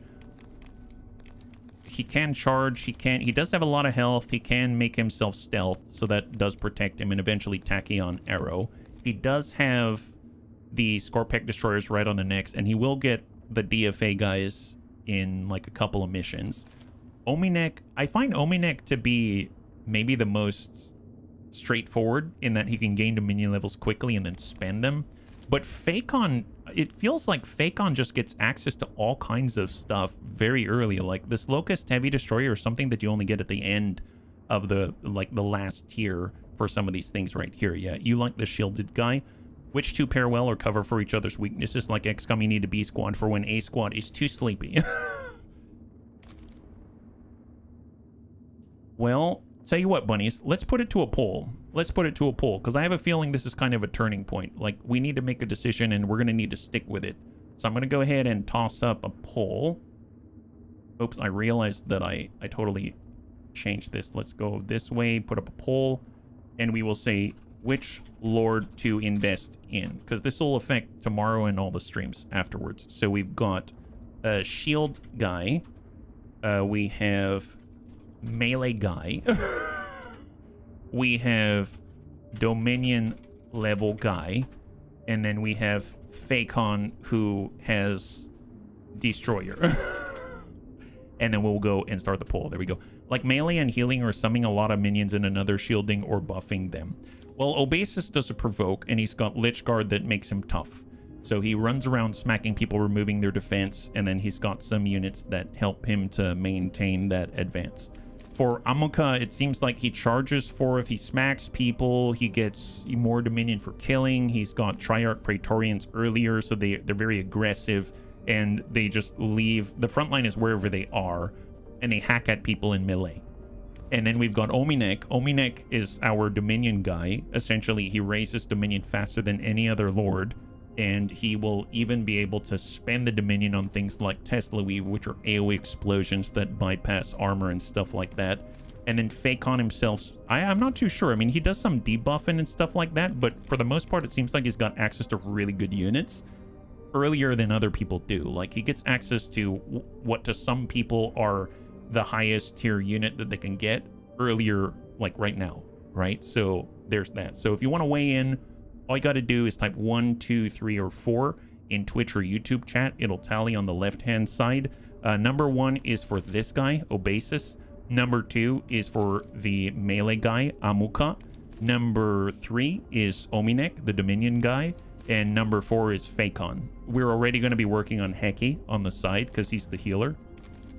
So it's up to you. So I'll leave that up for just a little bit, and I guess we'll wrap up once we make our choice, right? Because we got to start a new mission after this, and then it'll go for a while, I assume. Yeah, numbers, yes. Numbers, all the numbers, that's right. And thank you for weighing in, bunnies. I really appreciate it. Honestly, there's so many. I wish I could choose everybody, but it seems like focusing is what we need to do, and then we'll be able to make small advancements here and there with some of the other guys. Yeah. So, all right. So it seems like as we're weighing in, we are kind of split between shield guy, melee guy, and the destroyer at the moment. I think shield guy can work well with everyone, make survival more likely. Oh, the Obasis. Yeah, he seems to get. Next up, he'll get a spider, so that's the one that summons scarabs. Triarch Praetorian is going to DFA. The Lich Guard, he gets more of those, which are the ones with long-range spears. He gets a Scorpec Destroyer, and then he gets another one at the end, but he doesn't get any of the, like, the Gaussian Destructors, etc. All right, so we are completely even across the board, okay? All right, so I guess it's up to HB to choose. Thank you very much for weighing in. I appreciate it. Oh, no, someone tie break. I guess it's up to me. Okay, well, if I had to choose, the melee guy can run in and do big damage, get dominated fast. We can heal him to keep him in the fight. Well, here's the problem. I don't think we can have both lords at the same time. They have to alternate. So whoever you send in is the lord with his retinue for a mission. That's it. You don't have another lord covering for another lord. So you basically have only Amuka, or only Ominek, or only Fakon, only Obasis, or only Heki.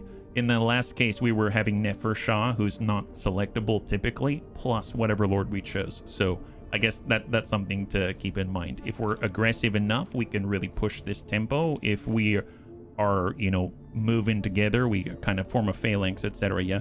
See Shrek meme 3-pick, my lord. Yeah. Any YouTube votes? I don't see any from YouTube just yet. So I'm going to go ahead and close out the poll. And I guess if I had to choose, I really want to see a Gaussian Destructor, and I don't know what it is yet. So I want to choose something that has access to it. If I look at Amuka, he has Triarch Praetorian, Scorpec Destroyers, Scorpec Destroyers. Obasis has Triarch Praetorians, Scorpec Destroyers, Scorpec Destroyers. Only Fakon and Ominek have access to the Gaussian Destructors, whatever the heck that is. I don't even know if they're good. They even have access to a Hexmark Destroyer out here. So I guess I would probably choose between one of these if it were me. And if I had to, I have a, man, this is hard. Okay, I may have to HB can't make a decision. This is too hard. I wish I could preview the units here, but I can't until we've actually unlocked them. Yeah, good thing we can't decide, so it is all you. Yeah, I guess I'll decide before the next stream. Because we need to choose someone to go into this next fight, and it's for grave goods in order to unlock something. Yeah, flip a coin, roll a dice. Yeah, I'll have to figure this out. So thank you again, bunnies. Appreciate you weighing in. It makes a big difference, believe it or not. Yeah, heresy detected. Hey, Sindrin, welcome. High five. Ask Raven, don't tell her anything about it. Well, bunnies, thanks so much for hanging out with me. Hopefully you enjoyed that one. We were able to push on forward with Mechanicus II and get access to a whole bunch of new stuff. We've now been able to play with each of the leaders, and we've even been exposed to the Adeptus Astartes, which was kind of terrifying. So we need to steel ourselves and prepare for it. Unfortunately, it looks like Sankhotep has fallen, and now we need to figure out how we're going to balance all of the kind of political intrigue and interior squabbling going on amongst the former Eupatridae. I don't even know if they're Eupatridae anymore, because who are they Eupatridae for? I mean, they're essentially the highest ranking members of the Sankhotep dynasty at the moment. So interesting. So curious where it's going to go. So once again, we're going to commit to one more episode. That's going to be tomorrow at 12 p.m. Pacific Standard Time. Same bun time, same bun channel. We'll see if the bunnies are still interested in it, and then we'll decide to continue or stop. So hopefully you enjoyed that one. If you'd like to hang out until the end of the music, we'll go and give someone a nice raid. I had a total blast. I hope you did as well. And I can't wait to get into the next one with you. Have a wonderful, wonderful night.